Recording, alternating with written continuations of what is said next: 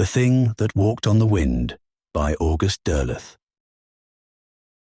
Statement of John Dalhousie, Division Chief of the Royal Northwest Mounted Police, issued from temporary quarters at Navissa Camp, Manitoba, 10/31/1931.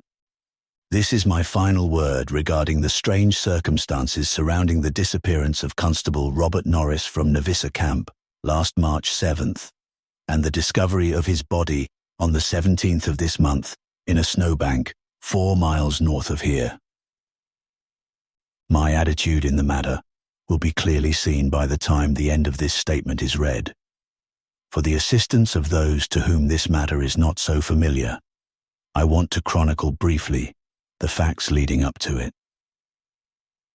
On the 27th of February last, Robert Norris sent me the appended report, which apparently solved the now famed Stillwater mystery, a report which, for reasons that will be obvious, could not be released. On the 7th of the following month, Robert Norris vanished without leaving a trace.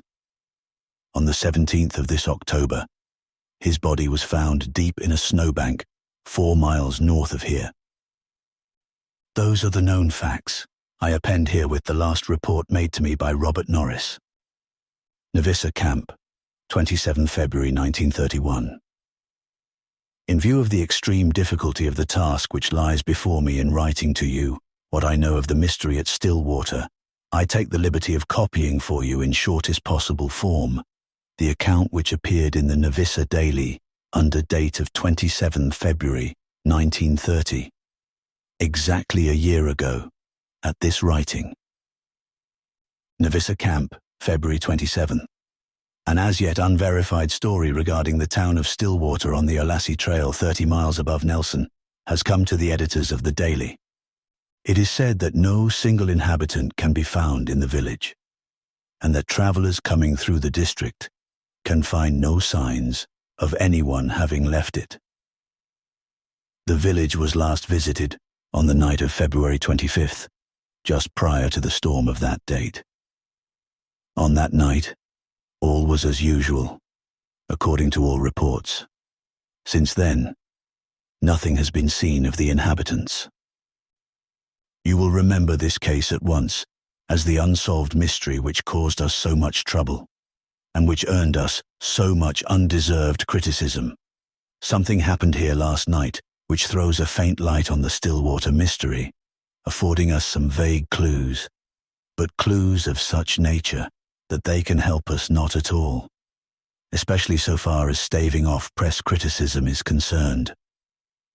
But let me tell this from the beginning, just as it happened, and you will be able to see for yourself.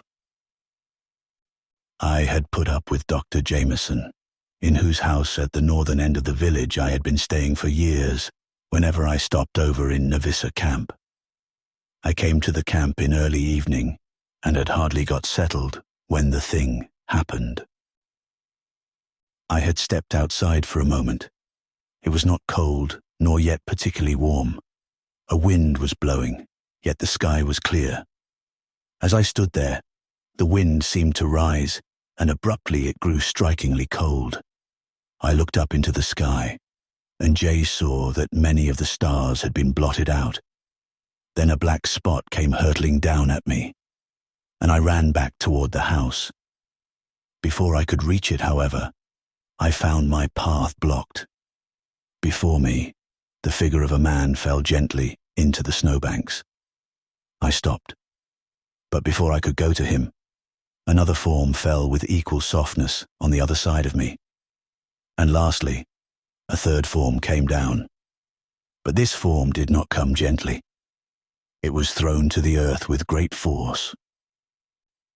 You can imagine my amazement. For a moment I confess that I did not know just what to do.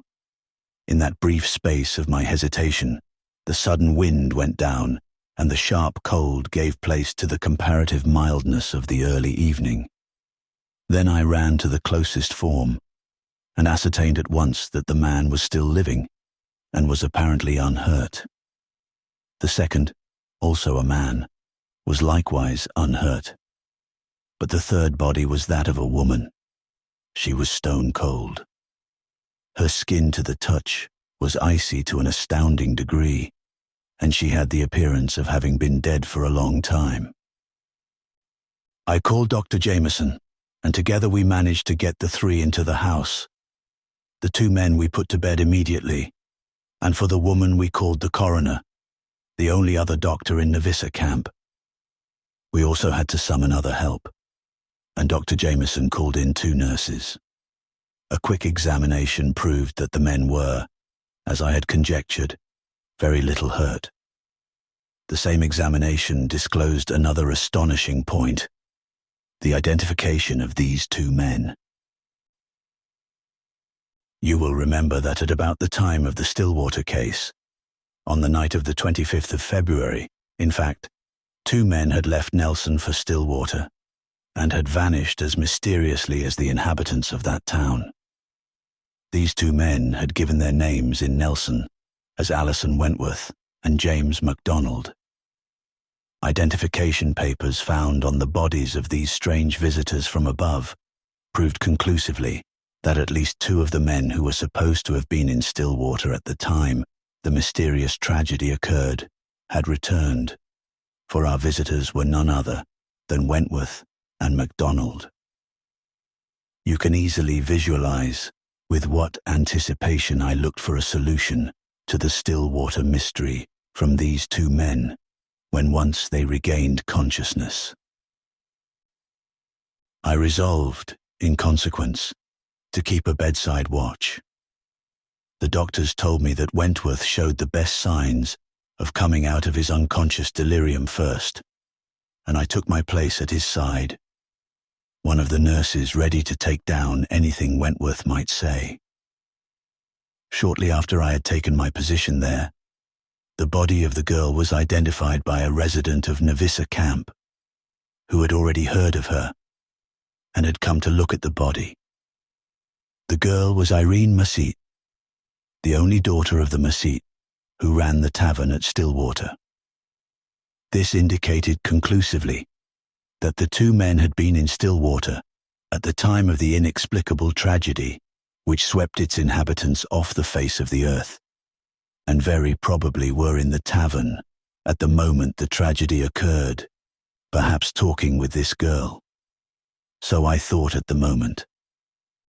Naturally, I was deeply perplexed as to where the men and the girl might have come from, and also as to why the men were practically unhurt, and the girl dead for a great length of time, said Dr. Jameson, perhaps preserved by the cold.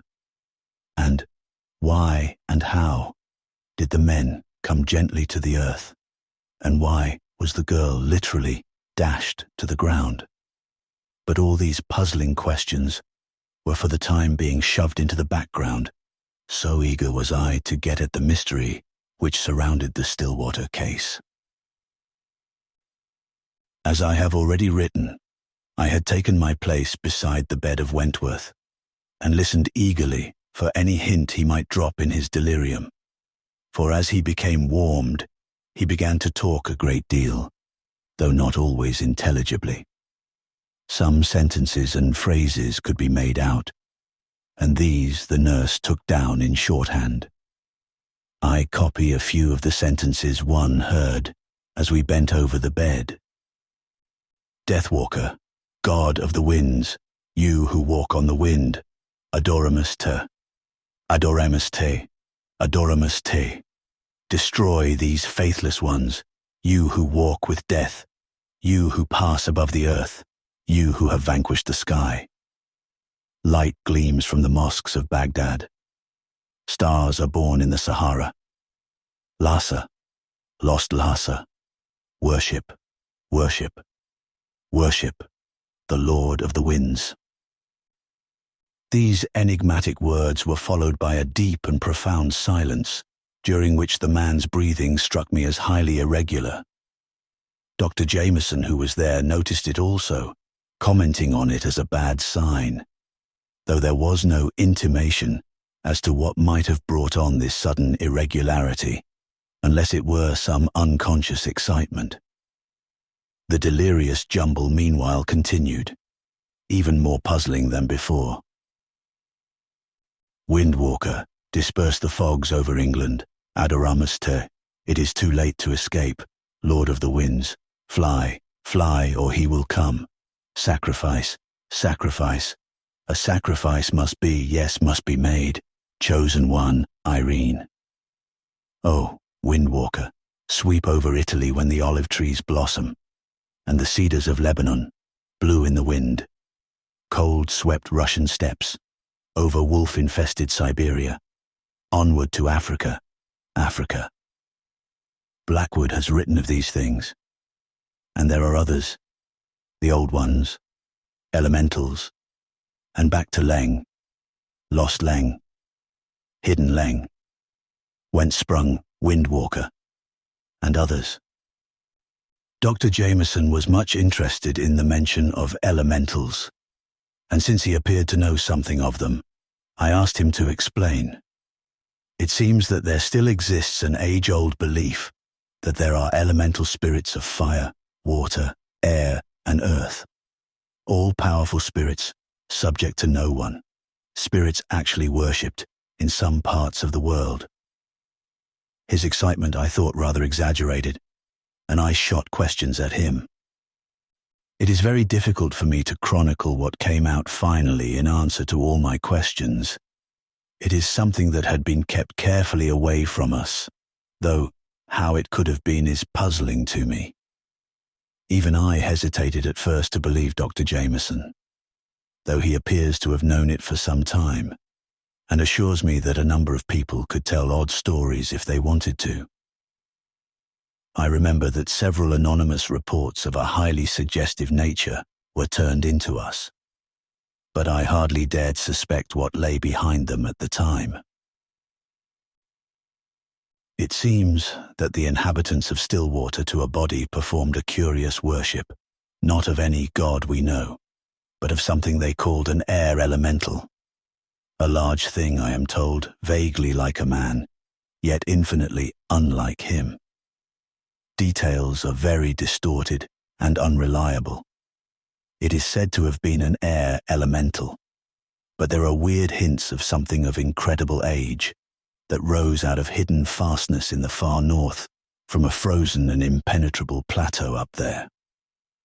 Of this, I can venture nothing.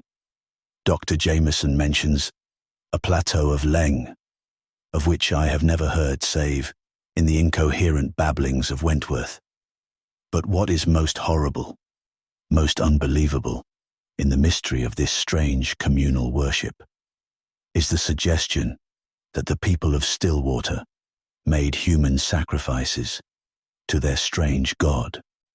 There are queer stories of some gigantic thing that these people summoned to their deeply hidden forest altars, and still weirder tales of something seen against the sky in the glare of huge pine fires burning near Stillwater by travelers on the Olassie Trail.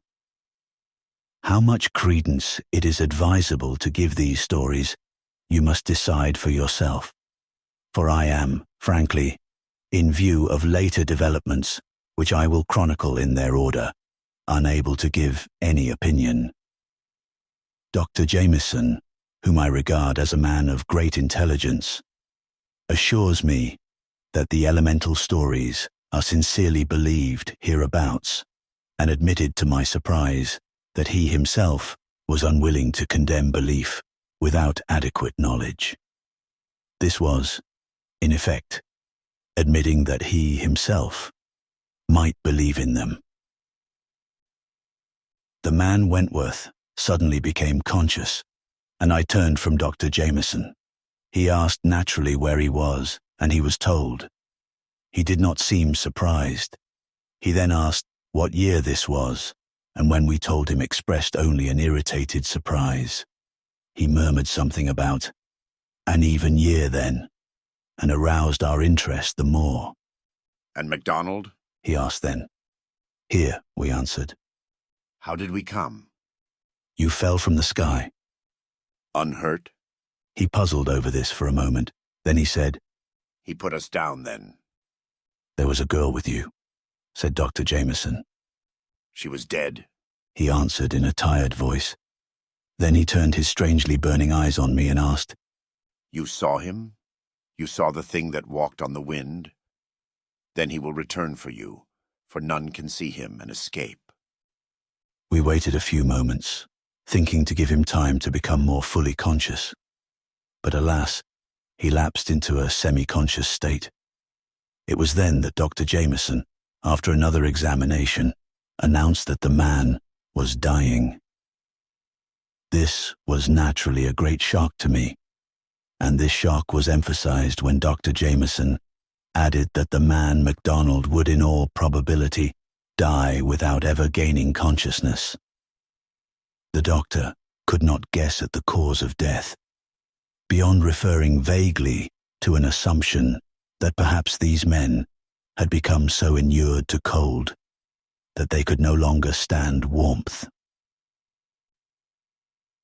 At first I could not guess the significance of this statement, but it came to me suddenly that Dr. Jameson was simply accepting the notion, which had occurred to all of us, that these two men had spent the year just past above the earth, perhaps in a region so cold that warmth would now affect them in the same manner as extreme cold. Despite Wentworth's semi-conscious state, I questioned him, and, surprisingly enough, got a rather jumbled story, which I have pieced together as well as I could from the notes the nurse took and from my own memory. It appears that these two men, Wentworth and MacDonald, had got into Stillwater quite late, owing to a sudden storm which had come up and put them off the trail for a short time. They were eyed with distinct disfavor at the tavern, but insisted on remaining for the night, which the tavern keeper, Masit, did not seem to like. But he gave them a room, requesting them to remain in it and to keep away from the window. To this they agreed, despite the fact that they regarded the landlord's proposal as somewhat out of the ordinary. They had hardly come into the room when the innkeeper's daughter, this girl, Irene, came in and asked them to get her away from the town quickly. She had been chosen, she said, to be sacrificed to Ithaca, the wind-walking elemental which the Stillwater people are said to have worshipped, and she had decided that she would flee rather than die for a pagan god, of whose existence even she was not too sure. Yet, the girl's fear must have been convincing enough to impress the two men into going away with her. The inhabitants had recently, it seems, been working against the thing they had worshipped, and its anger had been felt. Because that night was the night of sacrifice, strangers were frowned upon. According to suggestions Wentworth made, he discovered that the Stillwater people had great altars in the pine forest nearby, and that they worshipped the thing they called variously Deathwalker or Windwalker at these altars. Though you can imagine my skeptical view of this entire matter, this does seem to tie up with the stories of giant fires which Dr. Jameson mentioned travelers on the Olassie Trail as having seen. There was also some very incoherent mumbling about the thing itself. Vague and horrible thoughts which seemed to obsess Wentworth. Something about the towering height of the thing seen against the sky in the hellish glow of the nocturnal fires. Exactly what happened I hardly dare venture to guess at. Out of Wentworth's incoherent and troubled speech, there came only one positive statement, the substance of which was simply that the three of them, Wentworth, MacDonald, and the girl, did flee the sacrificial fires and the village, and had been caught on the Olassie Trail on the way to Nelson by the thing, which had picked them up and carried them along. After this statement, Wentworth became steadily more and more incoherent. He babbled a horrible story of the thing that swooped down after them as they fled in terror along the Olassie Trail, and he blurted out, too, some terrible details of the mystery at Stillwater. From what I can make out, the thing that walked on the wind must have avenged itself on the villagers, not only for their previous coldness toward it, but also because of the flight of Irene Massit, who had been chosen for the sacrifice. At any rate, between hysterical wails and shuddering adulations of the thing, there emerged from Wentworth's distorted speech a graphic and terrible picture of a giant monstrosity that came into the village from the forest, sweeping the people into the sky, seeking them out, one by one. I don't know how much of this I should chronicle for you, since I can understand what your attitude must be. Could it have been some animal, do you think? Some prehistoric animal which had lain hidden for years in the depths of the pine forest near Stillwater, that perhaps had been preserved alive by the cold and revived again by the warmth of the giant fires, to become the god of the mad Stillwater people. This seems to me the only other logical explanation, but there still remain so many things not yet accounted for that I think it would be much better to leave the Stillwater mystery among the unsolved cases. MacDonald died this morning at 10:07. Wentworth had not spoken since dawn, but he resumed shortly after MacDonald's death, repeating again the same vague sentences which we first heard from him. His incoherent murmurings leave us no alternative in regard to where he spent the past year.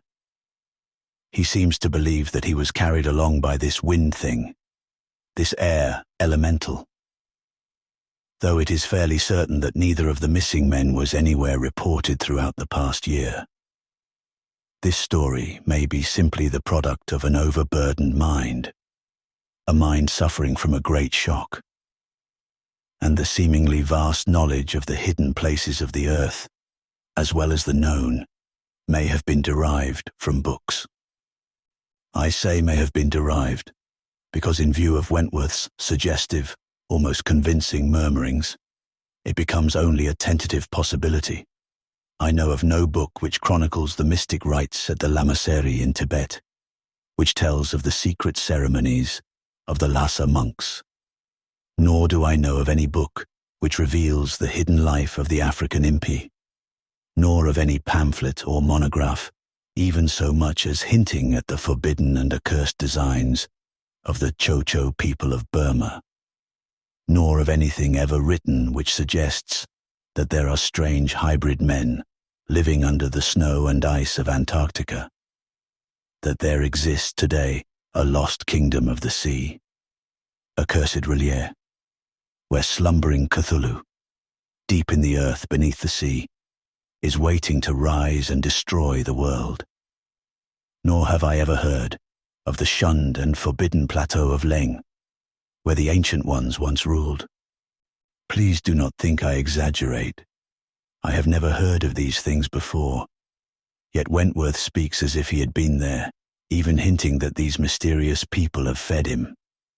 Of Lhasa, I have heard vague hints, and of course I do remember having once seen a cinema containing what the producer called shots of Africa's vanishing impi. But of the other things, I know nothing. And if I can assume anything from the shuddering horror in Wentworth's semi-conscious voice as he spoke of these hidden things, I do not want to know anything. There was a constant reference too, in Wentworth's mutterings, to a Blackwood, by whom he evidently meant the writer, Algernon Blackwood, a man who spent some time here in Canada, says Dr. Jameson. The doctor gave me one of this man's books, pointing out to me several strange stories of air elementals, stories remarkably similar in character to the curious Stillwater mystery, yet nothing so paradoxically definite and vague. I can refer you to these stories if you do not already know them.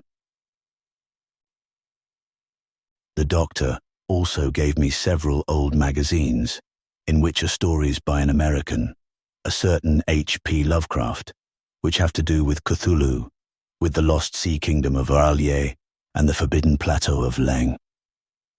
Perhaps these are the sources of Wentworth's apparently authentic information. Yet in none of these stories appears any of the horrific details of which Wentworth speaks so familiarly. Wentworth died at 3:21 this afternoon. An hour before, he passed into a coma from which he did not emerge again. Dr. Jameson and the coroner seemed to think that the exposure to warmth had killed the two men.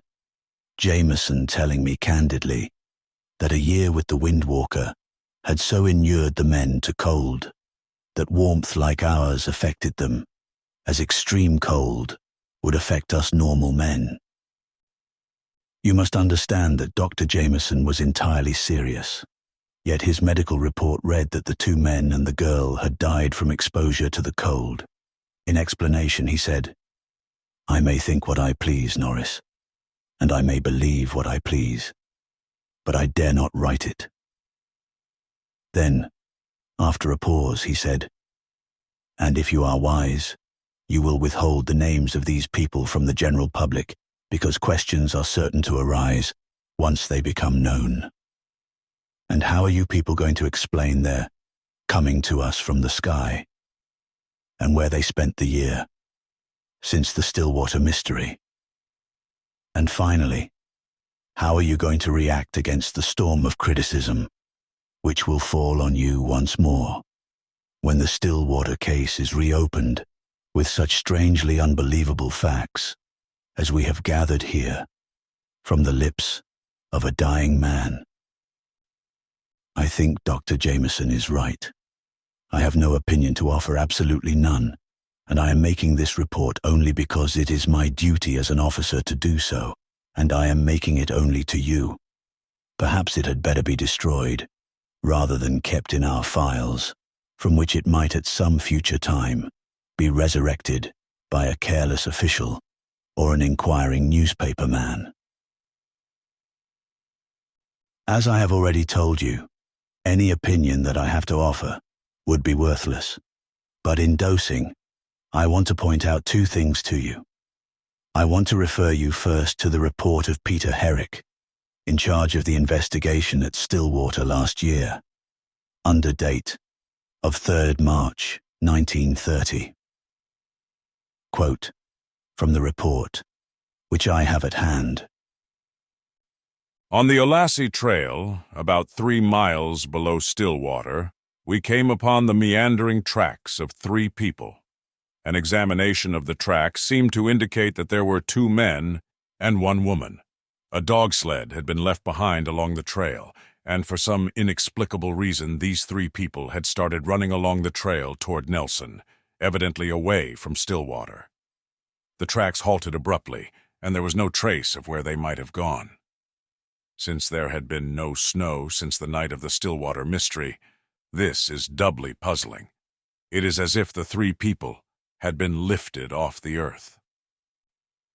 Another puzzling factor is the appearance, far off to one side of this point in the trail, in a line with the wandering footsteps of the 3 travelers, of a huge imprint closely resembling the foot of a man, but certainly a giant, which appears to have been made by an unbelievably large thing, and the foot, though like that of a man, must have been webbed.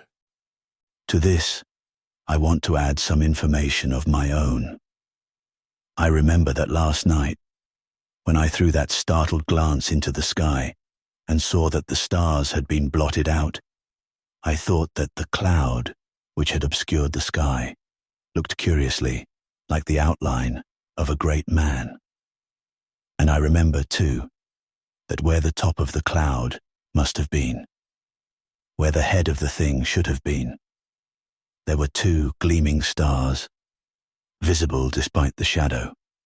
2 gleaming stars, burning bright like eyes. One more thing. This afternoon, a half-mile behind Dr. Jameson's house, I came upon a deep depression in the snow. I did not need a second glance to tell me what it was. A half-mile on the other side of the house, there is another imprint like this.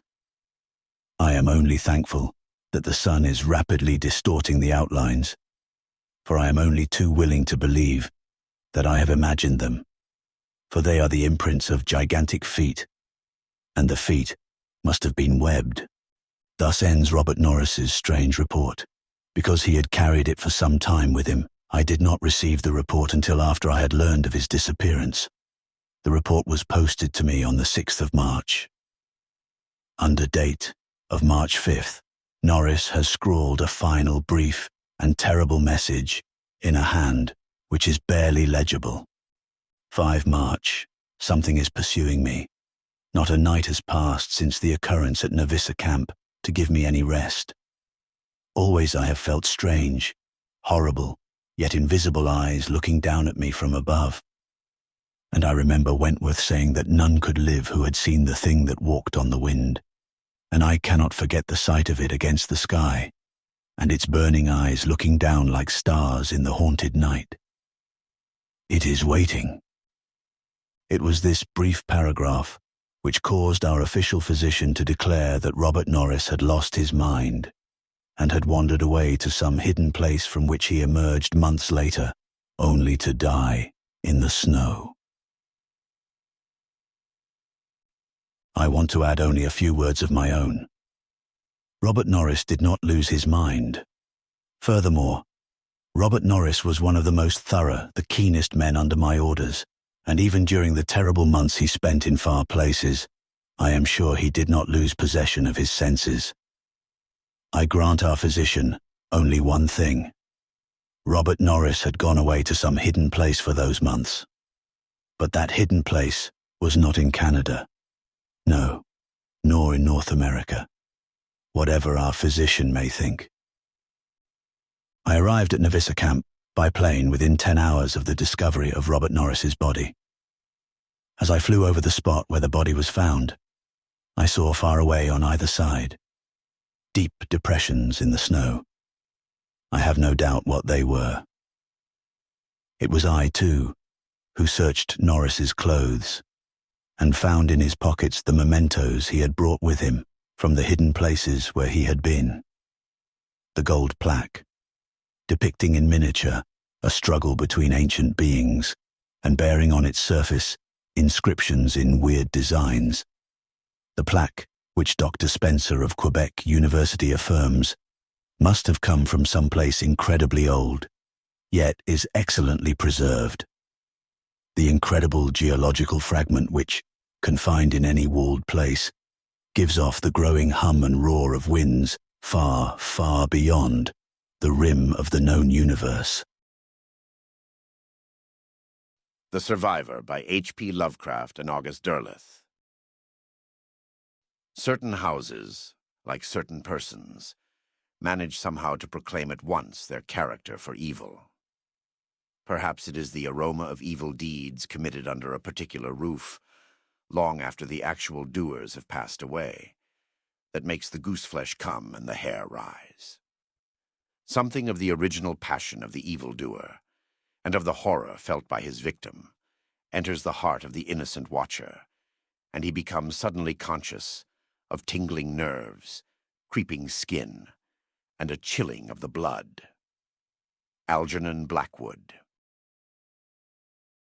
I had never intended to speak or write again of the Charrière house, once I had fled Providence on that shocking night of discovery. There are memories which every man would seek to suppress, to disbelieve, to wipe out of existence. But I'm forced to set down now the narrative of my brief acquaintance with the house on Benefit Street, and my precipitate flight therefrom, lest some innocent person be subjected to indignity by the police in an effort to explain the horrible discovery the police have made at last. That same ghastly horror it was my lot to look upon before any other human eye, and what I saw was surely far more terrible than what remained to be seen after all these years, the house having reverted to the city, as I had known it would. While it is true that an antiquarian might be expected to know considerably less about some ancient avenues of human research than about old houses, it is surely conceivable that one who is steeped in the processes of research among the habitations of the human race might occasionally encounter a more abstruse mystery than the date of an ell or the source of a gambrel roof, and find it possible to come to certain conclusions about it, no matter how incredible, how horrible or frightening, or even, yes, damnable. In those quarters where antiquarians gather, the name of Elijah Atwood is not entirely unknown. Modesty forbids me to say more, but it is surely permissible to point out that anyone sufficiently interested to look up references will find more than a few paragraphs about me in those directories devoted to information for the antiquary. I came to Providence, Rhode Island in 1930, intending to make only a brief visit and then go on to New Orleans. But I saw the Charrière House on Benefit Street, and was drawn to it as only an antiquarian would be drawn to any unusual house isolated in a New England street of a period not its own, a house clearly of some age, and with an indefinable aura that both attracted and repelled. What was said about the Charrière House, that it was haunted, was no more than what was said about many an old, abandoned dwelling in the Old World, as well as in the New. And even if I can depend on the solemn articles in the Journal of American Folklore about the primitive dwellings of American Indians, Australian bush people, the Polynesians, and many others. Of ghosts I do not wish to write. Suffice it to say that there have been, within the circle of my experience, certain manifestations which have lent themselves to no scientific explanation, though I am rational enough to believe that there is such explanation to be found, once man chances upon the proper interpretation through the correct scientific approach. In that sense, surely the Charrière House was not haunted. No spectre passed among its rooms rattling its chain. No voice moaned at midnight. No sepulchral figure appeared at the witching hour to warn of approaching doom. But that there was an aura about the house, one of evil, of terror, of hideous eldritch things, none could deny. And had I been born a less insensitive clod, I have no doubt that the house would have driven me forth raving out of mind. Its aura was less tangible than others I have known, but it suggested that the house concealed unspeakable secrets, long hidden from human perception. Above all else, it conveyed an overpowering sense of age of centuries not alone of its own being, but far, far in the past, when the world was young, which was curious indeed, for the house, however old, was less than 3 centuries of age. I saw it first as an antiquarian, delighted to discover set in a row of staid New England houses, a house which was manifestly of a 17th-century Quebec style, and thus so different from its neighbors as to attract immediately the eye of any passer-by.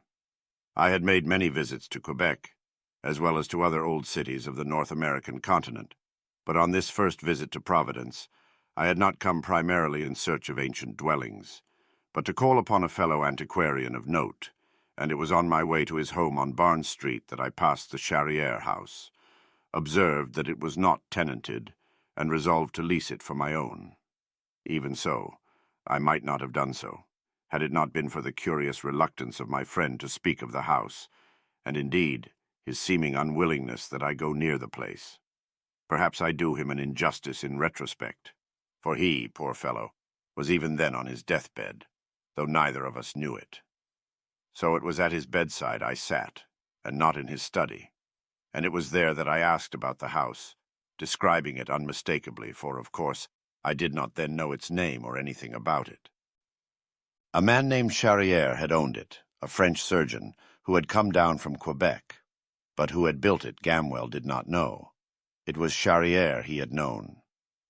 A tall, rough-skinned man, I saw little of him, but no one saw more. He had retired from practice, said Gamwell. He had lived there, and presumably older members of his family, though Gamwell could not say as to this for as long as Gamwell had known the house. Dr. Charrière had lived a reclusive life, and had died, according to notice duly published in the Providence Journal, in 1927, 3 years ago. Indeed, the date of Dr. Charrière's death was the only date that Gamwell could give me. All else was shrouded in vagueness. The house had not been rented more than once. There had been a brief occupation by a professional man and his family, but they had left it after a month, complaining of its dampness and the smells of the old house. Since then it had stood empty, but it could not be torn down, for Dr. Charrière had left in his will a considerable sum of money to keep the property off the tax delinquent list for a long enough time. Some said 20 years to guarantee that the house would be standing there if and when heirs of the surgeon appeared to lay claim to it, the doctor having written vaguely of a nephew in French Indochina, on military service. All attempts to find the nephew had proved futile, and now the house was being permitted to stand until the period specified in the will of Dr. Charriere had expired. "I think of leasing it," I told Gamwell. Ill though he was, my fellow antiquarian raised himself up on one elbow in protest. A passing whim, Atwood? Let it pass. I have heard disquieting things of the house. "What things?" I asked him bluntly. But of these things he would not speak. He only shook his head feebly and closed his eyes. "I hope to examine it tomorrow," I went on. It offers nothing you could not find in Quebec. Believe me," said Gamwell. But as I have set forth, his curious opposition served only to augment my desire to examine the house at close range. I did not mean to spend a lifetime there, but only to lease it for a half-year or so, and make it a base of operations, while I went about the countryside around the city, as well as the lanes and byways of Providence, in search of the antiquities of that region. Gamwell did surrender at last the name of the firm of lawyers in whose hands the Charriere will had been placed, and when I made application to them, and overcame their own lack of enthusiasm, I became master of the old Charriere house for a period of not more than 6 months, and less, if I so chose. I took possession of the house at once, though I was somewhat nonplussed to discover that, while running water had been put in, electricity had not. I found among the furnishings of the house, these had been left in each room exactly as at the death of Dr. Charriere. A half-dozen lamps of various shapes and ages, some of them apparently dating back a century or more, with which to light my way. I had expected to find the house cobwebbed and dusty, but I was surprised to learn that this was not the case, though I had not understood that the lawyers, the firm of Baker and Amp Greenbaugh, had undertaken to care for the house during the half-century it was to stand, short of someone's appearing to lay claim to it as the sole survivor of Dr. Charriere and his line. The house was all I had hoped for. It was heavily timbered, and in some of the rooms paper had begun to peel from the plaster, while in others the plaster itself had never been covered with paper, and shone yellow with age on the wall. Its rooms were irregular, appearing to be either quite large or very small. It was of 2 stories, but the upper floor had not been much used.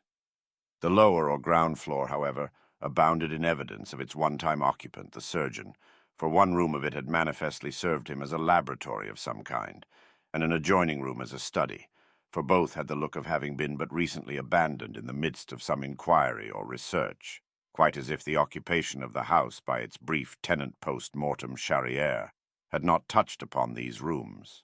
And perhaps it had not, for the house was large enough to permit of habitation without disturbing them, both laboratory and study being at the back of the house, opening out upon a garden, now much overgrown with shrubs and trees. A garden of some size, since the house occupied a frontage of over 3 lots in width, and in depth reached to a high stone wall, which was but a lot removed from the street in its rear.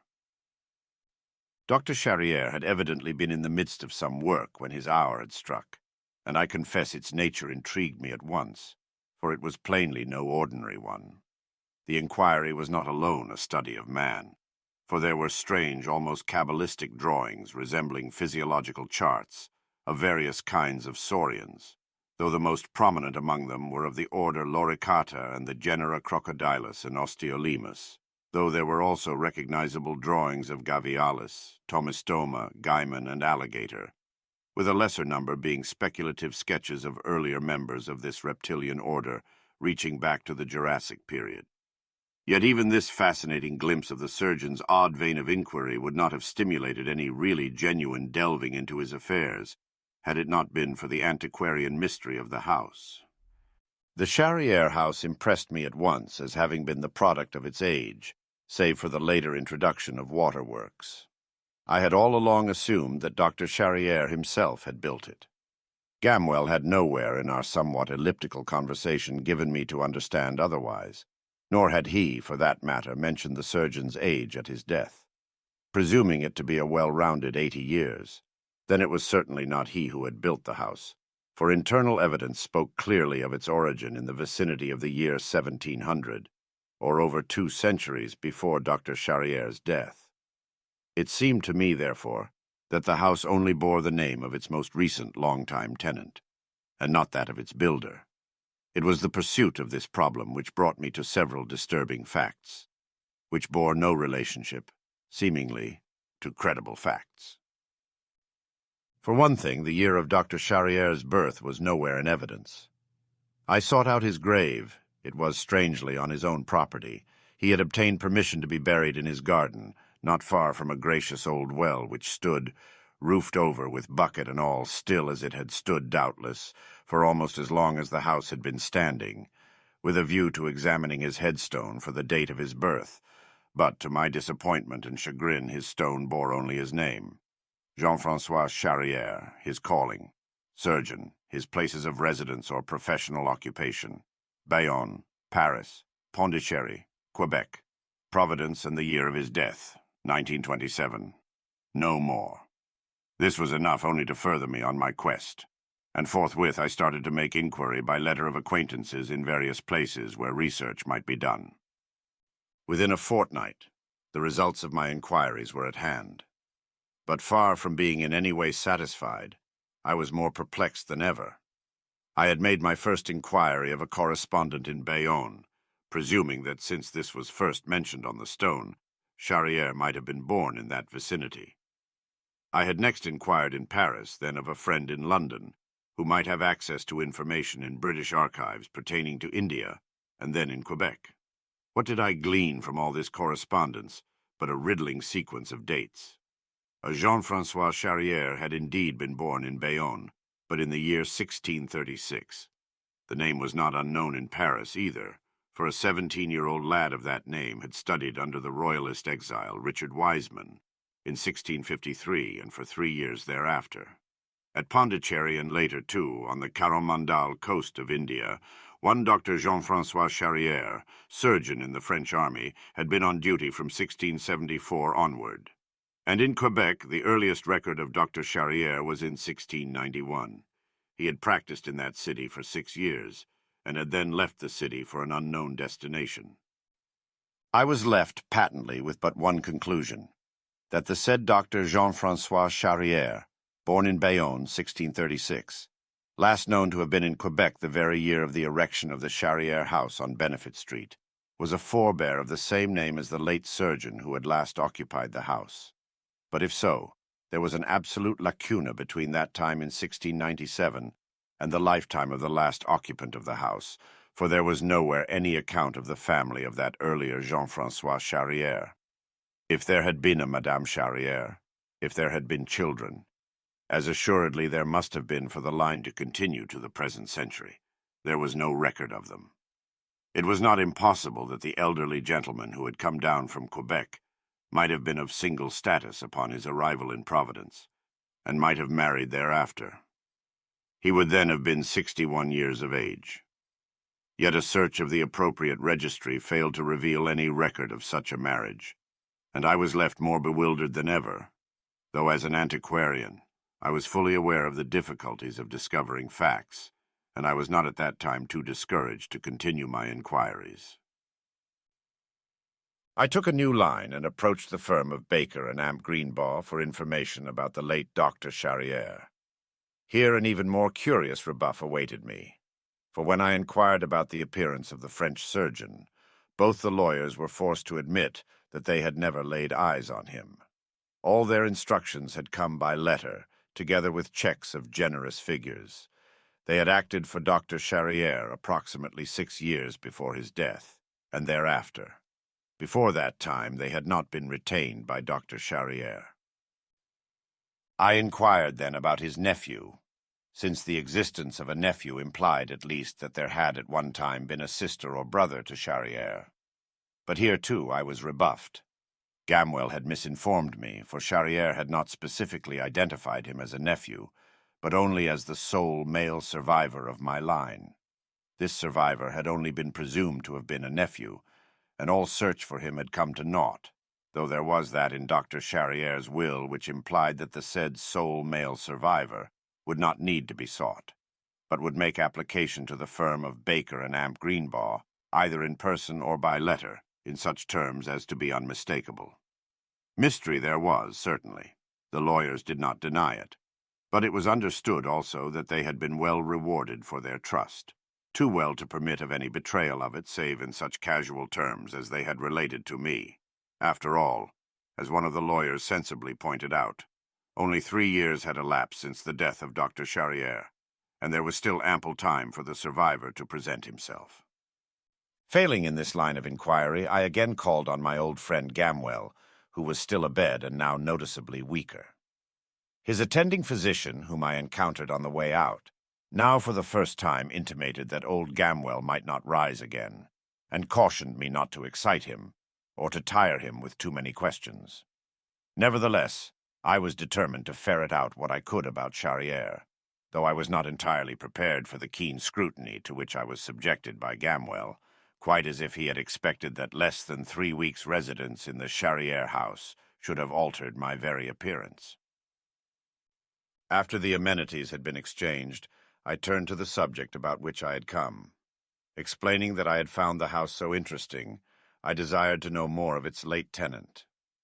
Gamwell had mentioned seeing him. But that was years ago, said Gamwell. He's been dead 3 years. Let me see, 1907, I think. I was astounded. But that was 20 years before he died, I protested.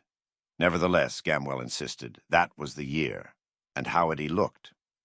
I pressed the question upon him.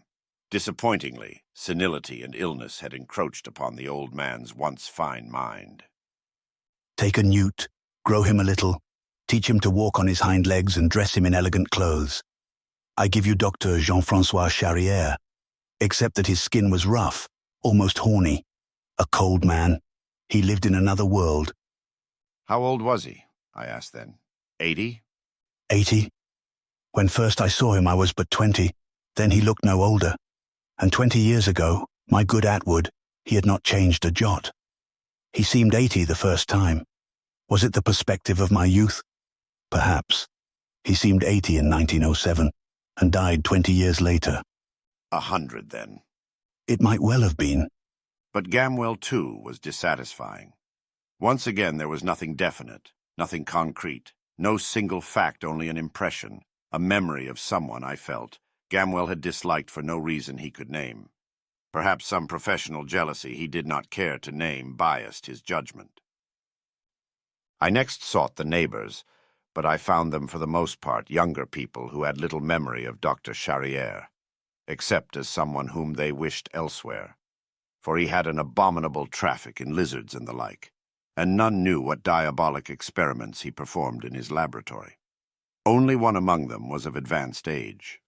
This was an old woman, a Mrs. Hepzibah Cobbett, who lived in a little 2-story house directly behind the Charrière garden wall, and I found her much enfeebled in a wheelchair, guarded over by her daughter, a hawk-nosed woman whose cold blue eyes looked at me askance from behind her pince nez.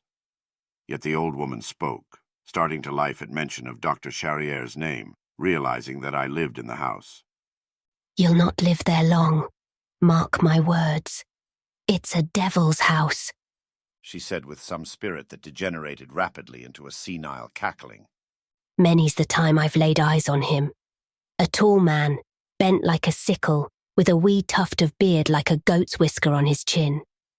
And what was it that crawled about at his feet I could not see? A long black thing, too big for a snake, though 'twas snakes I thought of every time I set eyes on Dr. Charrière. And what was it screamed that night? And what barked at the well? A fox, indeed. I know a fox and a dog, too, like the yawping of a seal. I've seen things, I tell ye, but nobody'll believe a poor old woman with 1 foot in her grave, and ye won't either, for none does. What was I to make of this? Perhaps the daughter was right when she said as she showed me out. You must overlook Mother's ramblings. She has an arteriosclerotic condition which occasionally makes her sound quite weak-minded. But I did not think old Mrs. Cobbett weak-minded, for her eyes snapped and sparkled when she talked, quite as if she were enjoying a secret joke of proportions so vast that its very outlines escaped her keeper, the grim daughter who hovered ever near. Disappointment seemed to await me at every turn. All avenues of information yielded little more together than anyone had yielded. Newspaper files, library, records, All that was to be found was the date of the erection of the house, 1697, and the date of the death of Dr. Jean-François Charrière. If any other Charrière had died in the city's history, there was no mention of him. It was inconceivable that death had stricken all the other members of the Charrière family, predeceasing the late tenant of the house on Benefit Street, away from Providence. And yet it must have been so, for there was no other feasible explanation. Yet there was one additional fact, a likeness of Dr. Charrière which I discovered in the house, though no name was appended to it where it hung in a remote and almost inaccessible corner of an upstairs room. The initials JFC identified it beyond reasonable doubt. It was the likeness of a thin-faced ascetic, wearing a straggly goatee. His face was distinguished by high cheekbones, sunken cheeks, and dark, blazing eyes. His aspect was gaunt and sepulchral. Thus, in the absence of other avenues of information, I was driven once again to the papers and books left in Dr. Charrière's study and laboratory. Hitherto I had been much away from the house in the pursuit of my inquiry into Dr. Charrière's background, but now I was as much confined to the house as I had previously been away from it. Perhaps it was because of this confinement that I began to grow more keenly aware of the aura of the house, both in a psychic and a physical sense. That unhappy professional man and his family, who had remained here but a month and then left because of the smells abounding, had perhaps conditioned me to smell the house. And now, for the first time, I did indeed become sharply cognizant of various aromas and musks, some of them typical of old houses, but others completely alien to me. The dominant one, however, was identifiable. It was a musk I had encountered several times before in zoos, swamps, along stagnant pools, almost a miasma which suggested most strongly the presence of reptiles. It was not impossible that reptiles had found their way through the city to the haven of the garden behind the Charrière house, but it was incredible that they should have persisted in such numbers as to taint the very air of the place. Yet, seek as I might, I could find no source of this reptilian musk, inside or out, though I fancied once that it emanated from the well, which was doubtless a result of an illusory conviction. This musk persisted, and it was especially strong whenever rain fell, or a fog formed, or dew lay on the grass, as might have been expected, moisture heightening all odors. The house was moist, too. Its short-lived tenantry had been explained in part by this, and in this, certainly, the renter had not been in error. I found it often unpleasant, but not disturbing, not half so disturbing as other aspects of the house. Indeed, it was as if my invasion of the study and laboratory had stirred the old house to protest, for certain hallucinations began to occur with annoying regularity. There was, for one, the curious barking sound which seemed to emanate from the garden late at night, and for another, the illusion that an oddly bent reptilian figure haunted the darkness of the garden outside the study windows. These and other illusions persisted, and I in turn persisted in looking upon them as hallucinatory, until that fateful night when, after hearing a distinct sound as of someone bathing in the garden, I woke from my sleep convinced that I was not alone in the house, and putting on my dressing robe and slippers, I lit a lamp and hurried to the study. What I saw there must certainly have been inspired by the nature of my inquiry into the late Dr. Charrière's papers. That it was a figment of a nightmare I could not doubt at the moment, though I caught but a faint glimpse of the invader. For there was an invader in the study, and he made off with certain papers belonging to the Charrière estate. But as I saw him in the brief glimpse I had of him in the wan yellow light of the lamp held overhead and partially blinding me, he seemed to glisten. He shone blackly, and he seemed to be wearing a skin-tight suit of some rough black material. I saw him for only an instant before he leapt through the open window into the darkness of the garden. I would have followed then, had it not been for the disquieting things I saw in the light of the lamp. Where the invader had stood there were the irregular marks of feet, of wet feet, and more, of feet which were oddly broad, the toes of which were so long-nailed as to leave the marks of those nails before each toe, and where he had bent above the papers there was the same wetness, and over all there hung the powerful reptilian musk I had begun to accept as an integral part of the house, so powerful indeed that I almost reeled and fainted. But my interest in the papers transcended fear or curiosity. At that time, the only rational explanation which occurred to me was that one of the neighbors, who had some animus against the Charrière house, and were constantly agitating to have it torn down, must have come from swimming to invade the study. Far-fetched, yes, certainly, but could any other explanation readily account for what I saw? I am inclined to think not. As for the papers, certain of them were undeniably gone. Fortunately, these were the very ones I had finished with. I had put them into a neat pile, though many were not consecutive. I could not imagine why anyone would have wanted to take them, unless someone other than myself were interested in Dr. Charrière, perhaps with a view to laying claim to the house and property. For these papers were painstaking notes about the longevity of crocodiles and alligators, as well as of related reptiles. It had already begun to be plainly evident to me that the late doctor had been studying reptilian longevity with almost obsessive devotion, and with a view, clearly, to learning how man might lengthen his own life. If the secrets of reptilian longevity had been revealed to Dr. Charrière, there was nothing in his papers thus far to show that it had, though I had come upon 2 or 3 disquieting suggestions of operations performed on whom was not set down, with a view to increasing the lifespan of the subject. True, there was one variant vein of notes in what I assumed to be Dr. Charrière's handwriting, treated as a related subject, but to me one at variance from the more or less scientific inquiry into the long life of reptiles. This was a sequence of cryptic references to certain mythological creatures, particularly one named Cthulhu, and another named Dagon, who were evidently deities of the sea in some ancient mythology completely unknown to me, and suggestions of long-lived creatures, or people, who served these ancient gods, named the Deep Ones, evidently amphibious creatures living in the depths of the seas.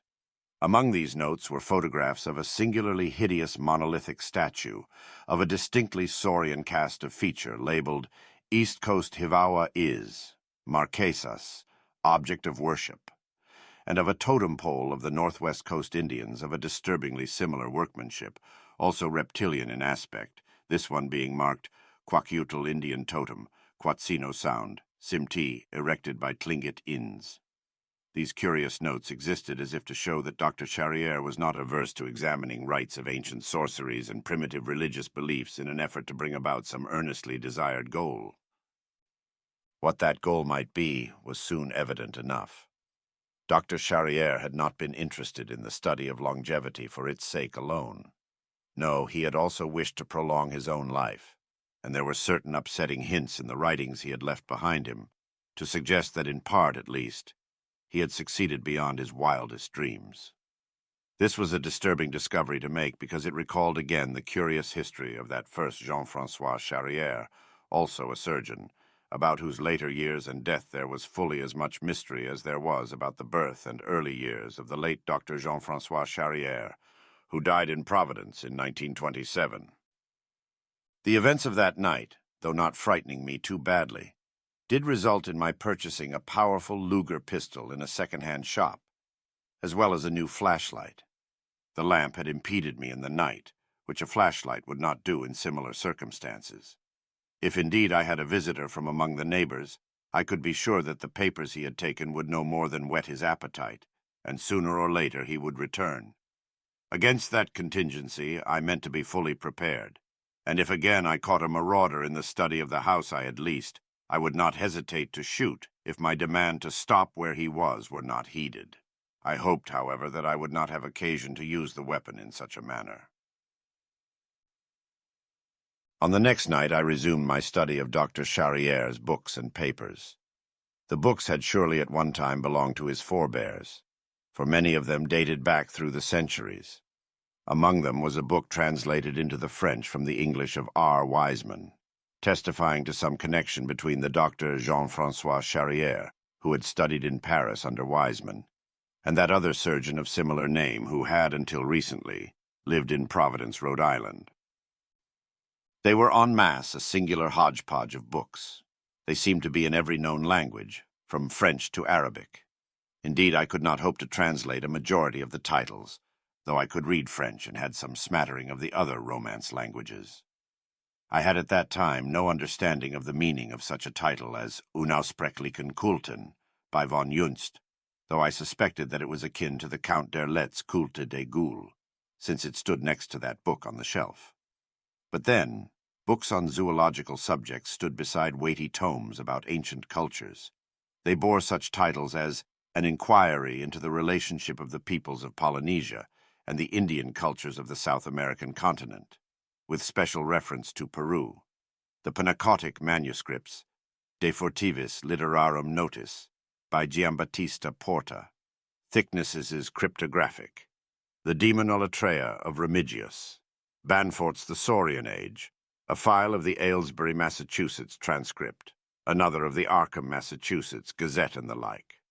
Some of these books were certainly of immense value, for many of them dated as far back as from 1670 to 1820, and though all showed much wear from use, all were still in relatively good condition.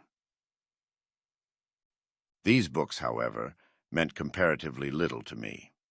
In retrospect, I am constrained to believe that, had I examined them more attentively, I might have learned even more than I did. But there is a saying that too much knowledge of matters men are better off without knowing is even more damning than too little. I soon gave over my examination of the books because I discovered, pressed in among them on the shelves, what seemed at first glance to be a diary or journal, but was, on closer examination, manifestly a notebook, for the entries dated too far back to have encompassed Dr. Charriere's span of years. All were written in a crabbed, tiny script, which was most certainly the late surgeon's, and despite the age of the first pages, all had been written by the same hand, suggesting that Dr. Charriere had set down these notes in a kind of rough chronology, very probably from some earlier draft. Nor were they jottings alone. Some were illustrated with crude drawings which were nevertheless effective, as are on many occasions the primitive paintings of untutored artists. Thus, upon the very first page of the hand-bound manuscript, I came upon this entry, 1851, Arkham, Asaph Goad, D.O., and with it a drawing, presumably of the said Asaph Goad, emphasizing certain aspects of his features, which were batrachian in essence, for they were distinguished by an abnormally wide mouth, with peculiar leathery lips, a very low brow, strangely webbed eyes, and a generally squat physiognomy, giving them a distinctly and unmistakably frog-like appearance.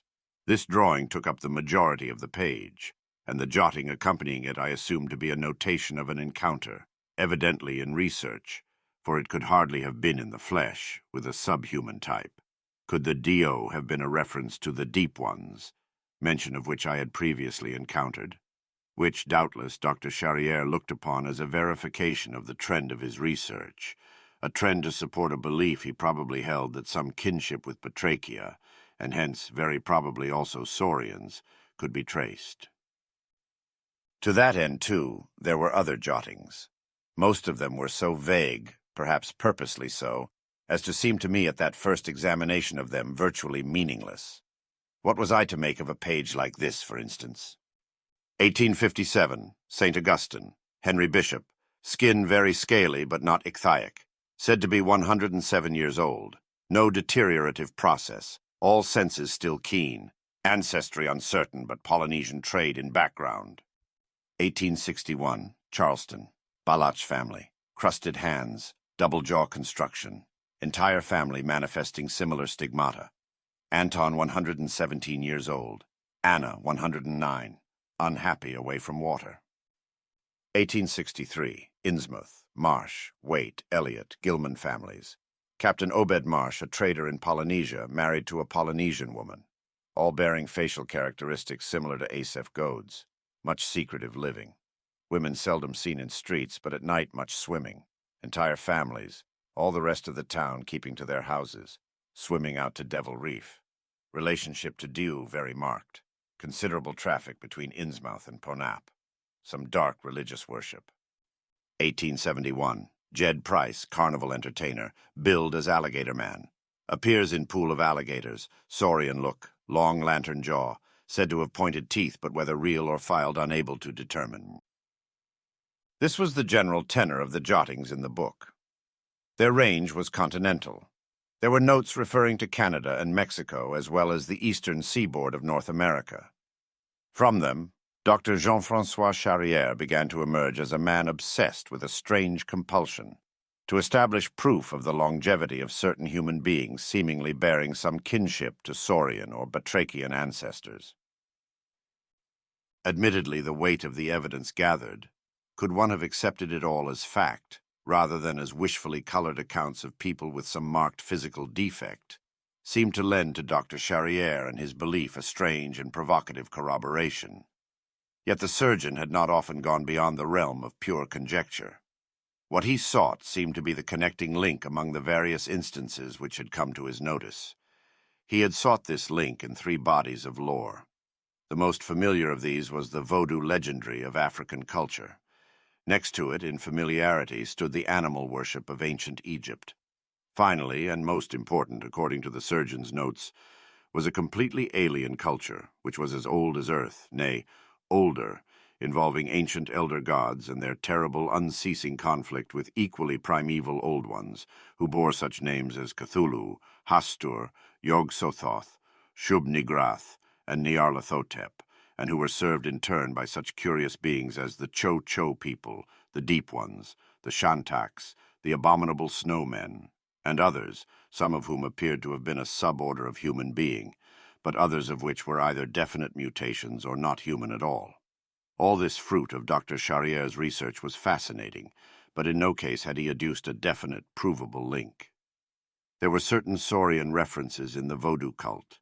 There were similar connections to the religious culture of ancient Egypt, and there were many obscure and tantalizing suggestions connecting the saurians to the Cthulhu myth pattern, ranging far deeper into the past than Crocodilus and Gavialis, embracing Tyrannosaurus and Brontosaurus, Megalosaurus, and other Mesozoic reptilia. In addition to these interesting notes, there were diagrams of what seemed to be very odd operations, the nature of which I did not fully comprehend at that time. These were apparently copied out of ancient texts, particularly one given frequently as source entitled De Vermi Mysterious by Ludwig Prinn, another of those obscure references completely foreign to me. The operations themselves suggested a raison d'etre too astounding to accept on face. One of them, for instance, was designed to stretch the skin, consisting of many incisions made to permit growth. Yet another was a simple cross-incision made at the base of the spine for the purpose of extension of the tailbone. What these fantastic diagrams suggested was too horrible to contemplate, yet it was part and parcel, surely, of the strange research conducted for so many years by Dr. Charrière, whose seclusion was thus readily explicable, since his was a project which could only be conducted in secret, lest it bring down upon him the scorn and laughter of his fellow scientists. Among these papers there were also certain references set down in such a manner that I could not doubt they were the experiences of the narrator. Yet, for all that these antedated 1850, in some cases by decades, they were unmistakably in Dr. Charrière's handwriting, so that, accepting always the possibility that he had transcribed the experiences of someone else, it was evident that he was more than an octogenarian at the time of his death. Indeed, far more, so much more that the very anticipation of it made me uneasy, and cast my thoughts back to that other Dr. Charrière who had gone before him.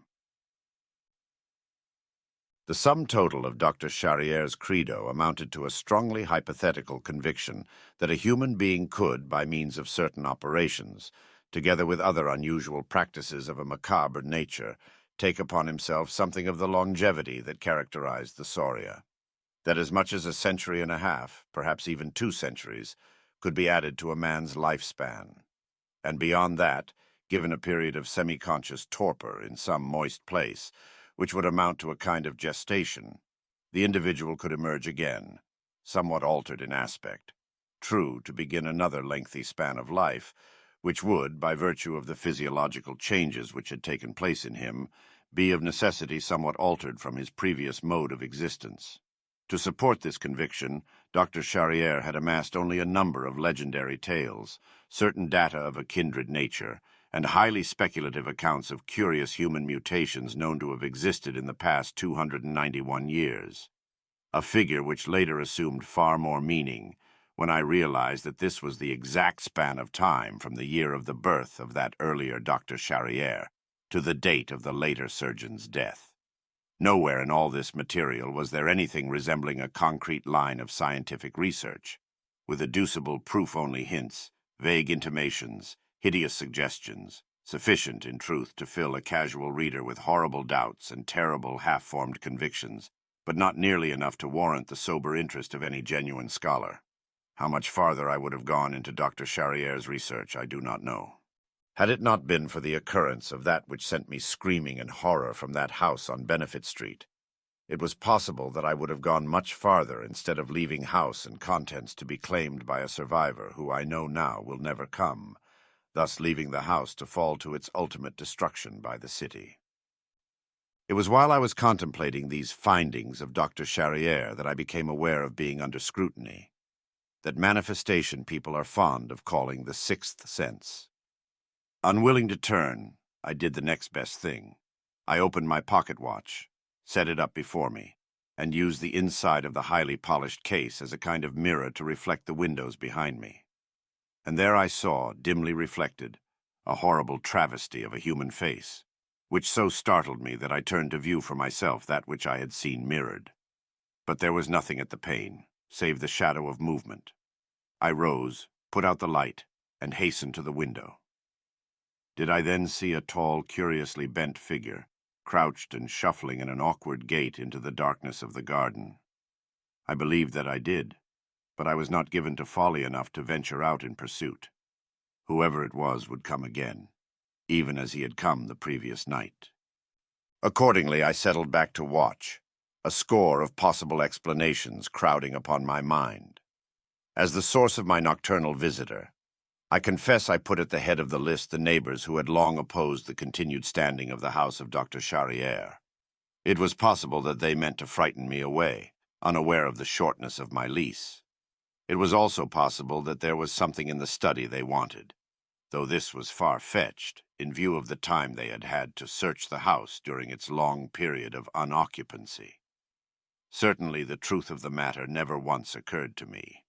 I am not by nature any more skeptical than an antiquarian might be expected to be, but the true identity of my visitor did not, I confess, suggest itself to me, despite all the curious interlocking circumstances which might have conveyed a greater meaning to a less scientific mind than my own.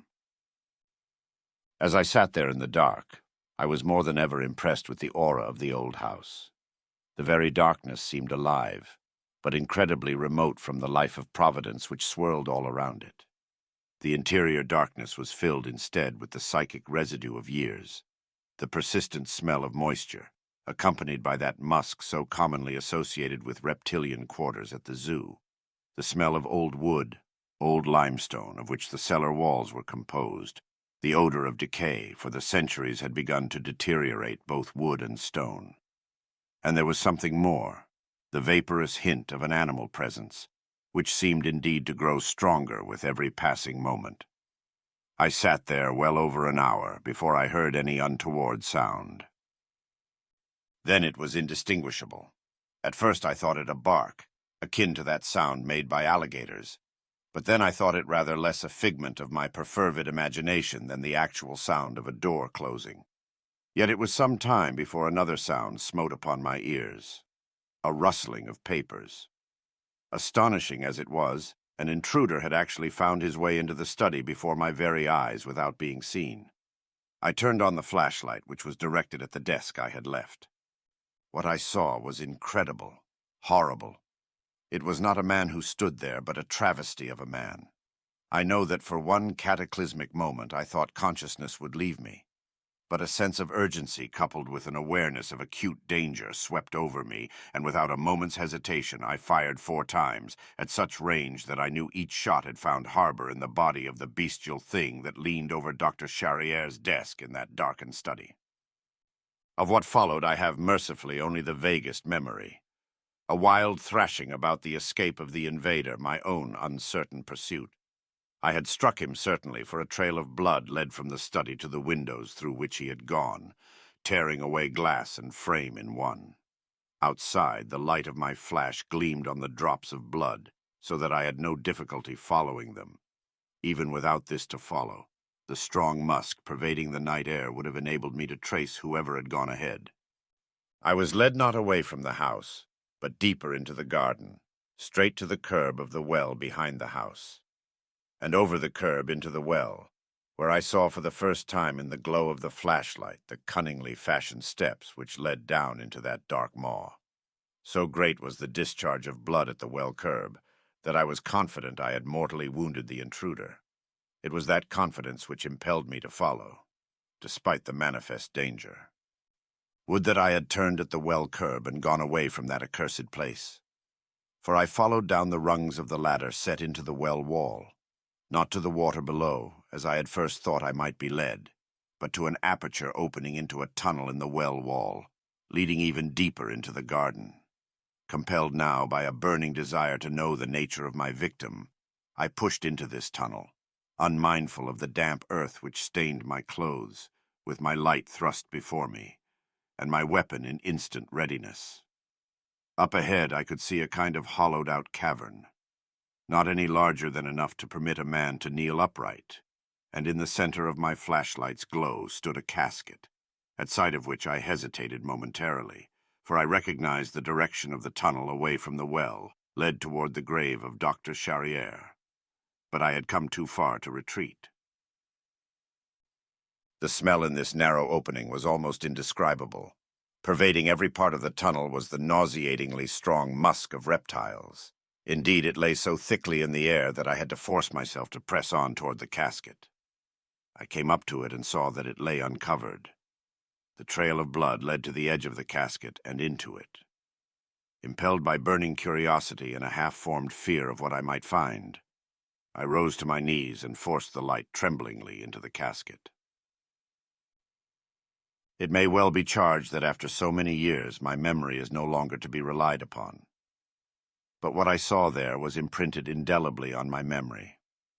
For there, in the glow of my light, lay a newly dead being, the implications of whose existence overwhelmed me with horror. This was the thing I had killed. Half man, half saurian, it was a ghastly travesty upon what had once been a human being. Its clothes were split and torn by the horrible mutations of the flesh, by the crusted skin which had burst its bonds. Its hands and unshod feet were flat, powerful in appearance, claw-like. I gazed in speechless terror at the shuddersome tail-like appendage which pushed bluntly out from the base of the spine, at the terribly elongated crocodilian jaw, to which still grew a tuft of hair, like a goat's beard. All this I saw before a merciful unconsciousness overcame me, for I had seen enough to recognize what lay in that coffin him, who had lain there in a cataleptic torpor since 1927, waiting his turn to come back in frightfully altered form to live again. Dr. Jean-François Charrière, surgeon, born in Bayonne in 1636, died in Providence in 1927, and I knew that the survivor of whom he had written in his will was none other than himself, born again, renewed by a hellish knowledge of long-forgotten eldritch rites more ancient than mankind, as old as that early vernal earth on which great beasts fought and tore. The Seal of Rillier by August Derleth. Chapter 1. My paternal grandfather, whom I never saw except in a darkened room, used to say of me to my parents, "Keep him away from the sea," as if I had some reason to fear water, when in fact I have always been drawn to it. But those born under one of the water signs, mine is Pisces, have a natural affinity for water, so much is well known. They are said to be psychic too, but that is another matter perhaps. At any rate, that was my grandfather's judgment, a strange man, whom I could not have described to save my soul, though that, in the light of day, is an ambiguity indeed. That was before my father was killed in an automobile accident, and afterward it was never said in vain, for my mother kept me back in the hills, well away from the sight and sound and the smells of the sea. But what is meant to be will be. I was in college in a Midwestern city when my mother died, and the week after my Uncle Sylvan died too, leaving everything he had to me. Him I had never seen. He was the eccentric one of the family, the queer one, the black sheep. He was known by a variety of names and disparaged in all of them, except by my grandfather, who did not speak of him at all without sighing. I was in fact the last of my grandfather's direct line. There was a great-uncle living somewhere. In Asia, I always understood, though what he did there no one seemed to know, except that it had something to do with the sea, shipping perhaps, and so it was only natural that I should inherit my Uncle Sylvan's places. For he had two, and both, as luck would have it, were on the sea, one in a Massachusetts town called Innsmouth, and the other isolated on the coast well above that town. Even after the inheritance taxes, there was enough money to make it unnecessary for me to go back to college, or to do anything I had no mind to do, and the only thing I had a mind to do was that which had been forbidden me for these 22 years, to go to the sea, perhaps to buy a sailboat or a yacht or whatever I liked. But that was not quite the way it was to be. I saw the lawyer in Boston and went on to Innsmouth. A strange town, I found it. Not friendly, though there were those who smiled when they learned who I was, smiled with a strange, secretive air, as if they knew something they would not say of my Uncle Sylvan. Fortunately, the place at Innsmouth was the lesser of his places. It was plain that he had not occupied it much. It was a dreary, sombre old mansion, and I discovered, much to my surprise, that it was the family homestead, having been built by my great-grandfather, who had been in the China trade, and lived in by my grandfather for a good share of his life, and the name of Phillips was still held in a kind of awe in that town.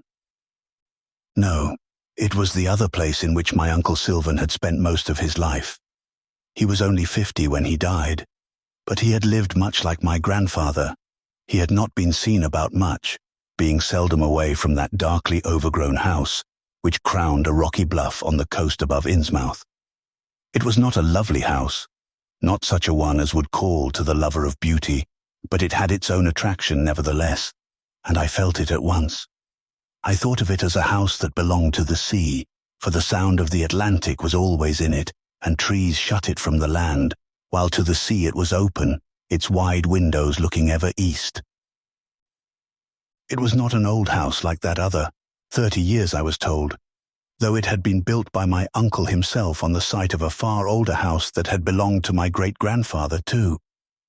It was a house of many rooms, but of them all, the great central study was the only room to remember. Though all the rest of the house was of one story, rambling away from that central room, that room had the height of 2 stories, and was sunken besides, with its walls covered with books and all manner of curios, particularly outre and suggestive carvings and sculptures, paintings and masks, which came from many places of the world, but especially from the Polynesias, from Aztec, Maya, and Inca country, and from ancient Indian tribes in the northwest coastal areas of the North American continent, a fascinating and ever-provocative collection which had originally been begun by my grandfather and continued and added to by my Uncle Sylvan. A great handmade rug, bearing a strange octopoid design, covered the center of the floor, and all the furniture in the room was set between the walls and the center of it. Nothing at all stood on that rug. There was above all else a symbolization in the decor of the house, here and there, woven into rugs, beginning with that great round rug in the central room, into hangings, on plaques, was a design which seemed to be of a singularly perplexing seal, a round, disc-like pattern, bearing on it a crude likeness of the astronomical symbol of Aquarius, the water carrier, a likeness that might have been drawn remote ages ago, when the shape of Aquarius was not as it is today, surmounting a hauntingly indefinite suggestion of a buried city, against which, in the precise center of the disk, was imposed an indescribable figure that was at once ichthyaic and saurian, simultaneously octopoid and semi-human, which, though drawn in miniature, was clearly intended to represent a colossus in someone's imagination.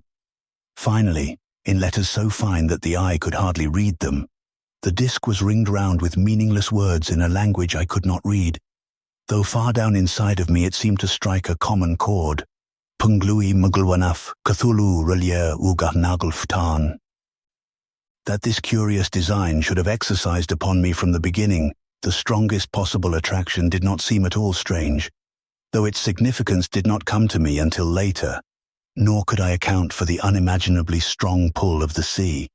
Though I had never before set foot in this place, I had the most vivid impression of having returned home. Never, in all my years, had my parents taken me east. I had not before been east of Ohio, and the closest I had come to any substantial body of water had been in brief visits to Lake Michigan or Lake Huron. That this undeniable attraction existed so patently, I laid quite naturally to ancestral memory. Had not my forebears lived by the sea, on it and beside it? For how many generations? 2 of which I knew, and perhaps more before that. They had been mariners for generations, until something happened that caused my grandfather to strike far inland and to shun the sea thereafter, and cause it to be shunned by all who came after him. I mention this now because its meaning comes clear in all that happened afterward, which I am dedicated to setting down before I am gone to be among my own people again. The house and the sea drew me. Together they were home, and gave more meaning to that word even than the haven I had shared so fondly with my doting parents only a few years before. A strange thing, and yet stranger still, I did not think it so at the time.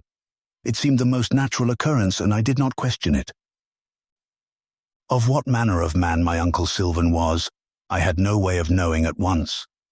I did find an early portrait of him, done by an amateur photographer.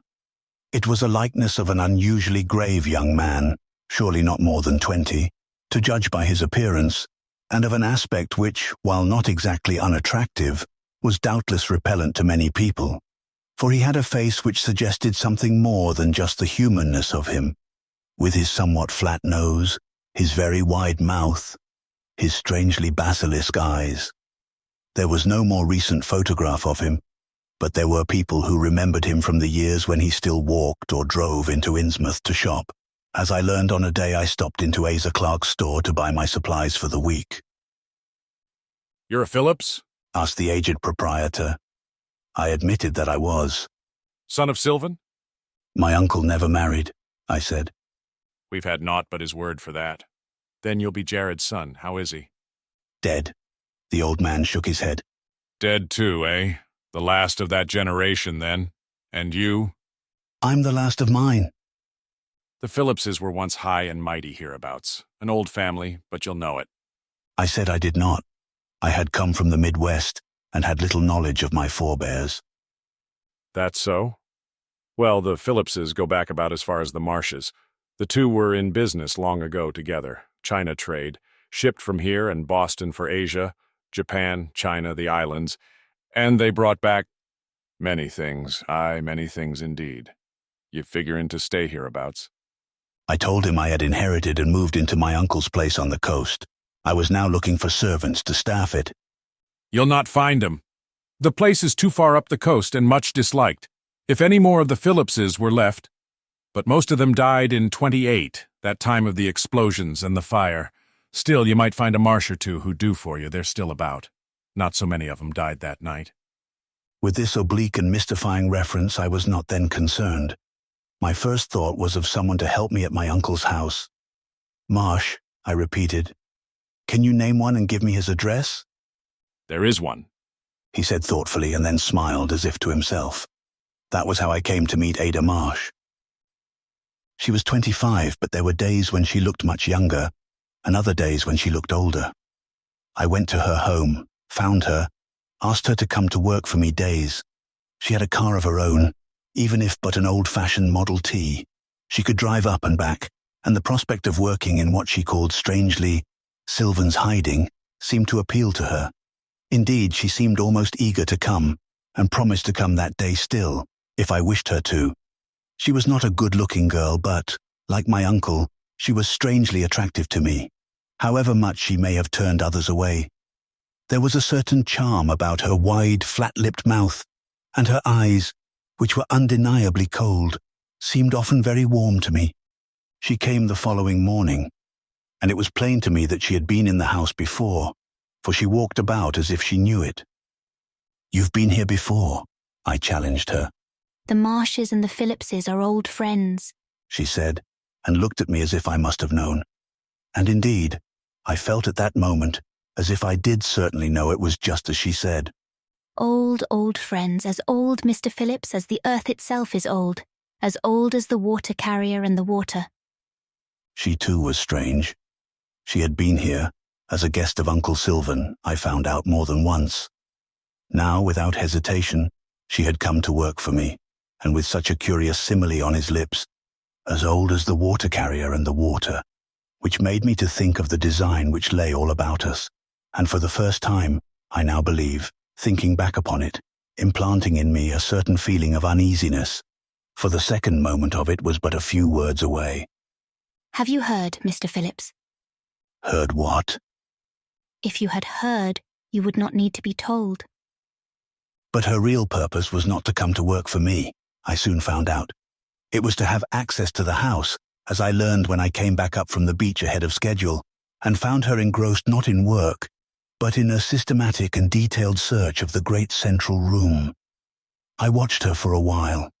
How she moved books, leafed through them, how she carefully lifted the pictures on the walls, the sculptures on the shelves, looking into every place where something might be hidden. I went back and slammed the door then, so that when I walked into the study, she was at work dusting, quite as if she had never been at anything else.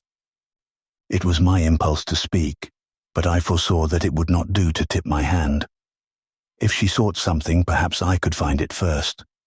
So I said nothing, and that evening after she had gone I took up where she had stopped, not knowing what to look for, but being able to estimate something of its size by the very fact of the places into which she had looked. Something compact, small, hardly larger than a book itself. Could it be a book? I asked myself repeatedly that night. For of course I found nothing, though I sought until midnight, and gave up only when I was exhausted, satisfied that I had gone farther in my search than Ada could go on the morrow, even if she had most of the day. I sat down to rest in one of the overstuffed chairs ranged close to the walls in that room, and there had my first hallucination. I call it so for want of a better, more precise word. For I was far from sleep when I heard a sound that was like nothing so much as the susurrus of some great beast's breathing, and wakened in a trice, was sure that the house itself, and the rock on which it sat, and the sea lapping at the rocks below, were at one in breathing, like various parts of one great sentient being, and I felt as I had often felt when looking at the paintings of certain contemporary artists, Dale Nichols in particular, who have seen Earth and the contours of the land as representative of a great sleeping man or woman, felt as if I rested on chest or belly or forehead of a being so vast I could not comprehend its vastness.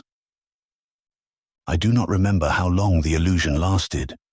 I kept thinking of Ada Marsh's question, "Have you heard?" Was it this she meant? For surely the house and the rock on which it stood were alive, and as restless as the sea that flowed away to the horizon to the east. I sat experiencing the illusion for a long time. Did the house actually tremble as if in respiration? I believed it did, and at the time I laid it to some flaw in its structure, and accounted, in its strange movement and sounds, for the reluctance of other natives to work for me. On the third day, I confronted Ada in the midst of her search. "What are you looking for, Ada?" I asked. She measured me with the utmost candor, and decided that I had seen her thus before. Your uncle was in search of something I thought maybe he had found. I too am interested in it. Perhaps you would be too if you know. You are like us. You are one of us, of the Marshes and the Phillipses before you.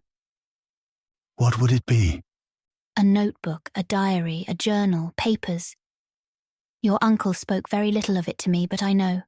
He was gone very often, long periods at a time. Where was he then? Perhaps he had reached his goal, for he never went away by road. Perhaps I can find it. She shook her head. You know too little. You are like an outsider. Will you tell me? No. Who speaks so to one too young to understand? No, Mr. Phillips, I will say nothing. You are not ready. I resented this, and I resented her. Yet I did not ask her to leave. Her attitude was a provocation and a challenge. Chapter 2. 2 days later I came upon that which Ada Marsh sought. My Uncle Sylvan's papers were concealed in a place where Ada Marsh had looked first, behind a shelf of curious occult books, but set into a secret recess there, which I happened to open only by clumsy chance.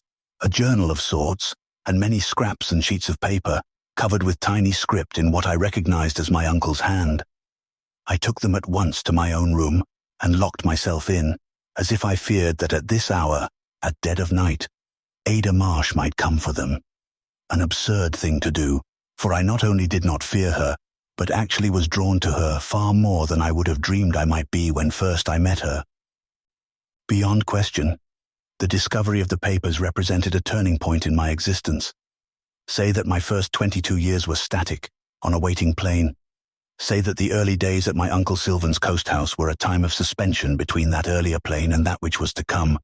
The turning point came surely with my discovery, and yes, reading, of the papers. But what was I to make of the first paragraph on which I gazed?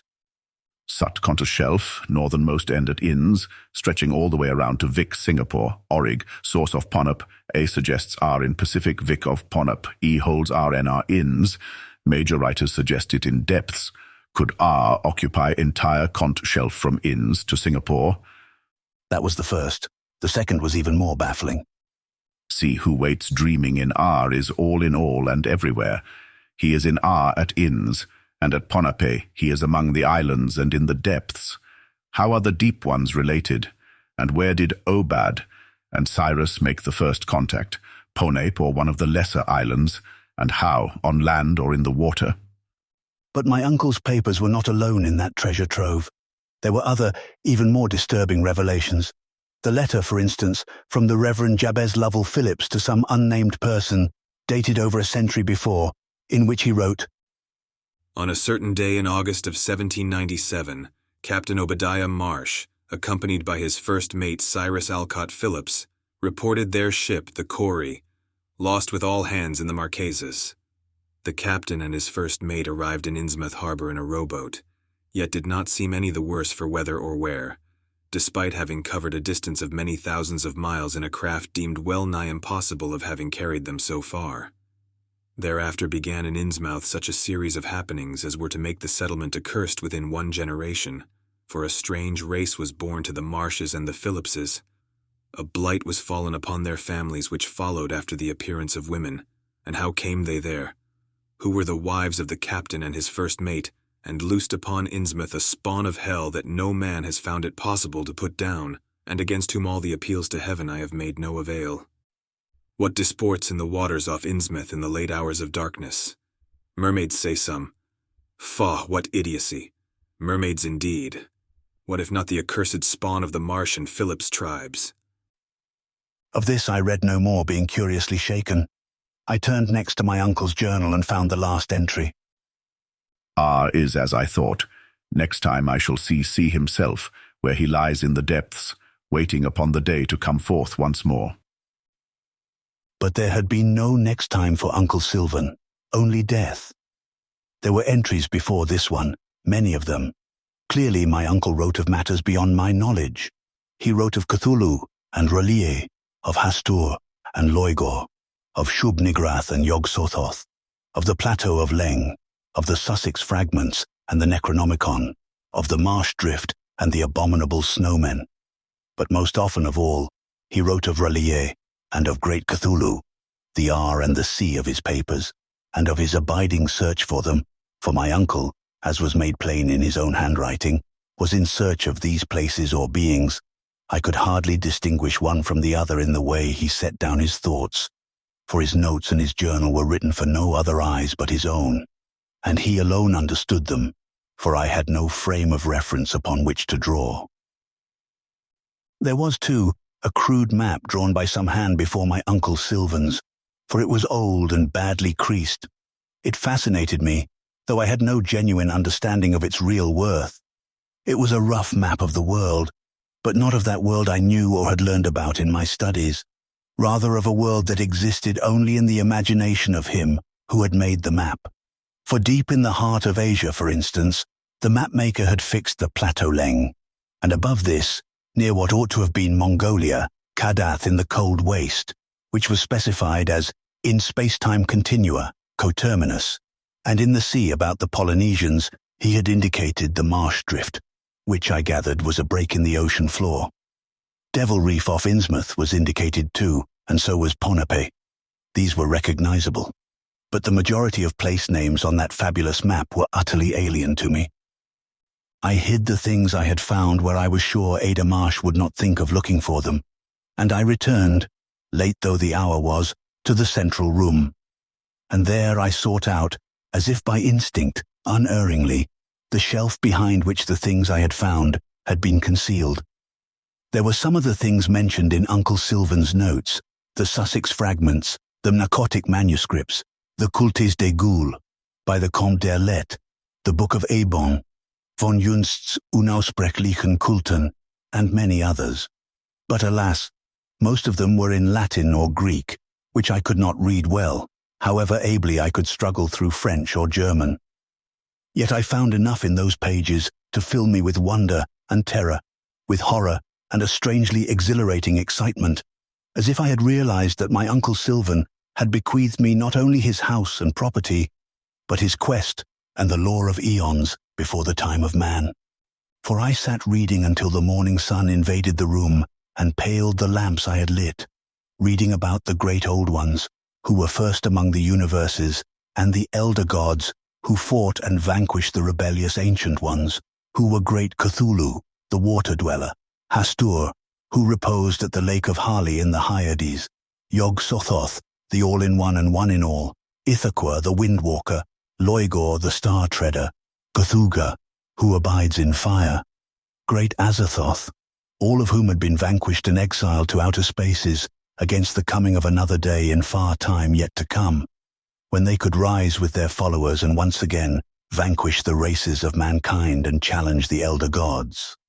Of their minions, the deep ones of the seas and the watery places on earth, the Doles, the abominable snowmen of Tibet, and the hidden plateau of Leng, the Shantaks, who flew from Kadath in the cold waste at the bidding of Windwalker, the Wendigo, cousin of Ithaqua.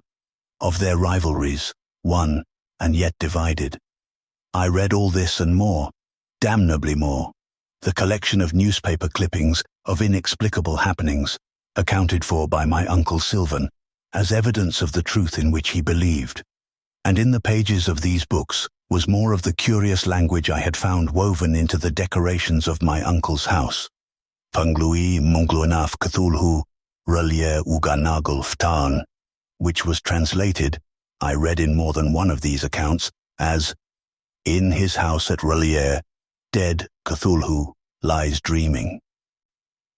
And my uncle's quest was surely nothing more than to find Relier, the sunken, subaqueous place of Cthulhu. In the cold light of day I challenged my own conclusions. Could my Uncle Sylvan have believed in such a panoply of myths? Or was his pursuit merely the quest of a man steeped in idleness? My uncle's library consisted of many books, ranging through the world's literature, yet one considerable section of his shelving was given over completely to books on occult subjects, books of strange beliefs and even stranger facts, inexplicable to science, books on little-known religious cults. And these were supplemented by huge scrapbooks of clippings from newspapers and magazines, reading which filled me at one and the same time with a sense of premonitory dread and a flame of compulsive joy. For in these prosaically reported facts, there lay oddly convincing evidence to augment belief in the myth pattern to which my uncle had patently subscribed. After all, the pattern in itself was not new. All religious beliefs, all myth patterns, in no matter what systems of culture, are basically familiar. They are predicated upon a struggle between forces of good and forces of evil. This pattern was part too of my uncle's mythos, the great old ones and the elder gods, who may, for all I could figure out, have been the same, represented primal good, the ancient ones, primal evil. As in many cultures, the elder gods were not often named. The ancient ones were, and often, for they were still worshipped and served by followers throughout Earth and among the planetary spaces, and they were aligned not only against the elder gods, but also against one another in a ceaseless struggle for ultimate dominion. They were, in brief, representations of elemental forces, and each had his element. Cthulhu of water, Cthugha of fire, Ithaqua of air, Hastur of interplanetary spaces, and others among them belong to great primal forces. Shub-Nigrath, the messenger of the gods, of fertility, Yog-Sothoth, of the time-space continua, Azathoth, in a sense the fountainhead of evil. Was this pattern after all not familiar? The elder gods could so easily have become the Christian Trinity. The ancient ones could for most believers have been altered into Sathanas and Beelzebub, Mephistopheles and Azrael, except that they were coexistent, which disturbed me, though I knew that systems of belief constantly overlapped in the history of mankind.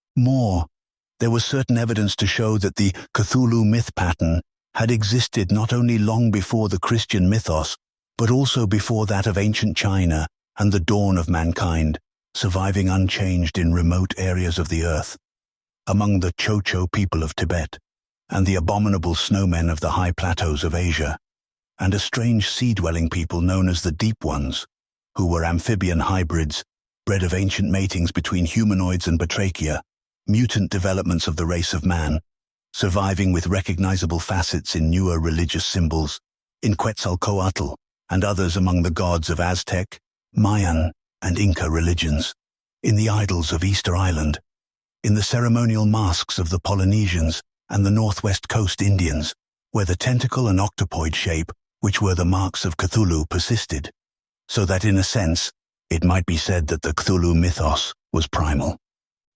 Even putting all this into the realm of theory and speculation, I was left with the tremendous amounts of clippings which my uncle had collected. These prosaic newspaper accounts serve perhaps more effectively in giving pause to any doubt I might have had, because all were so palpably reportorial. For none of my uncle's clippings derived from any sensational source. All came straight from news columns or magazines, offering factual material only, like the National Geographic, so that I was left asking myself certain searching questions. What did happen to Johansen and the ship Emma, if not what he himself set forth? Was any other explanation possible? And why did the US government send destroyers and submarines to depth-bomb the ocean about Devil Reef outside the harbor of Innsmouth, and arrest scores of Innsmouth people who were never afterwards seen again, and fire the coastal area, destroying scores of others? Why, if it were not true that strange rites were being observed by Innsmouth people who bore a hellish relationship to certain sea-dwellers seen by night at Devil Reef? And what happened to Wilmarth in the mountain country of Vermont when he came too close to the truth in his research into the cults of the ancient ones? And to certain writers of what purported to be fiction, Lovecraft, Howard, Barlow, and what purported to be science, like Fort, when they came too close to the truth? Dead, all of them, dead or missing, like Wilmarth, dead before their time, most of them, while still comparatively young men. My uncle had their books, though only Lovecraft and Fort had been extensively published in book form, and they were opened by me and read with greater perturbation than ever, for the fictions of H.P. Lovecraft had, it seemed to me, the same relation to truth as the facts, so inexplicable to science, reported by Charles Fort. If fiction, Lovecraft's tales were damnably bound to fact, even dismissing Fort's facts, the fact inherent in the myths of mankind. They were quasi-myths themselves, as was the untimely fate of their author, whose early death had already given rise to a score of legends, from among which prosaic fact was ever more and more difficult to discover. But there was time for me to delve into the secrets of my uncle's books, to read further into his notes. So much was clear. He had belief enough to have begun a search for sunken Ralya, the city or the kingdom. One could not be sure which it was, or whether indeed it ringed half the earth from the coast of Massachusetts in the Atlantic to the Polynesian islands on the Pacific, to which Cthulhu had been banished, dead, and yet not dead. Dead Cthulhu lies dreaming, as it read in more than one account, waiting, biding his time to rise and rebel again, to strike once more for dominion against the rule of the elder gods, for a world and universes of his own persuasion. For is it not true that if evil triumphs, then evil becomes the law of life, and it is good that must be fought, the rule of the majority establishing the norm, and other than that being abnormal, or by the way of mankind, the bad, the abhorrent? My uncle had sought Relia, and he had written disturbingly of how he had done so. He had gone down into the Atlantic's depths, from his home here on the coast, gone down off Devil's Reef and beyond. But there was no mention of how he had done so. By diving equipment, bathysphere. Of these I had found no evidence whatsoever at the house. It was on these explorations that he had gone during those periods when he had been so long missing from the house on the coast. And yet there had been no mention of any kind of craft either, nor had my uncle left any such thing in his estate. If Relia was the object of my uncle's search, what then was Ada Marsh's? This remained to be seen, and to the end of discovering it, I allowed some of my uncle's least informative notes to lie on the library table on the following day. I managed to watch her when she came upon them, and I was left in no doubt, by her reaction, that this was the object of her search, the cache I had found. She had known of these papers, but how? I confronted her. Even before I had a chance to speak, she spoke. You found them! How did you know about them? I knew what he was doing. The search? She nodded. You can't believe, I protested. How can you be so stupid? Did your parents tell you nothing? Your grandfather? How could you have been raised in darkness? She came close to me, thrust the papers in her hand at me, and demanded, Let me see the rest of them. I shook my head. Please, they are of no use to you. We shall see. Tell me then, he had begun the search? Yes, but I do not know how. There is neither a diver's suit nor a boat. At this she favoured me with a glance which was a challenging mingling of pity and contempt. You have not even read all he had written. You haven't read the books, nothing. Do you know what you're standing on? This rug? I asked, wonderingly. No, the design, the pattern, it's everywhere. Don't you know why? Because it is the great seal of Rillier. So much at least he discovered years ago and was proud to emblazon it here. You stand on what you seek, look further and find his ring. Chapter 3. After Ada Marsh left that day, I turned once more to my uncle's papers. I did not leave them until long past midnight, but by that time I had gone through most of them cursorily, and some of them with the closest attention. I found it difficult to believe what I read, yet clearly my Uncle Sylvan had not only believed it, but seemed actually to have taken some part in it himself. He had dedicated himself early in life to the search for the sunken kingdom. He professed openly a devotion to Cthulhu, and most suggestive of all, his writings contained many times chilling hints of encounters, sometimes in the ocean's depths, sometimes in the streets of legend-haunted Arkham, an ancient gambrel-roofed town which lay inland from Innsmouth, not far from the coast along the Miskatonic River, or in nearby Dunwich, or even Innsmouth. With men, or beings which were not men, I could hardly tell which, who believed as he did, and were bound in the same dark bondage to this resurgent myth from the distant past.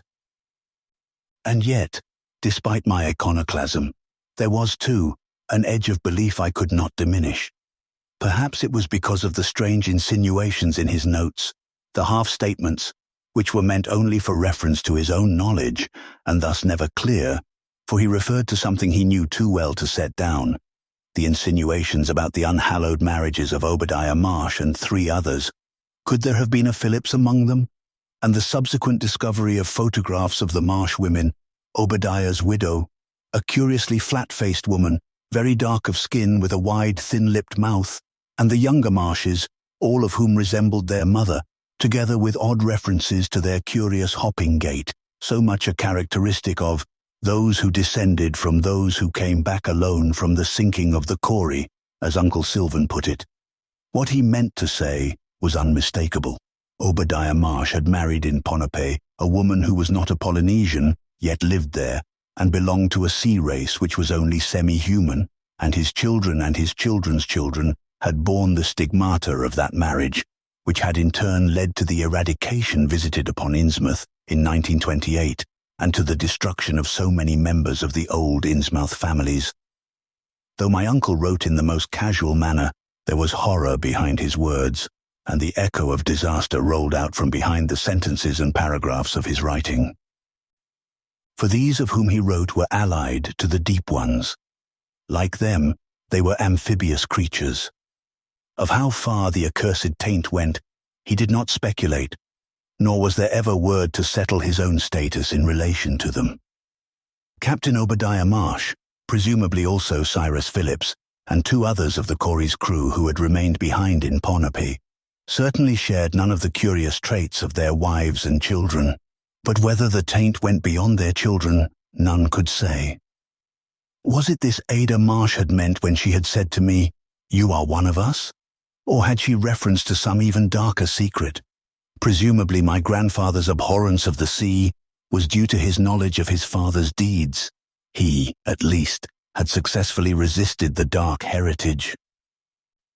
But my uncle's papers were on the one hand too diffuse to make a coherent account, and on the other too plain to enlist immediate belief. What disturbed me immediately most of all were the repeated hints that his home, this house, was a haven, a point of contact, an opening to that which lies below, and the speculations about the breathing of the house and the rocky bluff which were so often to be found in the early pages of his notes, and to which no reference whatsoever was made later on. What he had set down was baffling and challenging, fearsome and wonderful. It filled me with awe, and at one and the same time, an angry disbelief and a wild wish to believe, to know. I sought everywhere to find out, but was only baffled the more. People in Innsmouth were close-mouthed. Some of them actually shunned me, crossed the street at my approach, and in the Italian district frankly crossed themselves as if to ward off the evil eye. No one offered any information, and even at the public library, I could obtain no books or records which might help, for these, the librarian told me, had been confiscated and destroyed by government men after the fire and explosions of 1928. I sought in other places. I learned even darker secrets at Arkham and Dunwich, and in the great library of Miskatonic University, found at last the fountainhead of all books of dark lore, the half-fabled Necronomicon of the mad Arab, Abdul Alhazred, which I was allowed to read only under the watchful eye of a librarian's assistant. It was then, 2 weeks after my discovery of my uncle's papers, that I found his ring. This was where one would least have expected to find it, and yet where it was bound to be, in a small packet of his personal belongings, returned to the house by the undertaker and left unwrapped in his bureau drawer. The ring was of silver, a massive thing, inlaid with a milky stone which resembled pearl, but was not, and inlaid with the seal of Relier. I examined it closely. There was nothing extraordinary about it save its size, to look upon. The wearing of it, however, carried with it unimaginable results, for I had no sooner put it on my finger than it was as if new dimensions opened up to me, or as if the old horizons were pushed back limitlessly. All my senses were made more acute.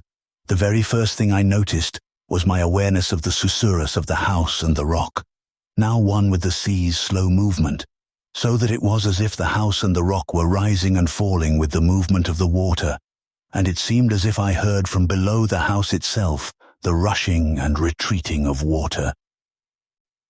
At the same time, and perhaps even more importantly, I was aware of a psychic awakening.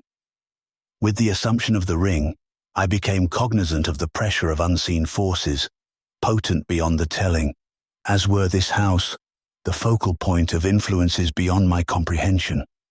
I stood, in short, as were I, a magnet to draw elemental forces from all about me, and these rushed in upon me with such impress that I felt like an island in the midst of the sea, with a raging hurricane centered upon it, a tempestuous tearing at me, until I heard almost with relief the very real sound of a horrible animal-like voice rising in a ghastly ululation, not from above or beside me, but from below. I tore the ring from my finger, and at once all subsided. The house and the rock returned to quiet and solitude. The winds and the waters which had moved all about me faded and died away. The voice I had heard retreated and was still. The extrasensory perception I had experienced was ended, and once more all seemed to lie waiting upon my further act. So my dead uncle's ring was a talisman and a ring of wizardry. It was the key to his knowledge and the door to other realms of being. It was by means of the ring that I discovered my uncle's way to the sea. I had long sought the path by which he went to the beach, but there was none sufficiently worn to suggest its constant use. There were paths down the rocky declivity. In some places steps had been cut long ago, so that a man could reach the water from the house on the promontory, but there was nowhere a place that might have been used for landing craft. The shore here was deep. I swam in the waters there several times, always with a wild sense of exultation. So great was my pleasure in the sea. But there were many rocks, and such beach as there was lay away from the promontory, around the coves, either to north or south, almost too great a distance to swim, unless one were a very capable swimmer, such as I learned, somewhat to my surprise, that I was. I had meant to ask Ada Marsh about the ring. It was she who had told me of its existence, but ever since that day I had refused her access to my uncle's papers. She had stopped coming to the house.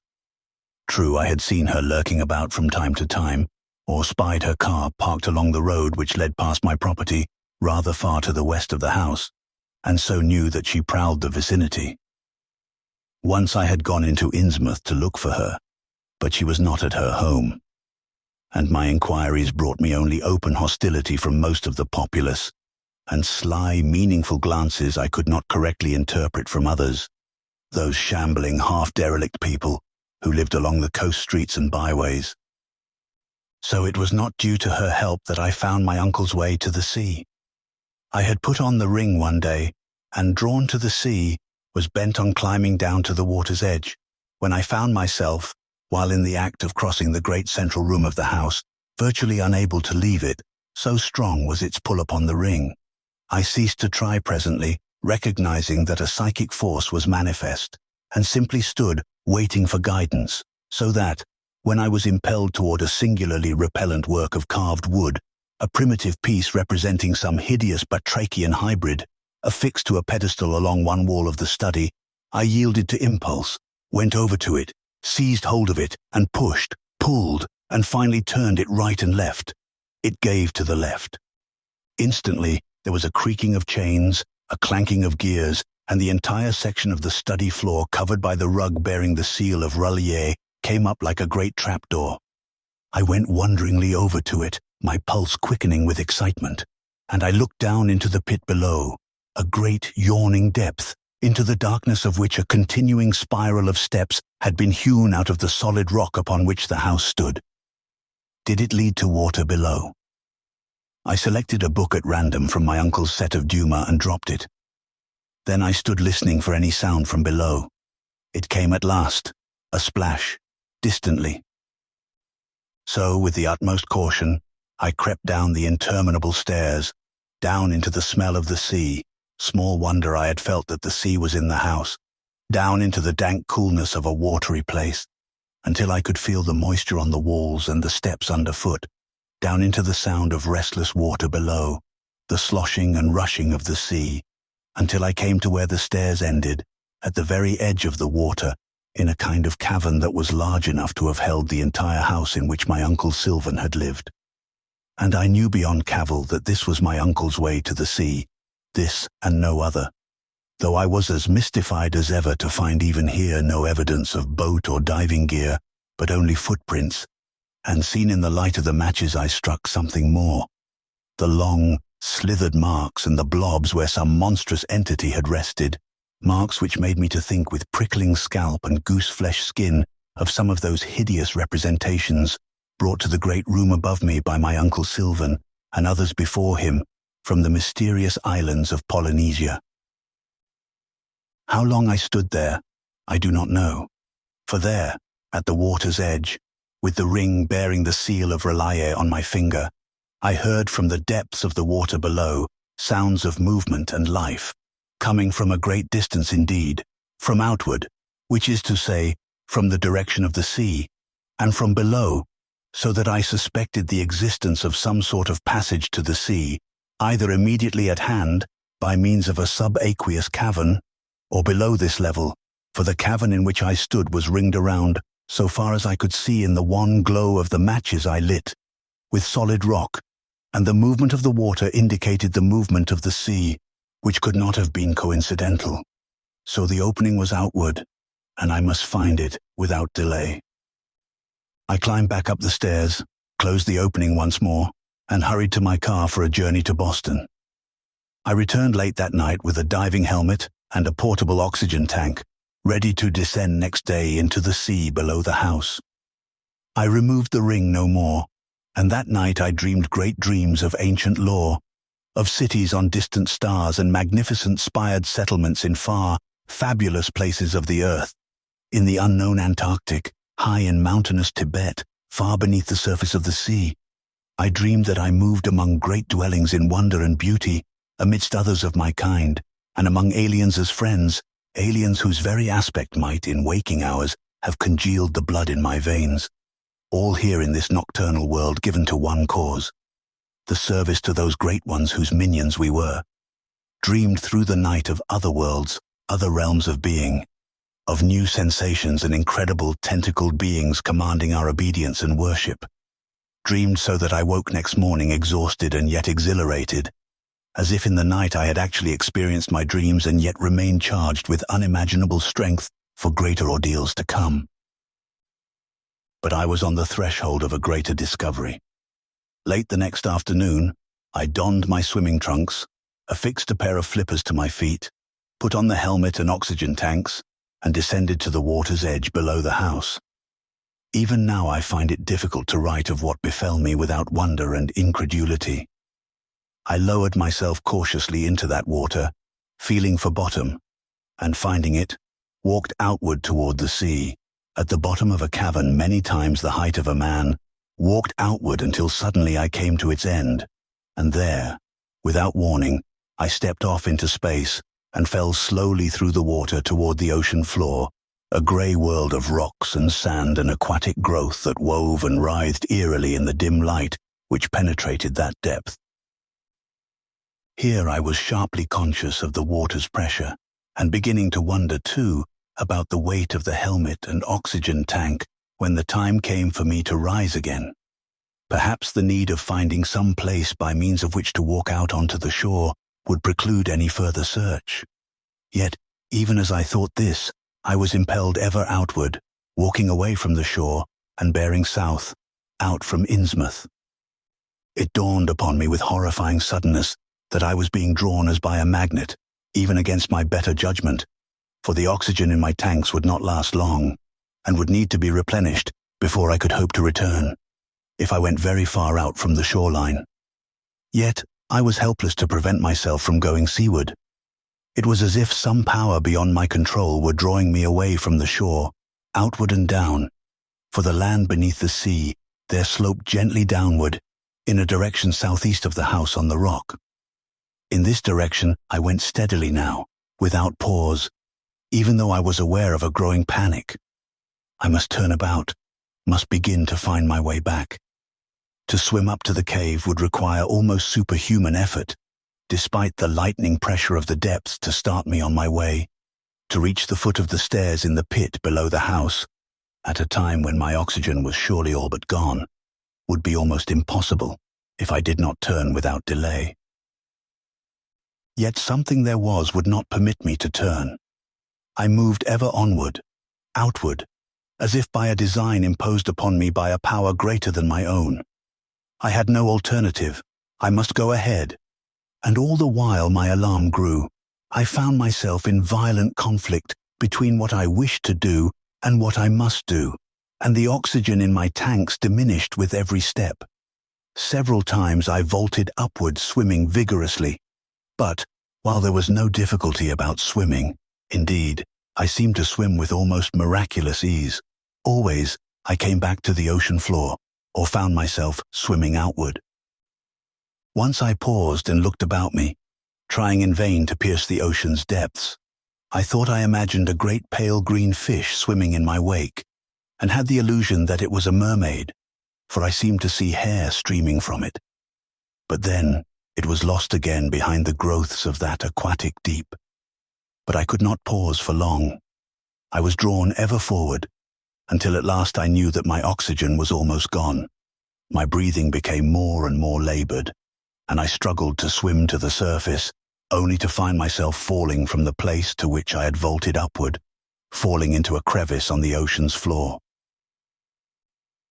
Then, only a few moments before I lost consciousness, I was aware of the swift approach of my follower, of hands upon my helmet and the oxygen tanks. It was not a fish at all, nor a mermaid. It was the naked body of Ada Marsh I had seen, with her long hair streaming out behind her, swimming with the ease and facility of a natural denizen of the deep. Chapter 4. What followed upon this almost dreamlike vision was most incredible of all. I felt in my declining consciousness, rather than saw, that Ada took the helmet and oxygen tanks from me and dropped them into the depths below, and then, slowly, awareness returned. I found myself swimming, with Ada guiding me with her strong, capable fingers, not back, not up, but still outward. And I found myself swimming as ably as she, and like herself, opening and closing my mouth, as were I breathing through the water. And so I was. What ancestral gift I had unwittingly possessed now opened up before me all the vast wonders of the sea. I could breathe without surfacing, an amphibian born. Ada flashed ahead of me and I followed. I was swift, but she was swifter. No more the slow walk across the ocean's floor, now only the propulsion of arms and legs that were seemingly made for the water, and the surging, triumphant joy of swimming so without constraint towards some goal I knew dimly I was meant to reach. Ada led the way, and I followed, while above us, beyond the water, the sun sank westward, and the day ended. The last light withdrew down the west, and the sickle moon shone in the afterglow.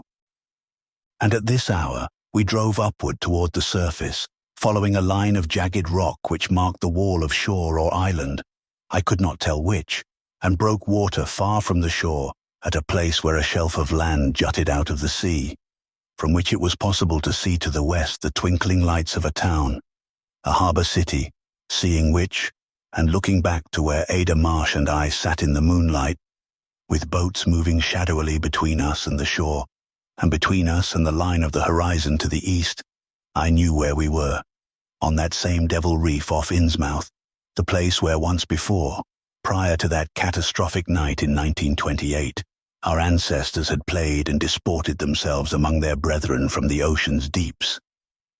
How could you have failed to know? Asked Ada patiently. You might have died with all that to suffocate you, if I had not come to the house when I did. I had no way of knowing, I said. How else did you think your uncle went exploring, but like this? My Uncle Sylvan's quest was hers too, and now it was mine. To look for the seal of R'lyeh and beyond, to discover the sleeper in the depths, the dreamer whose call I had felt and answered, Great Cthulhu.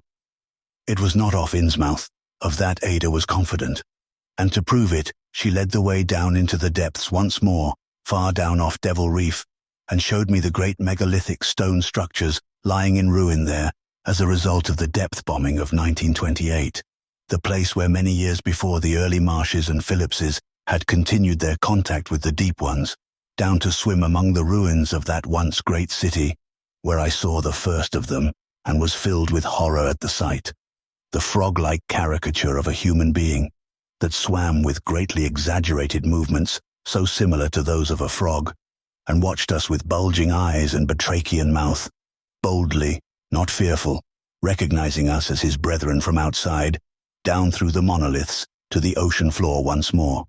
The destruction there was very great. Even so had other places been destroyed by little bands of willful men dedicated to preventing the return of great Cthulhu.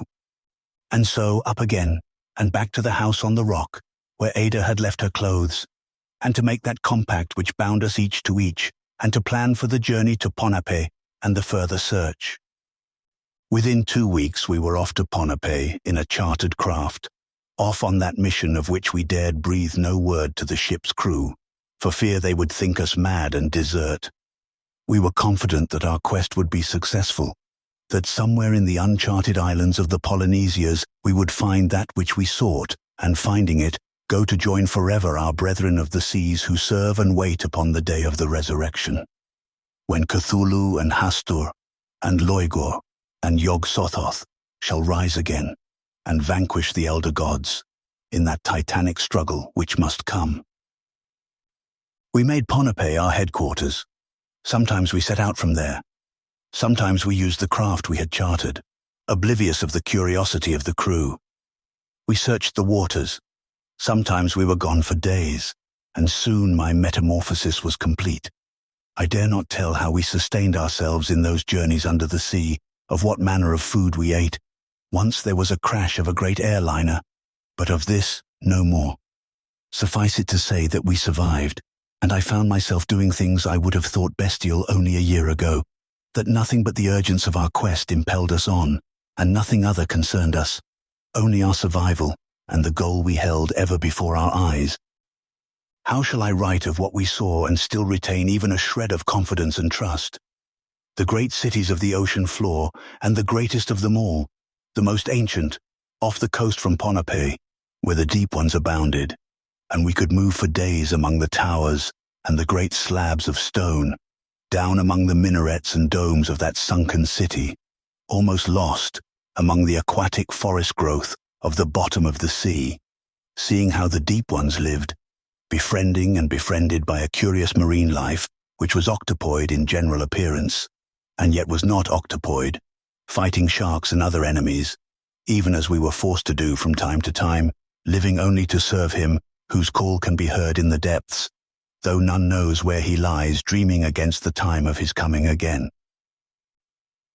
How shall I write of our ceaseless search, from city to city, from building to building, looking always for the great seal, beneath which he may lie, save as an endless round of days and nights, sustained by hope and the driving urgence of the goal which loomed always ahead, a little closer every day. It seldom varied, and yet was always different. None could tell what each new day would bring. True, our chartered craft was not always a boon, for we were required to leave it by boat, and in turn, once our boat would be concealed along some island shore, to go into the depths surreptitiously, which displeased us. Even so, the crew grew daily more inquisitive, confident that we sought hidden treasure, and likely to demand a share, so that it was difficult avoiding their questions and their ever-increasing suspicions. We sought thus for 3 months, and then, 2 days ago, we put down anchor off a strange, uninhabited island far from any major settlement. Nothing grew upon it, and it had the appearance of blasted area. Indeed, it seemed to be but an upthrusting of basaltic rock, which at one time must have loomed high above the water, but which had been bombarded severely, possibly during the past war. Here we left our craft, went round the island, and descended into the sea. There too was a city of the deep ones, and it too had been blasted and ruined by enemy action. But though the city below the Black Island was in ruins, it was not deserted, and it stretched away on all sides into untouched areas. And there, in one of the oldest of the huge monolithic buildings, we found that which we sought. In the center of a vast room, many stories in height, lay a great stone slab, which was the source of that likeness I had first seen and failed to recognize in the decorations of my uncle's house, the seal of Relier. And standing upon it, we could hear from beneath it movement as of some vast amorphous body, restless as the sea, stirring in dream, and we knew we had come to the goal we sought, and could now enter upon an eternity of service to him who will rise again, the dweller in the deep, the sleeper in the depths, whose dreams encompass not only earth, but the dominion of all the universes, and who shall need such as Ada Marsh and I to minister to his wants until the time of his second coming. We are still here as I write, and I set this down should we fail to return to our craft. The hour is late, and tomorrow we shall descend again, to find some way, if possible, to open the seal. Was it indeed imposed upon great Cthulhu by the elder gods in banishing him? And dare we then to pry it up, to go below into the presence of him who lies dreaming there? Ada and I, and soon there will be another of us born in his natural element to wait and serve great Cthulhu. For we have heard the call, we have obeyed, and we are not alone. There are others who come from every corner of the earth, spawn too of that mating between men and the women of the sea, and soon the seas will belong to us, and thereafter all earth and beyond, and we shall live in power and glory forever. Extract from the Singapore Times, November 7, 1947. The crew of the ship Rogers Clark were freed today after being held in connection with the strange disappearance of Mr. and Mrs. Marius Phillips, who had chartered the vessel to conduct some kind of research among the Polynesias. Mr. and Mrs. Phillips were last seen in the vicinity of an uninhabited island, approximately south latitude 47 degrees 53 minutes, west longitude 127 degrees 37 minutes. They had gone out in a small boat and evidently entered the island from the shore opposite their ship. From the island, they would seem to have gone into the sea, for the crew testified to witnessing a singularly astonishing upheaval of the water on the far side of the island, and the ship's captain, together with the first mate, who were on the bridge, saw what appeared to be both his employers tossed aloft in the geyser of water and drawn back down again into the sea. They did not reappear, though the ship stood by for several hours. An examination of the island disclosed that the clothes worn by Mr. and Mrs. Phillips were in their small boat. A manuscript in Mr. Phillips's hand, purporting to be fact, but obviously fiction, was found in his cabin and turned in to the Singapore police by Captain Morton. No trace of Mr. and Mrs. Phillips has been found. The Lamp of Alhazred by H.P. Lovecraft and August Derleth. It was 7 years after his grandfather Whipple's disappearance that Ward Phillips received the lamp. This, like the house on Angel Street where Phillips lived, had belonged to his grandfather. Phillips had had the living of the house ever since his grandfather's disappearance. But the lamp had been in the keeping of the old man's lawyer until the elapsing of the required 7 years for the presumption of death. It had been his grandfather's wish that the lamp be safely kept by the lawyer in the event of any untoward circumstance, whether death or any other, so that Phillips should have sufficient time to browse as he pleased in the sizable Whipple library, in which a great store of learning waited for Phillips's attention. Once he had read through the many volumes on the shelves, Phillips would be mature enough to inherit his grandfather's most priceless treasure, as old Whipple himself had put it. Phillips was then 30 and in indifferent health, though this was but a continuation of the sickliness which had so often made his childhood miserable. He had been born into a moderately wealthy family, but the savings which had once been his grandfather's had been lost through injudicious investments, and all that remained to Phillips was the house on Angel Street and its contents. Phillips had become a writer for the pulp magazines, and had eked out a spare living by undertaking in addition the revision of countless almost hopeless manuscripts of prose and verse by writers far more amateur than he, who sent them to him, hopeful that through the miracle of his pen they in turn might see their work in print. His sedentary life had weakened his resistance to disease. He was tall, thin, wore glasses and was prey to colds, and once, much to his embarrassment, he came down with the measles. He was much given on warm days to wandering out into the country where he had played as a child, taking his work outdoors, where often he sat on the same lovely wooded riverbank which had been his favourite haunt since infancy. This Seekonk river shore had changed not at all in the years since then, and Phillips, who lived much in the past, believed that the way to defeat the sense of time was to cling close to unaltered early haunts. He explained his way of life to a correspondent by writing, "Amongst those forest paths I know so well, the gap between the present and the days of 1899 or 1900 vanishes utterly, so that sometimes I almost tend to be astonished upon emergence to find the city grown out of its fin de siècle semblance."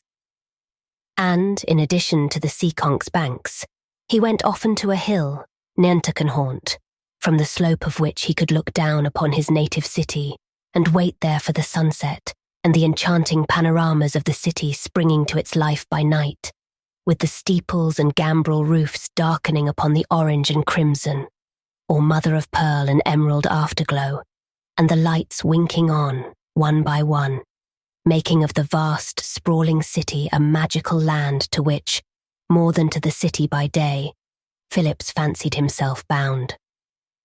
As a result of these diurnal excursions, Phillips worked far into the night, and the lamp, because he had long ago given up the use of electricity to conserve his meagre income, would be of use to him, for all that it was of an odd shape and manifestly very old. The letter which came with this final gift from the old man, whose attachment to his grandson had been unbounded and was cemented by the early death of the boy's parents, explained that the lamp came from a tomb in Arabia of the dawn of history. It had once been the property of a certain half-mad Arab, known as Abdul Alhazred, and was a product of the fabulous tribe of Ad, one of the 4 mysterious, little-known tribes of Arabia, which were Ad, of the south, Tamud, of the north, Tazm and Yadis, of the centre of the peninsula.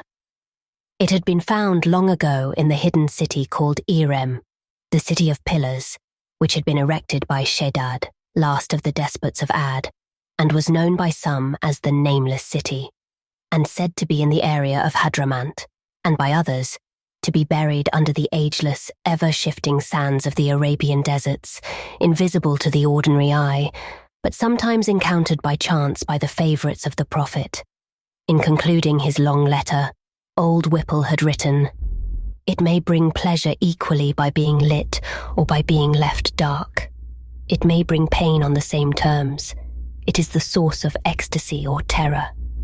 The lamp of Alhazred was unusual in its appearance. It was meant for burning oil and seemed to be of gold. It had the shape of a small oblong pot, with a handle curved up from one side and a spout for wick and flame on the other. Many curious drawings decorated it, together with letters and pictures arranged into words in a language unfamiliar to Phillips, who could draw upon his knowledge for more than one Arabian dialect, and yet knew not the language of the inscription on the lamp. Nor was it Sanskrit which was inscribed upon the metal, but a language older than that, one of letters and hieroglyphs, some of which were pictographs. Phillips worked all one afternoon to polish it inside and out, after which he filled it with oil. That night, putting aside the candles and the kerosene lamp by the light of which he had worked for many years, he lit the lamp of Alhazred. He was mildly astonished at the warmth of its glow, the steadiness of its flame, and the quality of its light. But, since he was behind in his work, he did not stop to ponder these things, but bent at once to the task in hand, which was the revision of a lengthy creation in verse, which began in this manner. "Oh, 'twas on a bright and early morn, of a year long for I was born, while earth was yet being torn, long before by strife 'twas worn," and went on even more archaically in a style long ago out of fashion. Ordinarily, however, the archaic appealed to Phillips. He lived so definitely in the past that he had pronounced views and a philosophy all his own about the influence of the past. He had an idea of impersonal pageantry and time and space-defying fantasy, which had always from his earliest consciousness been so inextricably bound up with his inmost thought and feeling, that any searching transcript of his moods would sound highly artificial, exotic, and flavoured with conventional images, no matter how utterly faithful it might be to truth. What had haunted Phillips's dreams for decades was a strange sense of adventurous expectancy connected with landscapes and architecture and sky effects. Always in his mind was a picture of himself at 3, looking across and downward from a railway bridge at the densest part of the city, feeling the imminence of some wonder which he could neither describe nor fully conceive, a sense of marvel and liberation hiding in obscure dimensions and problematically reachable at rare instances, still through vistas of ancient streets, across leagues of hill country, or up endless flights of marble steps, culminating in tiers of balustraded terraces. But however much Phillips was inclined to retreat to a time when the world was younger and less hurried, to the 18th century or even farther back, when there was still time for the art of conversation, and when a man might dress with a certain elegance and not be looked at askance by his neighbours, the lack of invention in the lines over which he struggled, and the paucity of ideas together with his own weariness, soon combined to tire him to such an extent that he found it impossible to continue, and, recognizing that he could not do justice to these uninspired lines, he pushed away at last and leaned back to rest. Then it was that he saw that a subtle change had come upon his surroundings.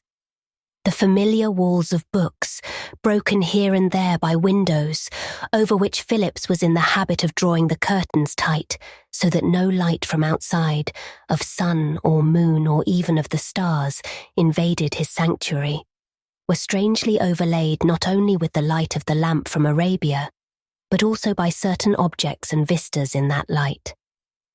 Wherever the light fell, there, superimposed upon the books on their serried shelves, were such scenes as Phillips could not have conjured up in the wildest recesses of his imagination. But where there were shadows, as for instance, where the shadow of the back of a chair was thrown by the light upon the shelves, there was nothing but the darkness of the shadow and the dimness of the books on the shelves in that darkness.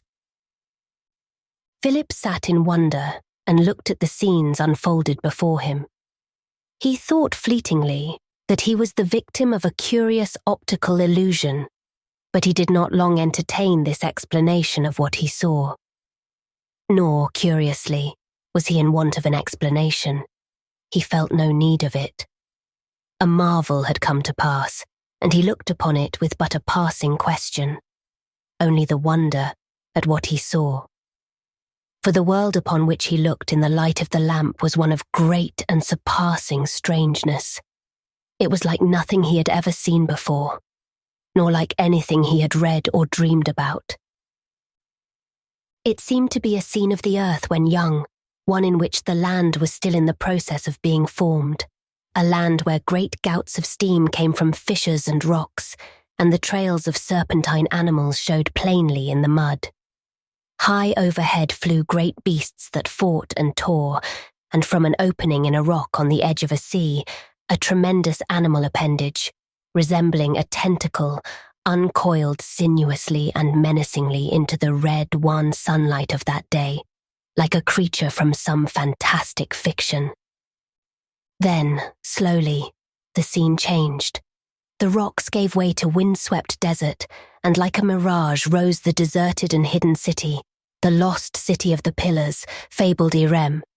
And Phillips knew that while no human foot any longer walked the streets of that city, certain terrible beings still lurked among the ancient stone piles of the dwellings, which stood not in ruins, but as they had been built, before the people of that ancient city had been destroyed or driven forth by the things which came out of the heavens to lay siege to and possess Irem. Yet nothing was to be seen of them. There was only the lurking fear of a movement, like a shadow out of time. And far beyond the city and the desert rose the snow-capped mountains. Even as he looked upon them, names for them sprang into his thoughts. The city on the desert was the nameless city, and the snowy peaks were the mountains of madness or perhaps Kadath in the cold waste. And he enjoyed keenly bestowing names upon these landscapes, for they came to him with ease. They sprang to his mind as if they had always been lingering on the perimeter of his thoughts, waiting for this moment to come to being. He sat for a long time, his fascination unbounded, but presently a vague feeling of alarm began to stir in him.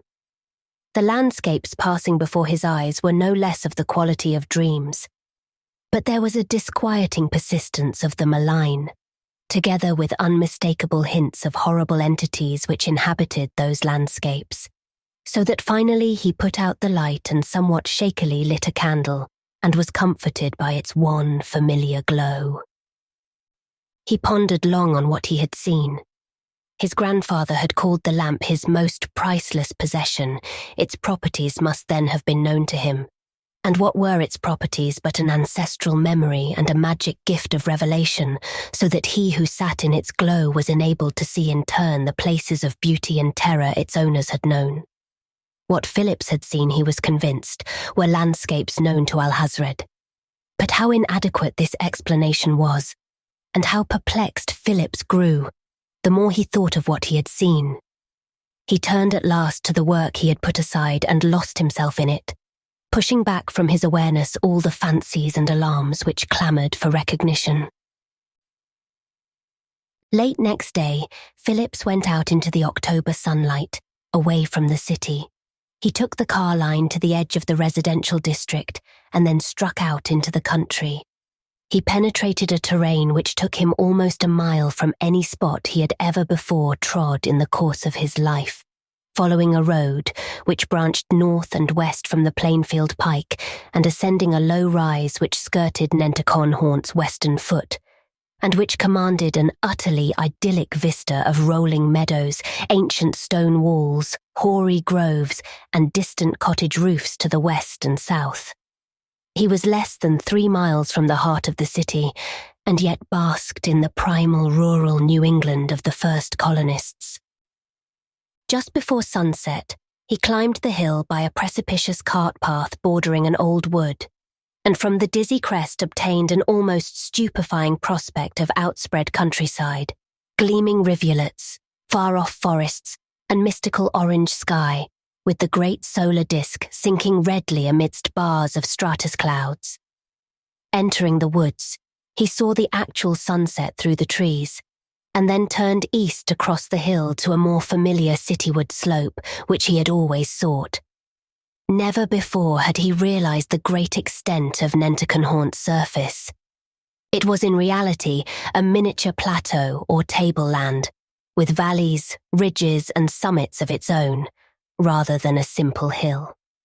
From some of the hidden interior meadows, remote from every sign of nearby human life, he secured truly marvelous glimpses of the remote urban skyline, a dream of enchanted pinnacles and domes half floating in air, and with an obscure aura of mystery around them.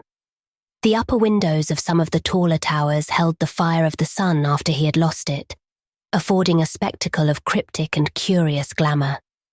Then he saw the great round disk of the hunter's moon floating about the belfries and minarets, while in the orange glowing west, Venus and Jupiter commenced to twinkle.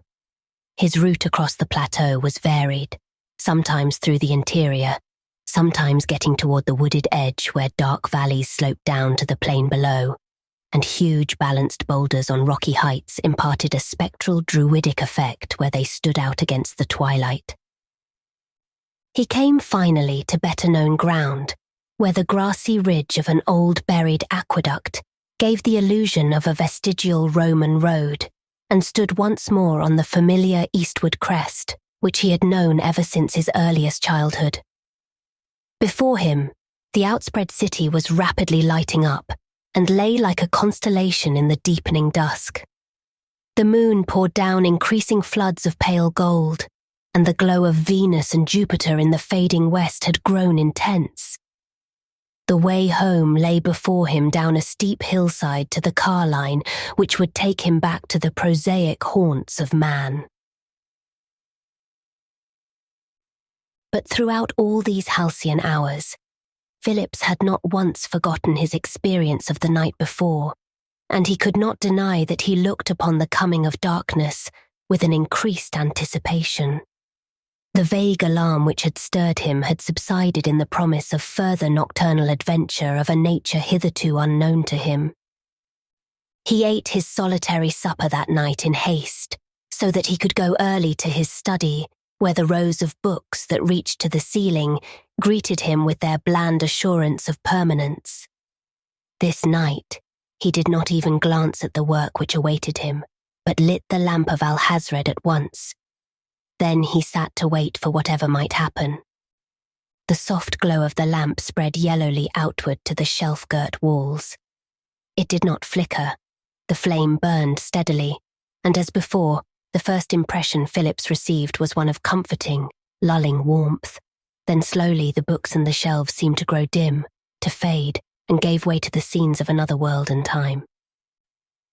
For hour upon hour that night Phillips watched, and he named the scenes and places he saw, drawing upon a hitherto unopened vein of his imagination, stimulated by the glow from the lamp of Alhazred.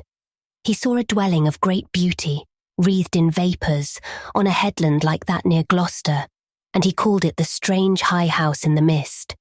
He saw an ancient gambrel-roofed town with a dark river flowing through it, a town like to Salem, but more eldritch and uncanny, and he called the town Arkham, and the river Miskatonic. He saw the dark, brooding seacoast town of Innsmouth, and Devil Reef beyond it. He saw the watery depths of Relia where dead Cthulhu lay sleeping. He looked upon the wind-swept plateau of Leng, and the dark islands of the South Seas, the places of dream, the landscapes of other places, of outer space, the levels of being that existed in other time continua and were older than Earth itself, tracing back through the ancient ones to Hali in the start and even beyond. But he witnessed these scenes as through a window or a door which seemed to beckon him invitingly to leave his own mundane world and journey into these realms of magic and wonder. And the temptation rose ever stronger within him. He trembled with a longing to obey, to discard that which he had become and chance that which he might be. And as before, he darkened the lamp and welcomed the book-lined walls of his grandfather Whipple's study. And for the rest of that night, by candlelight, abandoning the monotonous revisions he had planned to do, he turned instead to the writing of short tales, in which he called up the scenes and beings he had seen by the light of the lamp of Alhazred. All that night he wrote, and all the next day he slept, exhausted. And the following night, once again he wrote, though he took time to answer letters from his correspondents, to whom he wrote of his dreams, unknowing whether he had seen the visions that had passed before his eyes, or whether he had dreamed them, and aware that the worlds of his fiction had been woven inextricably with those which belonged to the lamp, having blended in his mind's eye the desires and yearnings of his youth, with the visions of his creative drive, absorbing alike the places of the lamp and the secret recesses of his heart, which, like the lamp of Alhazred, had coursed the far reaches of the universes. For many nights, Phillips did not light the lamp. The nights lengthened into months, the months into years. He grew older, and his fictions found their way into print, and the myths of Cthulhu, of Hastur the Unspeakable, of Yog-Sothoth, and Shub-Nigrath, the black goat of the woods with 1,000 young, of Hypnos, the god of sleep, of the great old ones and their messenger, who was Nyarlathotep, all became part of the lore of Phillips's innermost being, and of the shadow world beyond. He brought Arkham into reality and delineated the strange high house in the mist. He wrote of the shadow over Innsmouth, and the whisperer in darkness, and the fungi from Yuggoth, and the horror at Dunwich. And in his prose and verse, the light from the lamp of Alhazred shone brightly, even though Phillips no longer used the lamp. 16 years passed in this fashion, and then one night Ward Phillips came upon the lamp where he had put it, behind a row of books on one of the lowermost shelves of his grandfather Whipple's library. He took it out, and at once all the old enchantment and wonder were upon him, and he polished it anew and set it once more on his table. In the long years which had passed, Phillips had grown progressively weaker. He was now mortally ill, and knew that his years were numbered, and he wanted to see again the worlds of beauty and terror that lay within the glow of the lamp of Alhazred. He lit the lamp once more and looked to the walls. But a strange thing came to pass. Where before there had been on the walls the places and beings of Alhazred's adventures, there now came to be a magical presentation of a country intimately known to Ward Phillips, but not to his time, rather of a time gone by, a dear lost time, when he had romped through his childhood playing his imaginative games of Greek mythology along the banks of the Seekonk. For there, once again, were the glades of childhood. There were the familiar coves and inlets where he had spent his tender years. There was once more the bower he had built in homage to Great Pan, and all the irresponsibility, the happy freedoms of that childhood lay upon those walls, for the lamp now gave back his own memory. And he thought eagerly that perhaps it had always given him an ancestral memory, for who could deny that perhaps in the days of his grandfather Whipple's youth, or the youth of those who had gone before him, someone in the Ward Phillips line had seen the places illuminated by the lamp. And once again it was as if he saw as through a door. The scene invited him, and he stumbled weakly to his feet and walked toward the walls. He hesitated only for a moment. Then he strode toward the books. The sunlight burst suddenly all about him.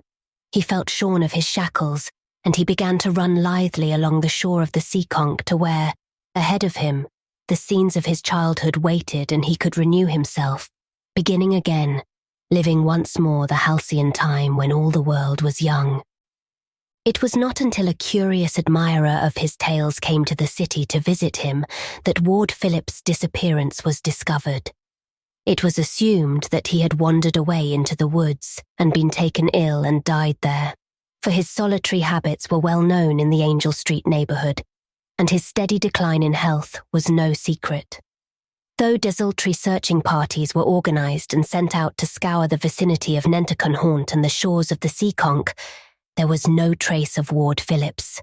The police were confident that his remains would someday be found, but nothing was discovered, and in time the unsolved mystery was lost in the police and newspaper files.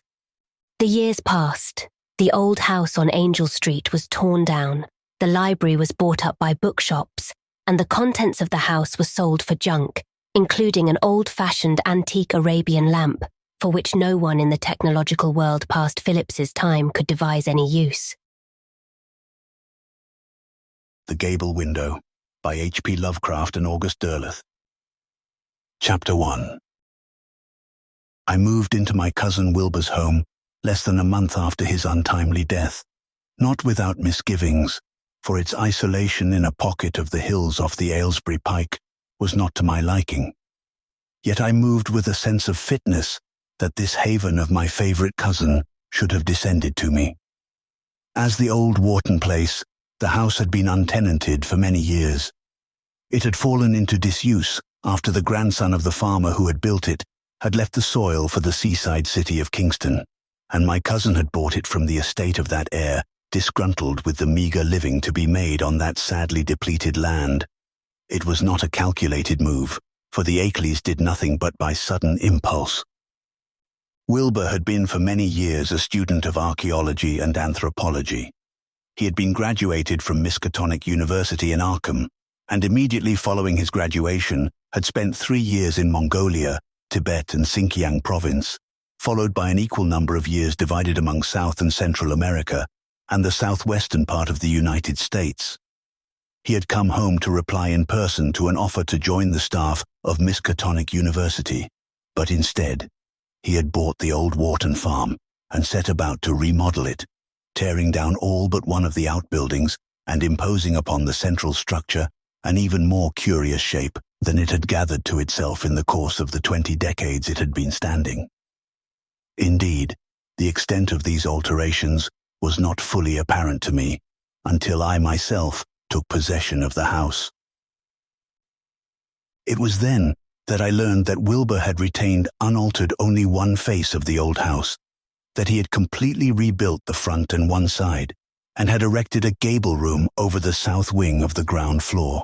The house had originally been a low building of but 1 story, with a large attic, which had in its time been hung with all the impedimenta of the rural life in New England.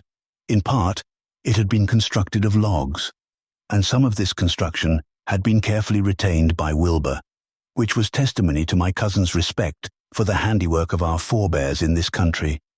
For the Akeley family had been in America fully 200 years when Wilbur had decided to forswear his wanderings and settle in his native milieu. The year as I recall it, was 1921. He had lived but 3 years thereafter, so that it was 1924, on April 16th, that I took possession of the house in accordance with the terms of his will. The house was still very much as he left it, an anomaly in the New England landscape, for, though it still bore the marks of its ancestry in its stone foundations and the logs of its substructure, as well as in the square stone chimney which rose from its fireplaces, it had been so much altered as to seem a product of several generations. Though the majority of these alterations had apparently been made to contribute to Wilbur's comfort, there was one change which had baffled me at the time that Wilbur had made it, and for which he never offered any explanation. This was the installation in the south wall of his gable room of a great round window of a most curious clouded glass, of which he said only that it was a work of great antiquity, which he had discovered and acquired in the course of his travels in Asia. He referred to it at one time as the glass from Leng, and at another as possibly Hydean in origin, neither of which enlightened me in the slightest, though to tell the truth, I was not sufficiently interested in my cousin's vagaries to press inquiries.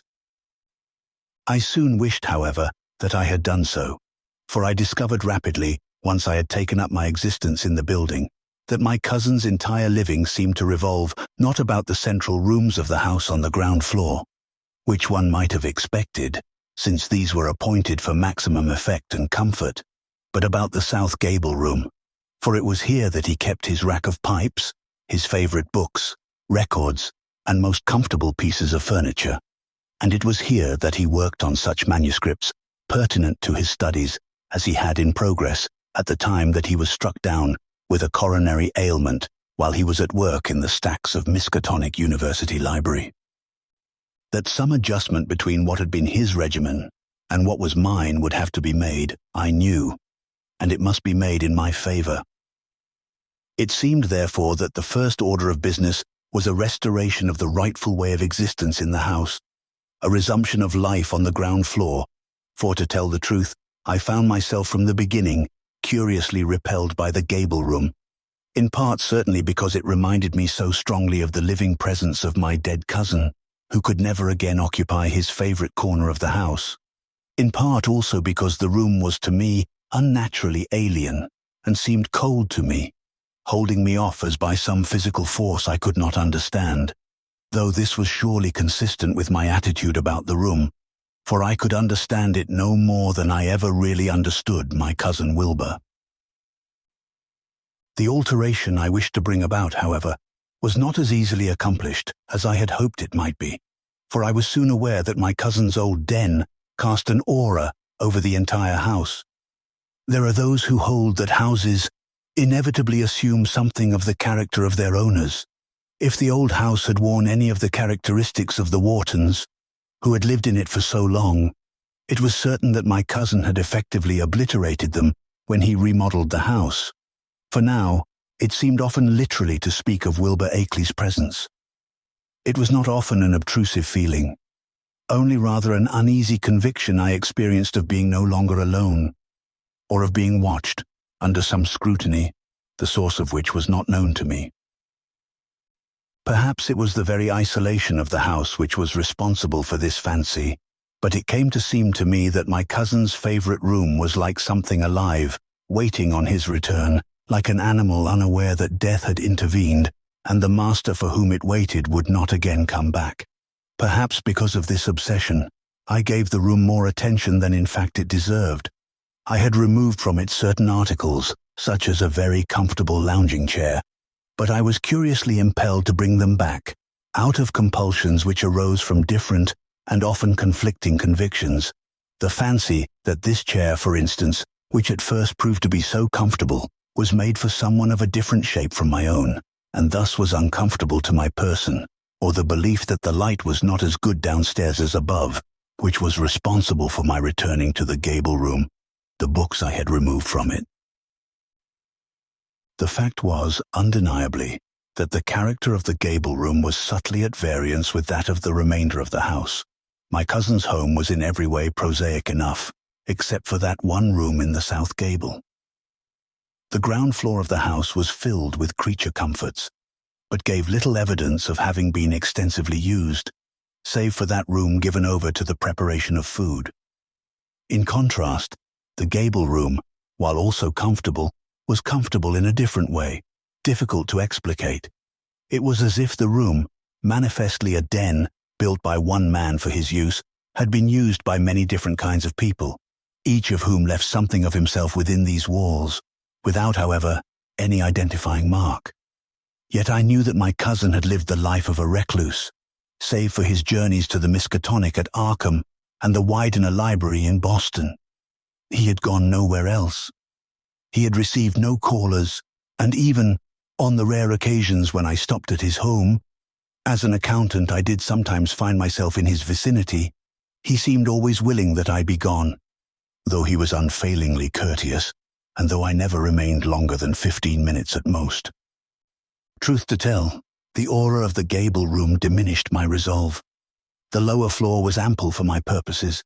It afforded me a commodious home, and it was easy to put the Gable room and the alterations I hoped to make in it out of my mind, to defer and postpone it until it came to seem too minor a matter to trouble about. Moreover, I was still frequently away for days and nights at a time, and there was nothing pressing I needed to do about the house. My cousin's will had been probated, the estate had been settled, and no one challenged my possession. All might have been well, for with my resolve put by, I was much less aware of my unfinished plans for the Gable room, had it not been for the succession of little incidents which occurred to disturb me. These were of no consequence at first. They began as tiny, almost unnoticed things. I believe that the first of them took place when I had been in possession scarcely a month, and it was such an infinitesimal thing that it did not occur to me to connect it to the later events I experienced until many weeks had gone by. It happened one night when I sat reading before my fireplace in the ground floor living room, and it was surely nothing more, I was certain, than a cat or some similar animal scratching at the door to be let in. Yet it was so distinct that I got up and made the rounds, from the front door to the back, and even to a little side door which was a relic of the oldest part of the house, but I could find neither cat nor trace of one. The animal had vanished into the darkness. I called to it several times, but it neither replied nor made any other sound, yet I had no sooner seated myself again before the scratching began anew. No matter how I tried, I failed utterly to catch any sight of the cat, though I was disturbed in this fashion fully half a dozen times, until I was so upset that, had I caught sight of the cat, I would probably have shot it.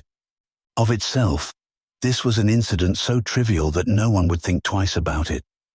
Could it not have been a cat familiar with my late cousin, and unfamiliar enough with me to be frightened away by my appearance? Indeed it could. I thought no more of it.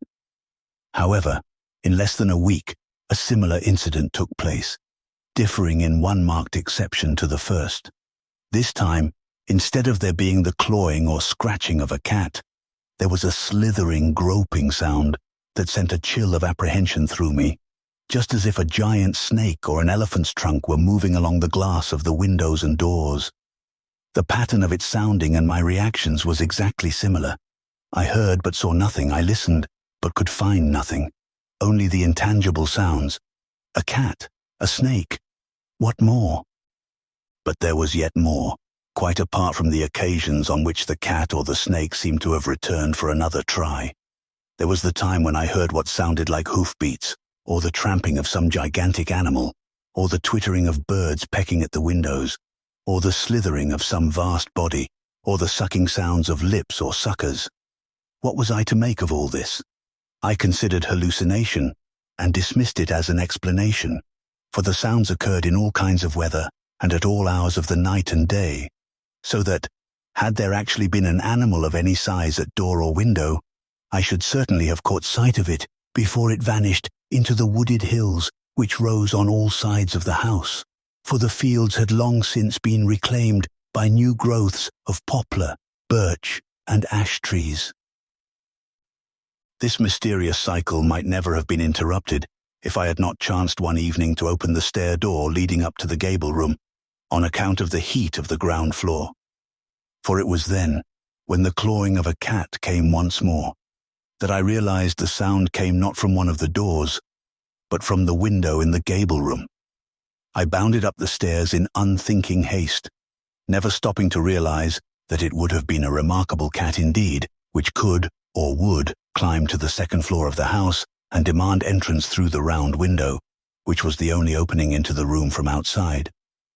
And, since the window did not open, either in whole or in part, and since it was clouded glass, I saw nothing, even though I stood there and continued to hear, just as close by as the other side of the glass, the sounds made by the cat clawing the glass.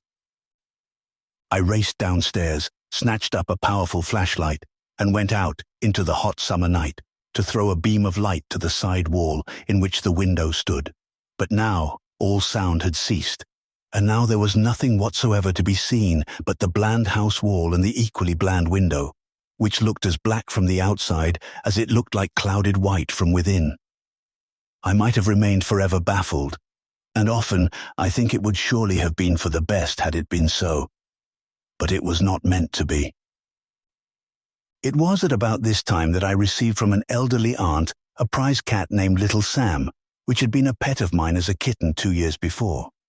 My aunt had fretted about my insistence on living alone, and had finally sent along one of her cats to keep me company. Little Sam now belied his name. He ought to have been called Big Sam, for he had added pounds since I last saw him, and he was in every way a fierce, tawny feline, a credit to his species. But while Little Sam rubbed me with affection, he was of two minds about the house. There were times when he slept in comfort and ease on the hearth. There were others when he was like a cat possessed, demanding to be out. And at such times as the curious sounds as of some other animal seeking entry were to be heard, Little Sam was virtually mad with fear and fury, and I had to let him out of the house at once, whereat he would streak to the one outbuilding left after my cousin's remodeling was done, and there he would spend the night, there or in the woods, and not come out again until dawn, when hunger drove him back to the house. And into the Gable room he absolutely refused to set foot. Chapter 2. It was the cat, in fact, which was responsible for my decision to probe a little deeper into my cousin's work, since Little Sam's antics were so manifestly genuine that I had no recourse but to seek, among the scattered papers my cousin had left, some explanation for the phenomena so common to the house. Almost at once I came upon an unfinished letter in the drawer of a desk in one of the downstairs rooms. It was addressed to me, and it was apparent that Wilbur must have been aware of his coronary condition, for I saw at a glance that the letter was meant to be one of those instructions in case of death, though Wilbur was clearly not cognizant of how short his time was to be, for the letter had been begun only about a month before his death, and, once pushed into the drawer, had not been taken up again, though ample time had been afforded him in which to finish it. Dear Fred, he wrote, the best medical authorities tell me I have not long to live, and since I have already set down in my will that you are to be my heir, I want to supplement that document now with a few final instructions, which I adjure you not to dismiss and want you to carry out faithfully. There are specifically 3 things you must do without fail, as follows. 1. All my papers in drawers A, B, and C of my filing cabinet are to be destroyed. 2. All books on shelves, H, I, J, and K, are to be turned over to the library of Miskatonic University at Arkham. 3. The round glass window in the Gable room upstairs is to be broken. It is not to be simply removed and disposed of elsewhere, but it must be shattered. You must accept my decision that these things must be done, or you may ultimately be responsible for loosing a terrible scourge upon the world. I shall say no more of this, for there are other matters of which I wish to write here while I am still able to do so. One of these is the question. But here my cousin had been interrupted, and left his letter. What was I to make of these strange instructions? I could understand that his books ought to go to the Miskatonic Library, since I had no especial interest in them. But why destroy his papers? Should they not also go there? And as for the glass, its destruction was surely a piece of wanton folly, since it would entail a new window and thus additional expense. This fragment of a letter had the unfortunate effect of whetting my curiosity even farther, and I determined to look into his things with more attention. That very evening I began with the books on the designated shelves, which were all in the South Gable room upstairs. My cousin's interest in archaeological and anthropological subjects was clearly reflected in his choice of books, for he possessed many texts related to the civilizations of the Polynesians, the Easter Islanders, the Mongolians, and various primitive peoples, as well as books about the migrations of peoples and the cult and myth patterns of primitive religions. These, however, were but a prelude to his shelves of books, designated for disposal to the university library, for some of these appeared to be fabulously old, so old, in fact, that they bore no dates, and must have descended, to judge from their appearance and their written characters, from medieval times. The more recent ones among them, and none of these dated beyond 1850, had been assembled from various places. Some had belonged to our father's cousin, Henry Akeley of Vermont, who had sent them down to Wilbur. Some bore the ownership stamps of the Bibliothèque Nationale of Paris, suggesting that Wilbur had not been above abstracting them from the shelves. These books were in various languages. They bore titles such as Panacotic manuscripts, the Relia text, the Unaussprechlichen Kulten von Junst, the Book of Ibon, the Dioal chants, the 7 cryptical books of San, Ludwig Prinz de Vermis Mysteriis, the Soleno fragments, the Cultes des Gaules of the Comte Derleth, the Book of Gian, a photostat copy of the Necronomicon by an Arabian, Abdul Alhazred, and many others, some of them apparently in manuscript form.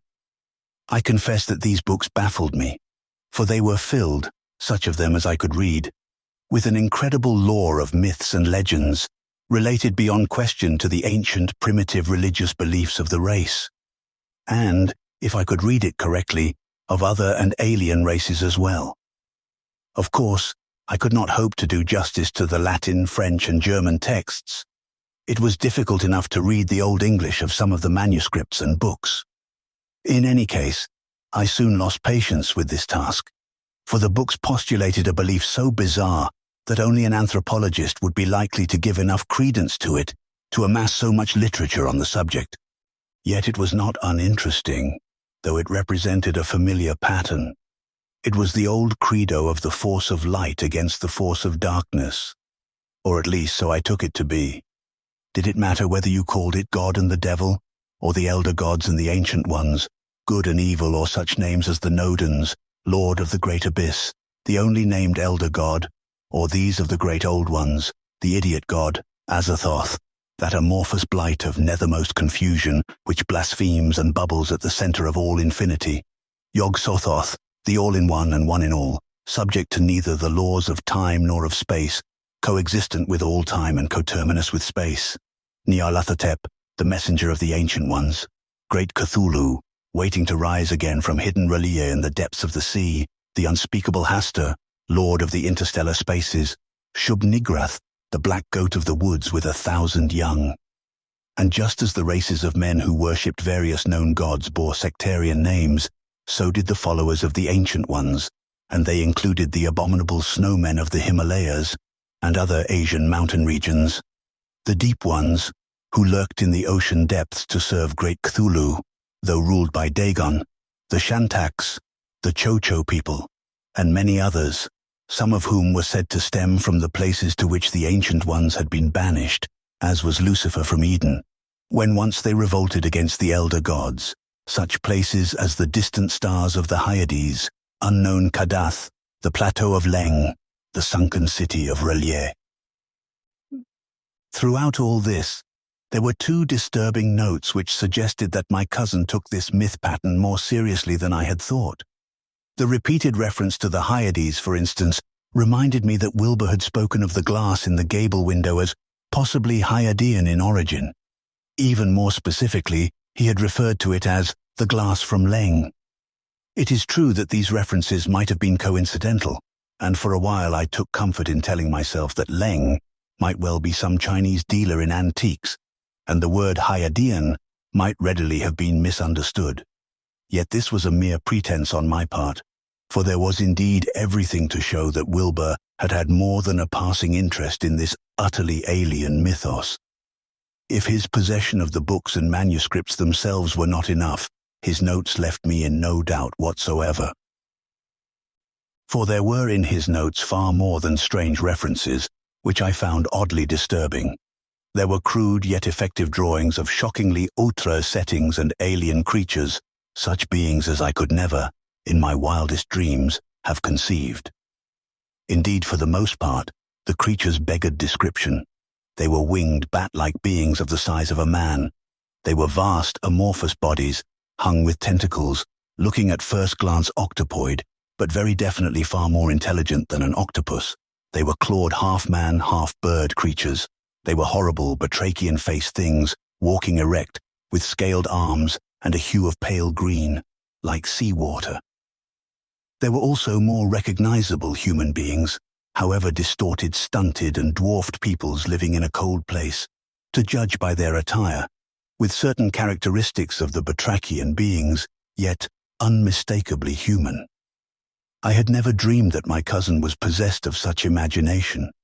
I had long known that Uncle Henry was convinced of the most patently imagined delusions, but no taint had ever shown in Wilbur, to my knowledge.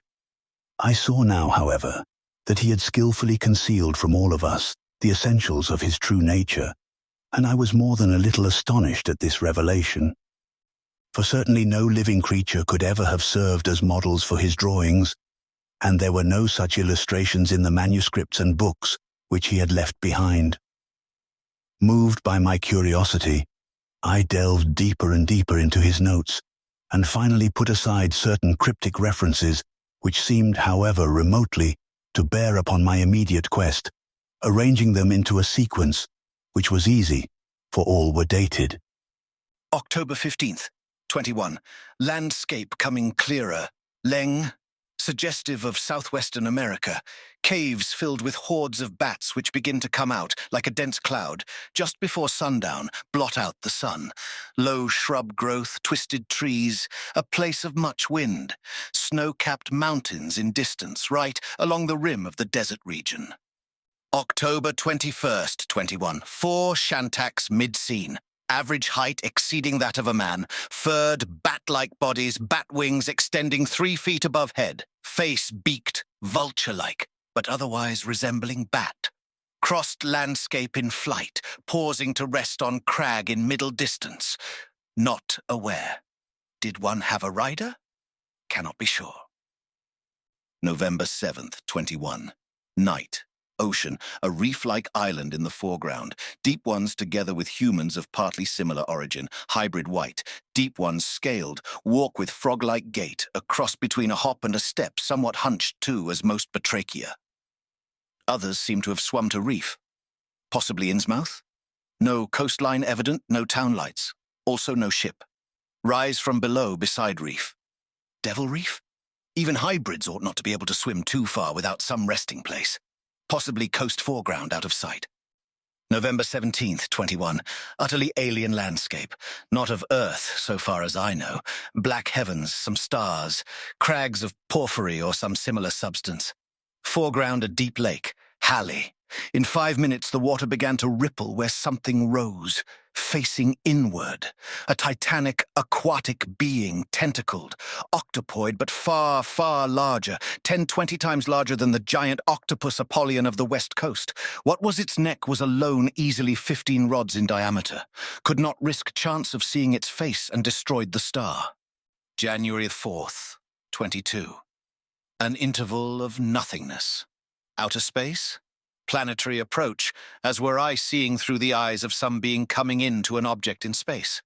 Sky dark, far stars, but the surface of the planet soon looming close. Coming closer, saw barren landscape. No vegetation, as on the dark star. A circle of worshippers facing a stone tower. Their cries, Iya! Shubnigrath! January 16th, 22. Undersea region. Atlantis? Doubtful. A vast cavernous temple-like structure broken by depth charges. Massive stones, similar to pyramid stones. Steps leading down to black moor below. Deep ones in background, movement in darkness of stairwell. A huge tentacle moving up. Far back, two liquid eyes, many rods apart. Rallier, fearful at approach of thing from below and destroyed star. February 24th, 22. Familiar landscape, Wilbraham country, rundown farmhouses, ingrown family, foreground, old man listening. Time, evening. Whippoorwills calling in great volume. Woman approaches holding stone replica of star in hand. Old man flees. Curious, must look up.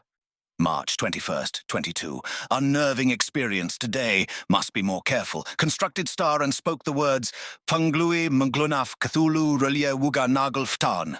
Opened immediately on huge Shantak in foreground. Shantak aware, and at once moved forward. I could actually hear its claws. Managed to break the star in time. April 7th, 22. I know now they will actually come through if I am not careful. Today the Tibetan landscape and the abominable snowmen. Another attempt made. But what of their masters? If the servants make the attempt to transcend time and space, what of great Cthulhu, Hastur, Shub-Nigrath? I intend to abstain for a while. Shock profound. Nor did he again turn to whatever had been his odd pursuit until early the next year, or at least so his notes indicate. An abstention from his obsessive preoccupation followed once more with a period of brief indulgence. His first entry was just short of a year later. February 7th, 23. There seems now no doubt but that there is a general awareness of the door. Very risky to look in at all. Safe only when landscape is clear. And since one never knows upon what scene the eye will turn, the risk is all the more grave. Yet I hesitate to seal the opening. I constructed the star as usual, spoke the words, and waited. For a while I saw only the familiar southwestern American landscape. At the hour of evening, bats, owls, night-prowling kangaroo rats, and wildcats. Then out of one of the caves came a sand-dweller, rough-skinned, large-eyed, large-eared, with a horrible, distorted resemblance to the koala bear facially, though his body had an appearance of emaciation. He shambled toward the foreground, manifestly eager. Is it possible that the door makes this side as visible to them as they are to me? When I saw that he was heading straight for me, I destroyed the star. All vanished as usual. But later, the house filled with bats, 27 of them. I am no believer in mere coincidence. There occurred now another hiatus, during which my cousin wrote cryptic notes without reference to his visions, or to the mysterious star of which he had written so often. I could not doubt that he was the victim of hallucinations inspired, no doubt, by his intensive study of the material in the books he had assembled from all corners of the world.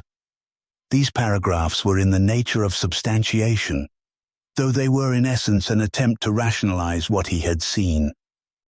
They were interspersed with newspaper clippings, which my cousin obviously sought to relate to the myth pattern to which he was so devoted.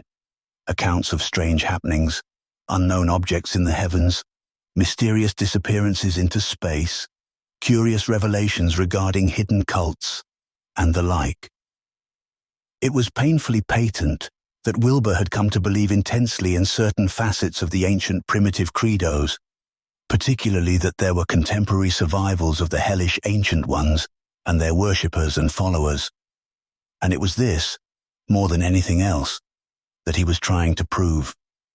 It was as if he had taken the writings printed or written in the old books he possessed, and accepting them for literal truth, was trying to adduce the weight of evidence from his own time to add to that from the past.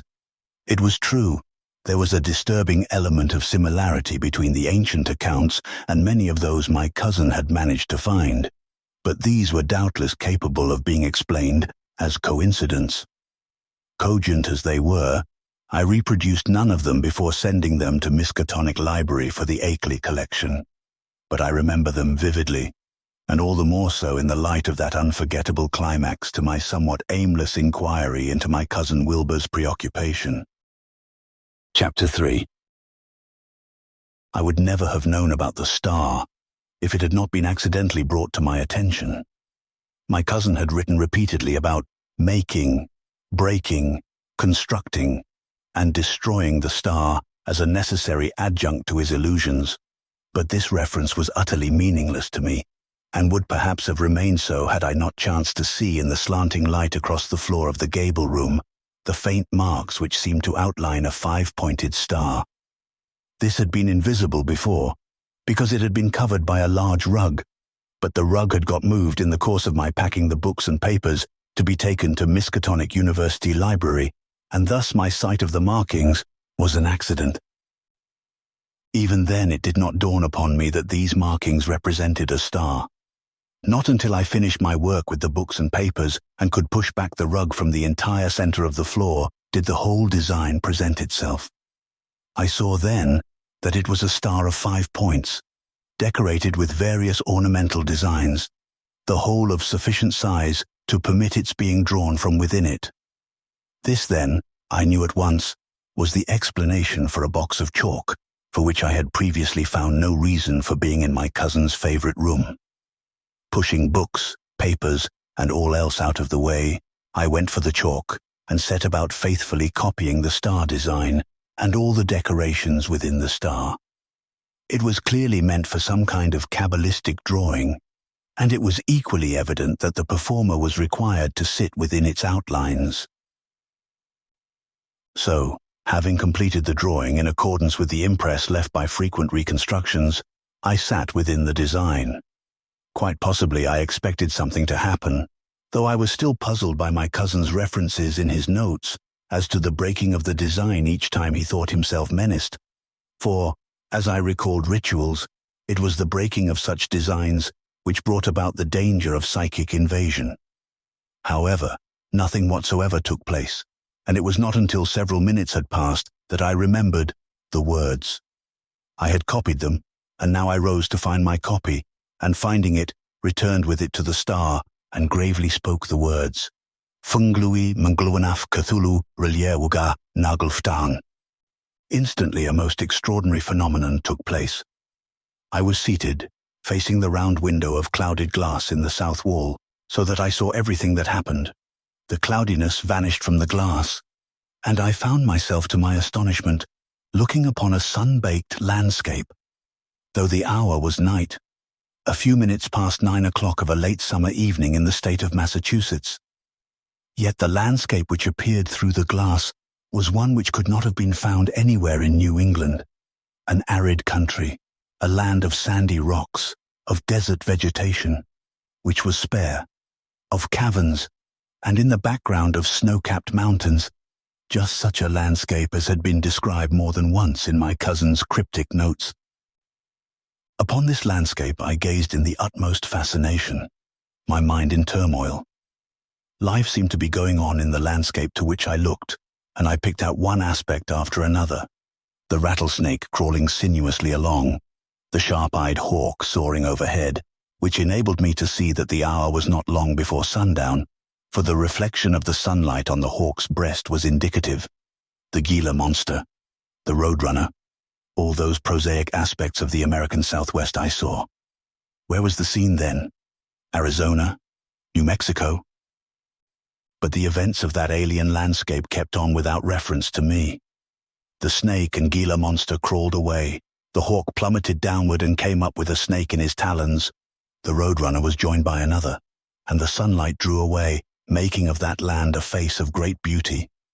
Then, from the mouth of one of the largest caverns came the bats. They came flowing from that black moor by the thousands in an endless stream, and it seemed to me that I could hear their chittering. How long it took for them to fly out into the gathering twilight, I do not know. They had hardly gone before something more made its appearance, a kind of human being, rough of skin, as if the desert sand had been encrusted upon the surface of his body, with abnormally large eyes and ears. He seemed to be emaciated, with ribs showing through his skin, but what was particularly repellent was the look of his face, for he resembled an Australian toy bear called the koala. And at this, I remembered what my cousin had called these people, for there were others following that first, some of them female. Sand dwellers.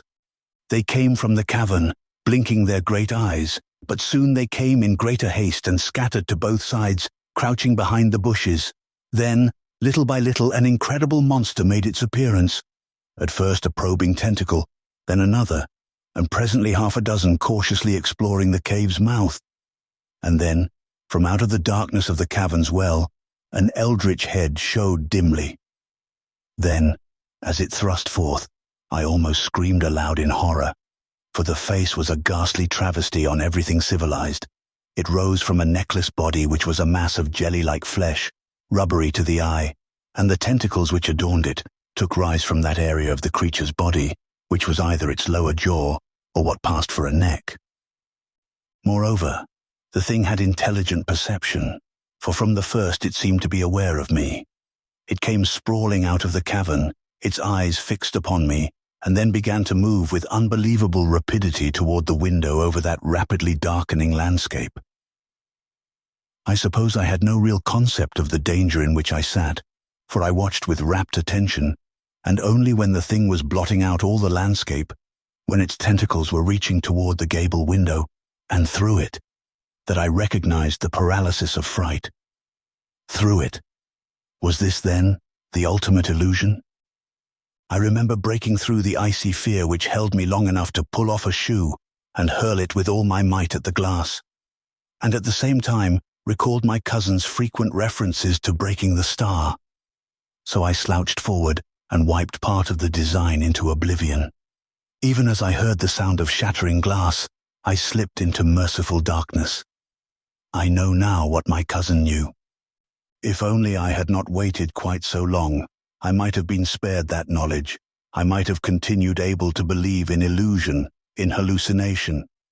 But I know that the clouded glass of the gable window was a potent door into other dimensions, to alien space and time, an opening to landscapes Wilbur Akeley sought at will, a key to those hidden places of the earth and the star spaces where the followers of the ancient ones, and the old ones themselves, lurk forever, awaiting their time to rise again. The glass from Leng, which might have come out of the Hyades, for I never learned where my cousin had got it, was capable of being rotated within its frame. It was not subject to mundane laws, save only that its direction was altered by the earth's movement on its axis. And if I had not shattered it, I would have loosed upon the earth indeed a scourge from other dimensions, unwittingly called forth by my ignorance and curiosity. For I know now that the models from which my cousin drew the illustrations, however crude among his notes, were alive, and not the product of his imagination. The final crowning proof is indisputable. The bats I found in the house when I regained consciousness might have come in through the broken window. That the clouded glass had cleared might have been an optical illusion, if it were not that I know better. For I know beyond doubt that what I saw was not the product of my feverish fancy, because nothing could demolish that final damning proof which I found near the shattered glass on the floor of the gable room, the cut tentacle, 10 feet in length, which had been caught between dimensions when the door had been shut against that monstrous body to which it belonged. The tentacle no living savant could identify as belonging to any known creature, living or dead, on the face or in the subterranean depths of the earth. The Horror from the Depths by August Derleth and Mark Shorer. Professor Jordan Holmes is dead, and the story of the incredible horror that threatened Chicago in the spring of 1931 can be told at last. In that spring, the reclamation of land from Lake Michigan for the coming World's Fair was already well underway when the first of those inexplicable events took place. It was an occurrence essentially prosaic, yet fraught with untold horror, as all of us at work on the project on the lakeshore were soon to learn. Late one March afternoon, one of the enormous dredges brought up from the lake bottom what was undoubtedly a portion of some long-dead animal's limb in a remarkable state of preservation. It was a sort of fossil, and yet seemingly not possessed of the consistency of a fossil. John Tennant, the chief engineer, was summoned, his interest aroused, and he in turn called upon Professor Jordan Holmes of the Field Museum for assistance in identifying the curious discovery from the lake. Confident that Holmes would know to what animal the fragment belonged, Tennant and I anticipated his arrival. But Holmes's surprise at sight of the fossil was equalled only by his bewilderment. The thing's boneless, He said at once. and doesn't show any sign of ever having had bone formation. He examined it further. And you'll notice that the limb is extraordinarily well preserved, hard only on the surface. The end severed by the dredge is strangely resilient, spongy. A close scrutiny revealed yet another odd fact. The creature evidently had had no blood at any time in its existence, unless the odd greenish-black veins could be said to have carried something that served as blood. Holmes was utterly unable to venture a guess about the nature of the animal, and departed finally, taking the fossil with him for laboratory examination. A second piece of this strange fossil was brought from the depths on the following morning. This bore no resemblance to any portion of animal anatomy either Tennant or I had ever seen.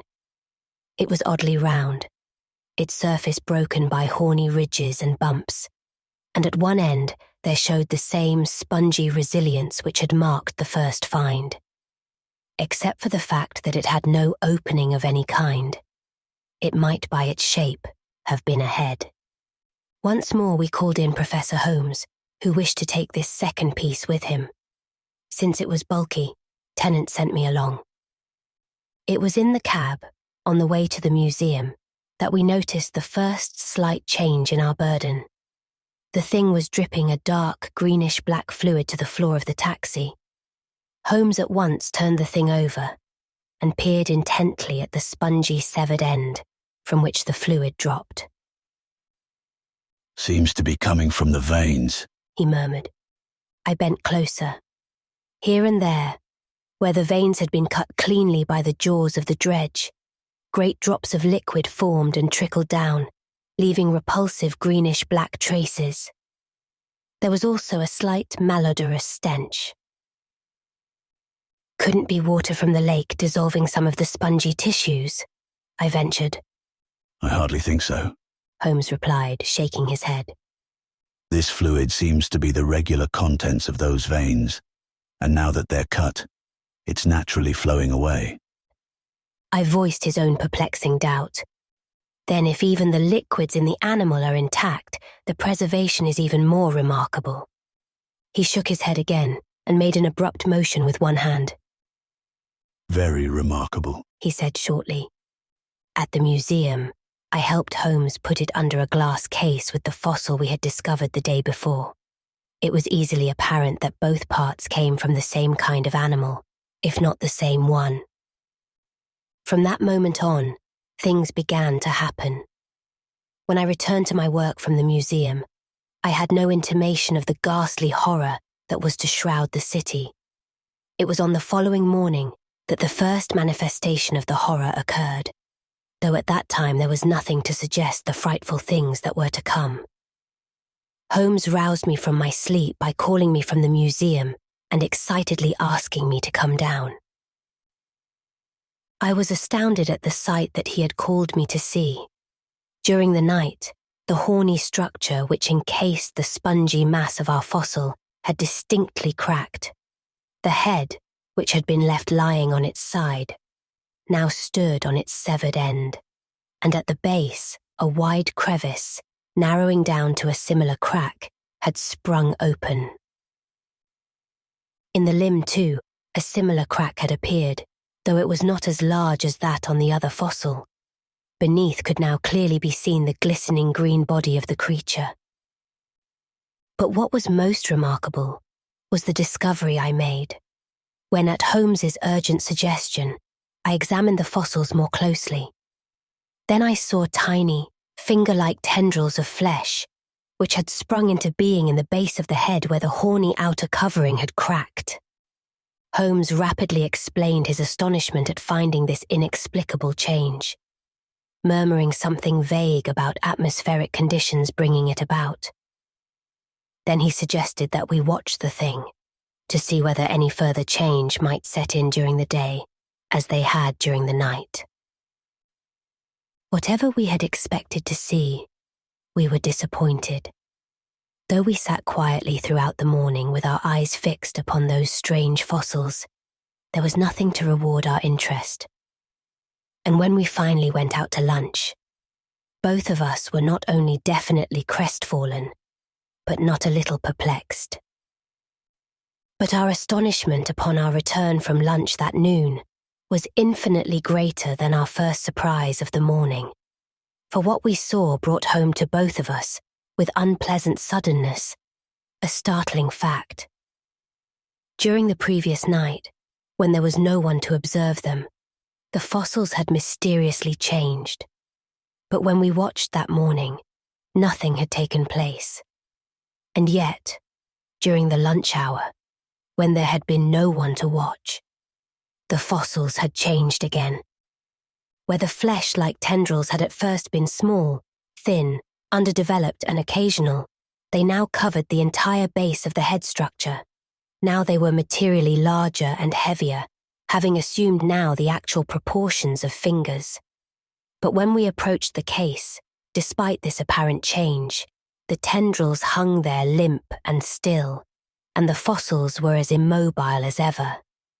It was only later that we noticed that the green bulge of glistening flesh beneath the fissure was greater and had taken on a richer colour.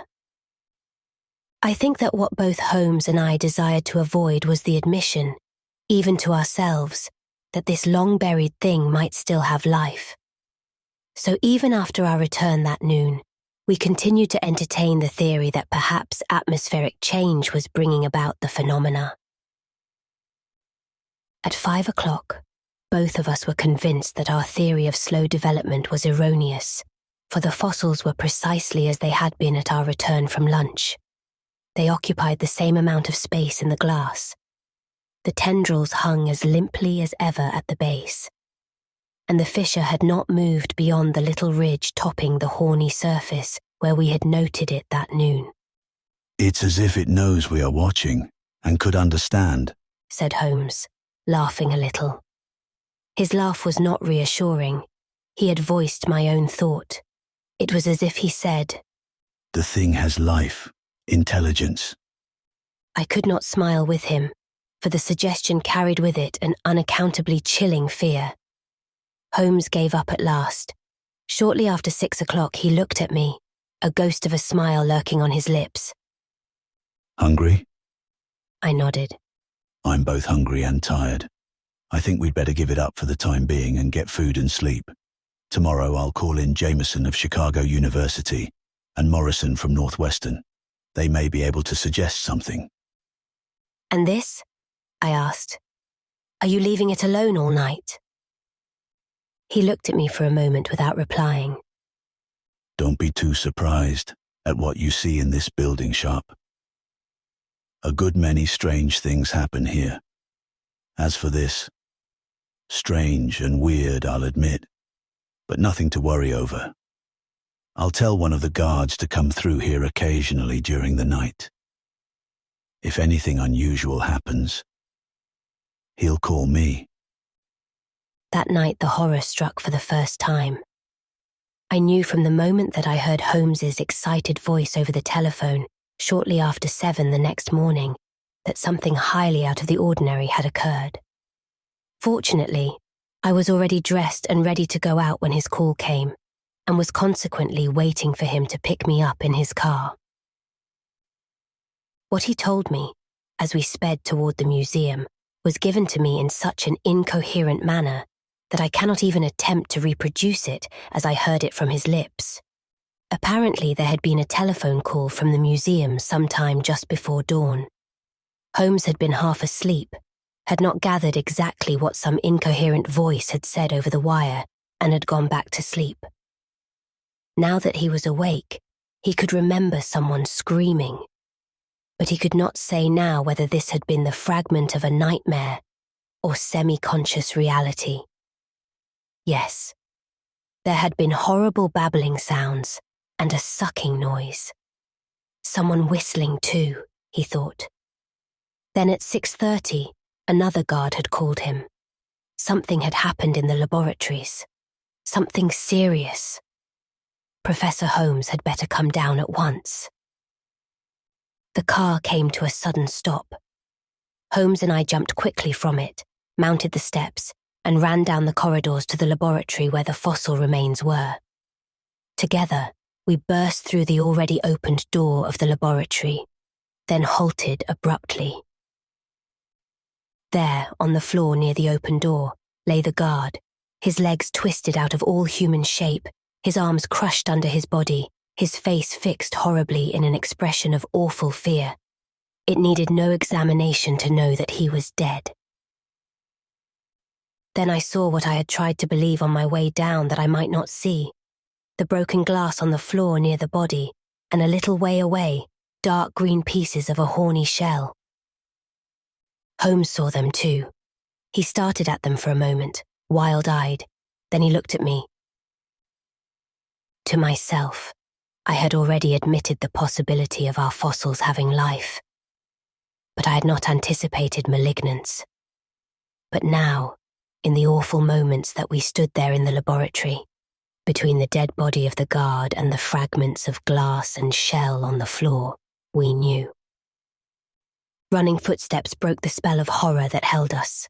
A moment later, another guard burst into the room, coming up short at sight of us.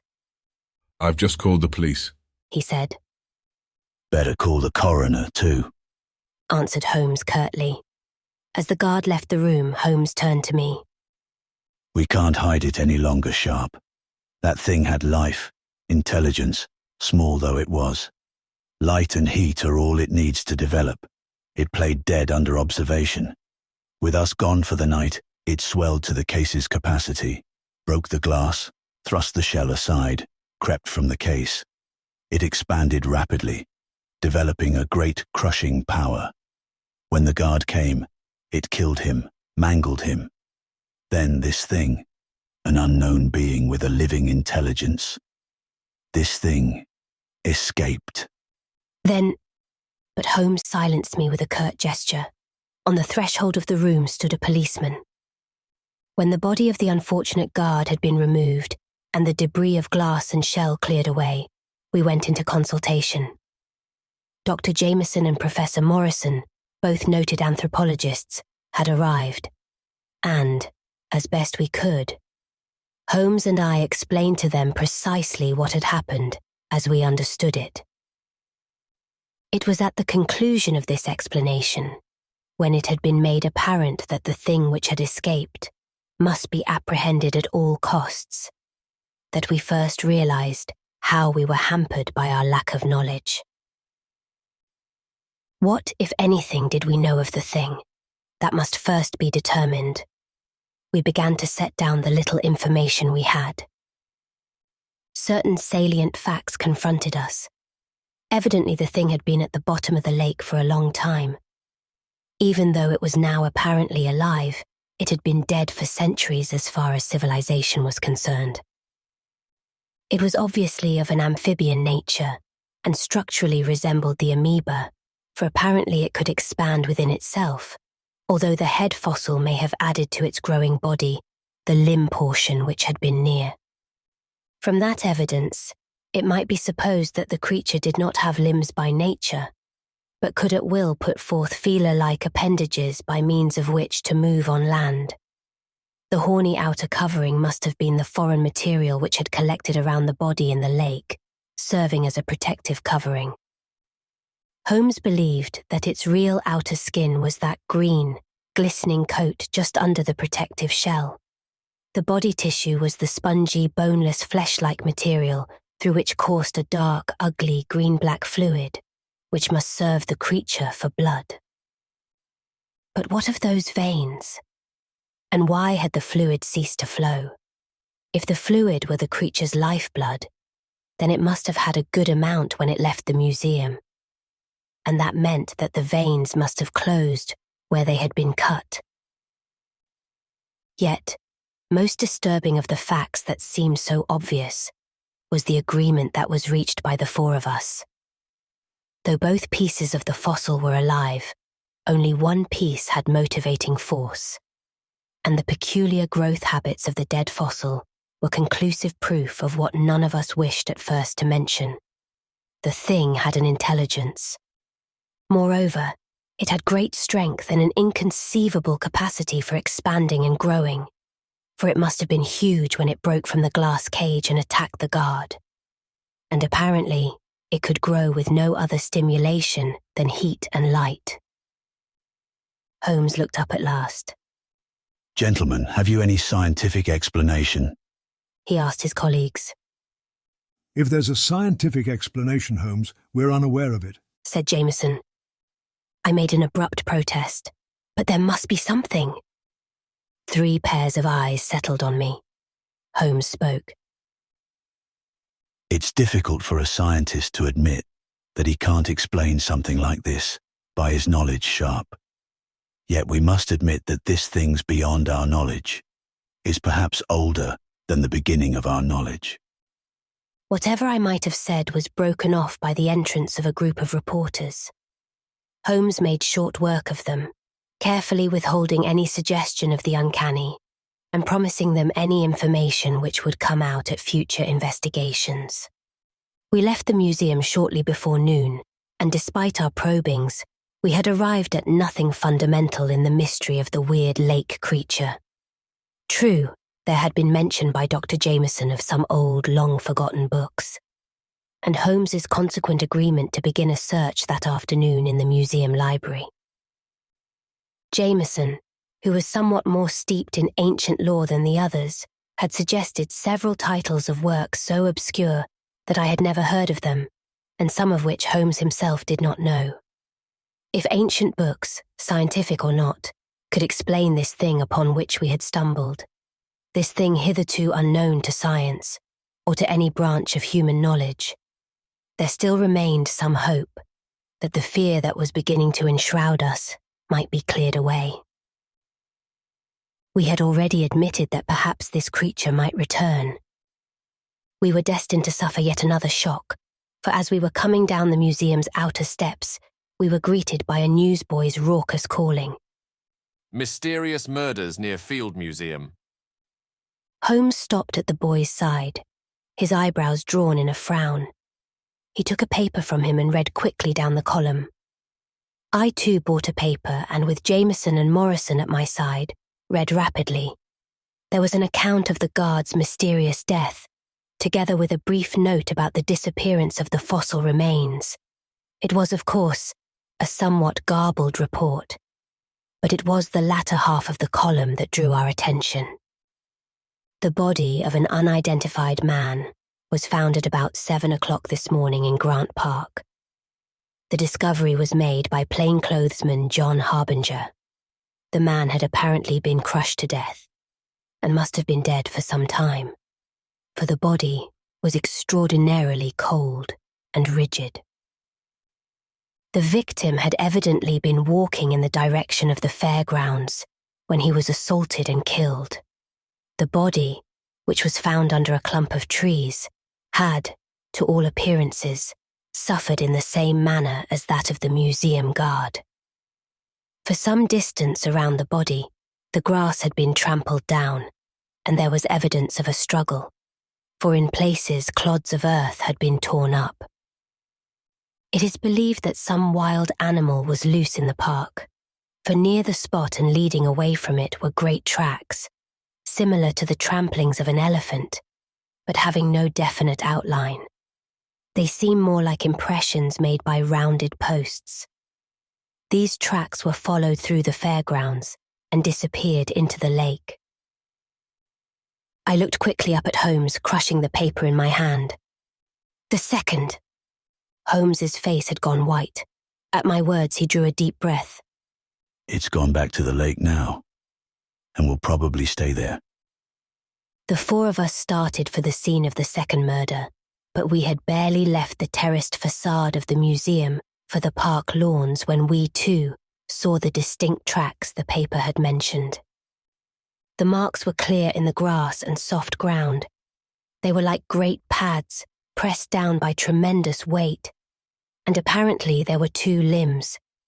They must have been of such proportion and at the same time such formlessness that I realized more sharply than before that the creature that made them was like no other beast that had walked the earth within the memory of man.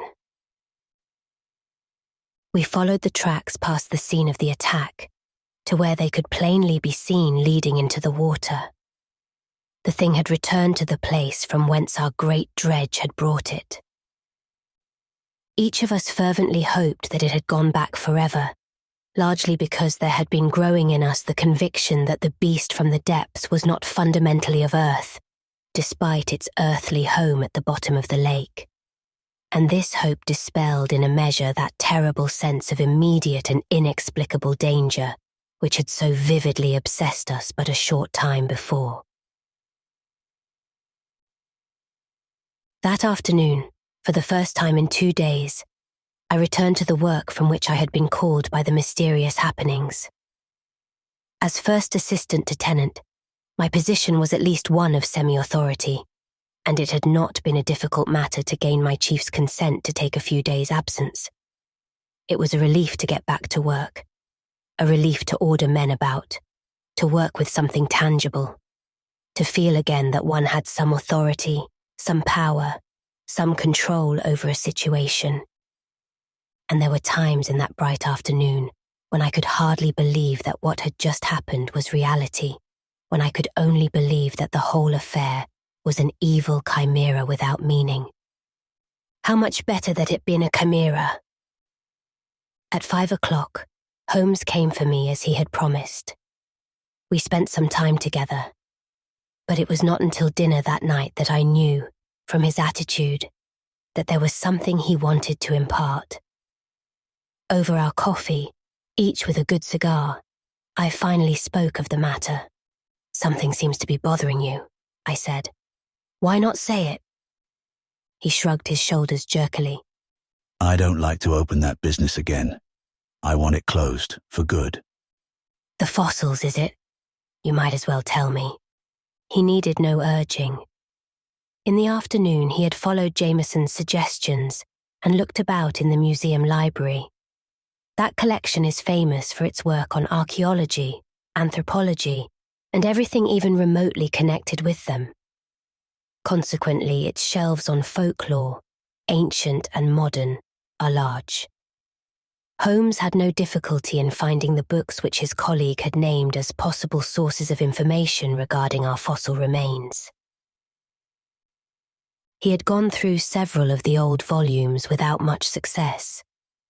Here and there he had run across vague hints, suggestive sentences, and some of the volumes, vague paragraphs about mythology older than the universe. A strange mythology, traceable to long, long dead aspects of ancient and elder gods of good and evil. It was not until he opened the frightful Necronomicon of the mad Arab, Abdul Alhazred, that he discovered the key to the half-hinted mythology in the other books, and thus he stumbled upon the lost and terrible legend of Hastur, the unspeakable, upon evil as, older than the universe, upon those ancient genii of evil, Hastur, Cthulhu, Yog-Sothoth, Loigor, Jar, and others. It was then that he had his first vague knowledge of the elder gods, the ancient ones, and of those others, mad genii of evil who inhabited outer space before the world was born. It was they who descended to ravage Earth and were vanquished by the elder gods and banished to the bottom of the sea. The accursed spawn of Cthulhu was sent into the sea, thrust deep into the caverns of a hidden and lost sea kingdom, the sunken land of R'lyeh. And there were other evil ones in this strange mythology, banished to the far forbidden places of the earth, and one sent back into outer space. Holmes went on for a long time over our table, piecing together those legends, building up for me briefly the whole dead mythology of a time before man roamed the earth. Our coffee grew cold, our cigars burned down, and still he went on in his quiet, slightly agitated voice. Even then, I was too uncomprehending to see what connection this mythology could have with the facts we had faced. At last he began the strange story he had read in the untitled Confessions of Clithinus, telling of vague and terrible rumours that had spread across the earth in the time of man.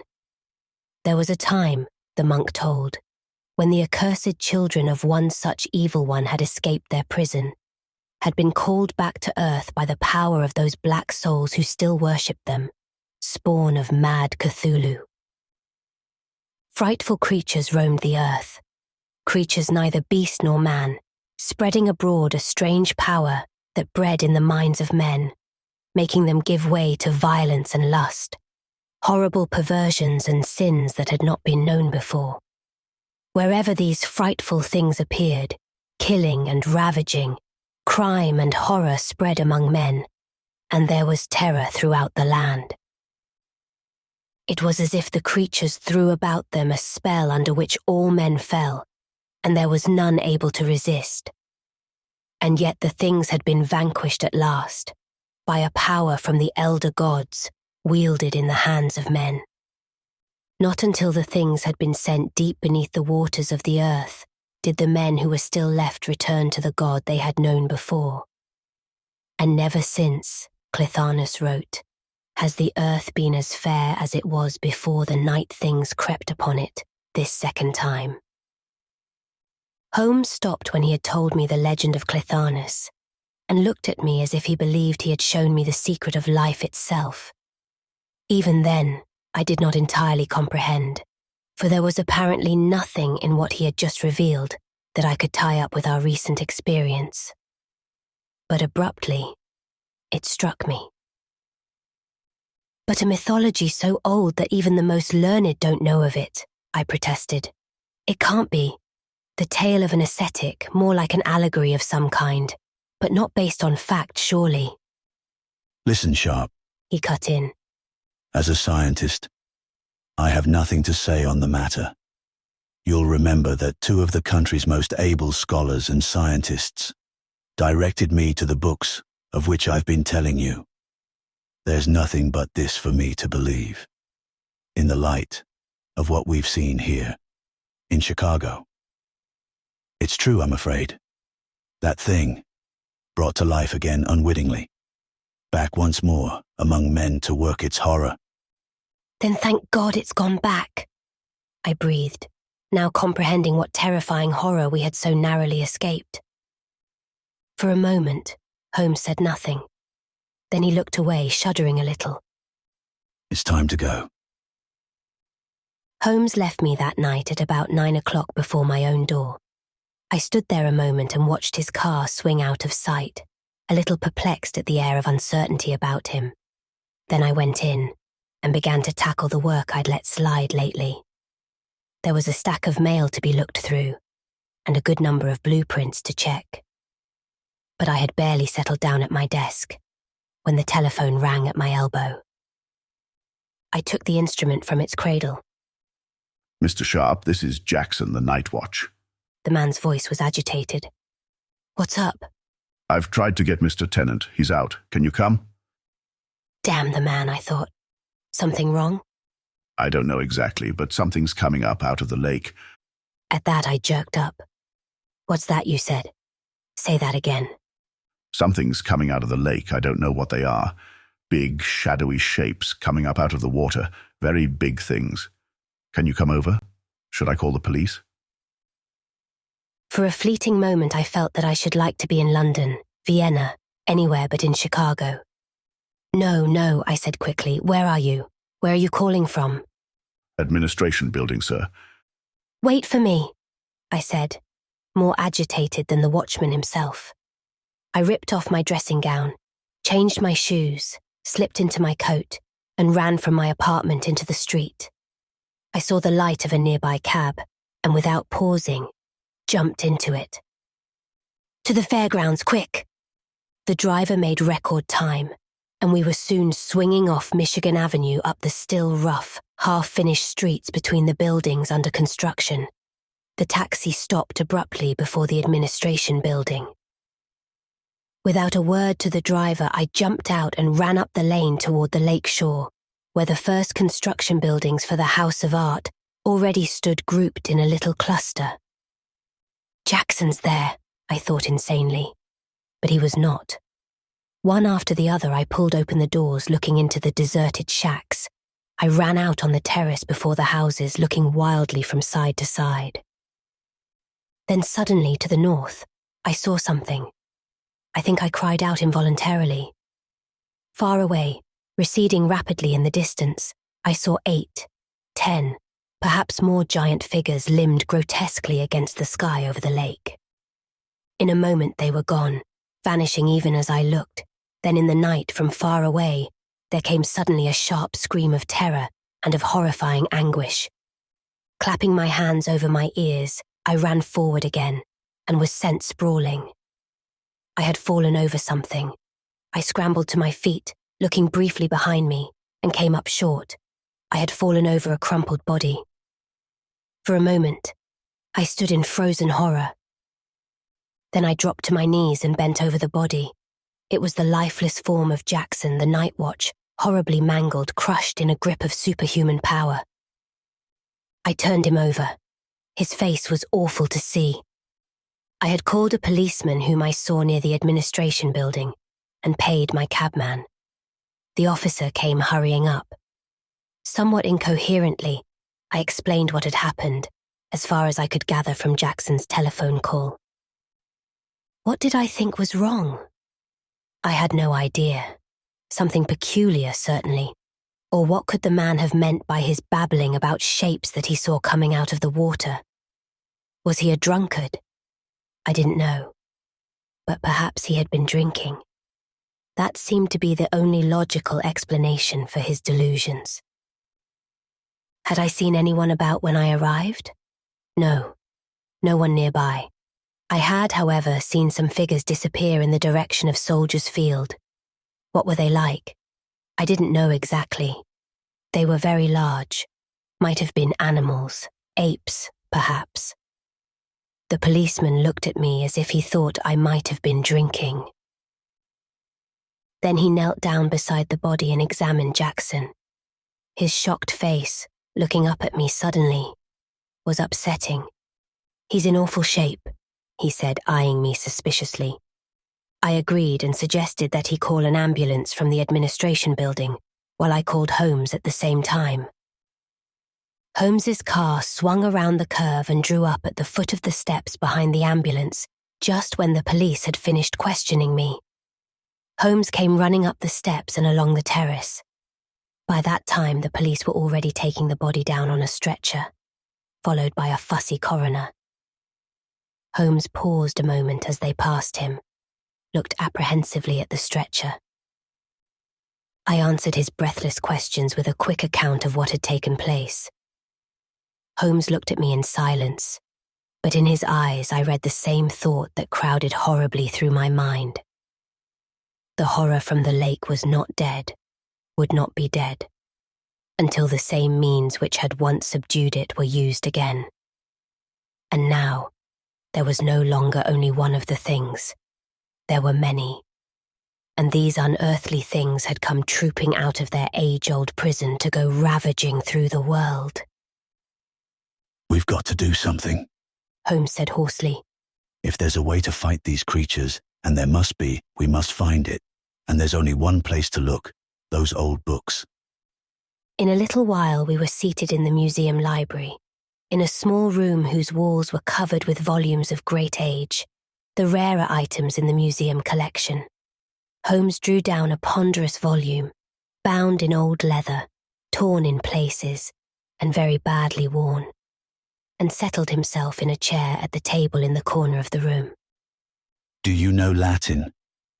"Fairly well." "Then read this along with me." I pulled my chair up next to his and looked at the open book.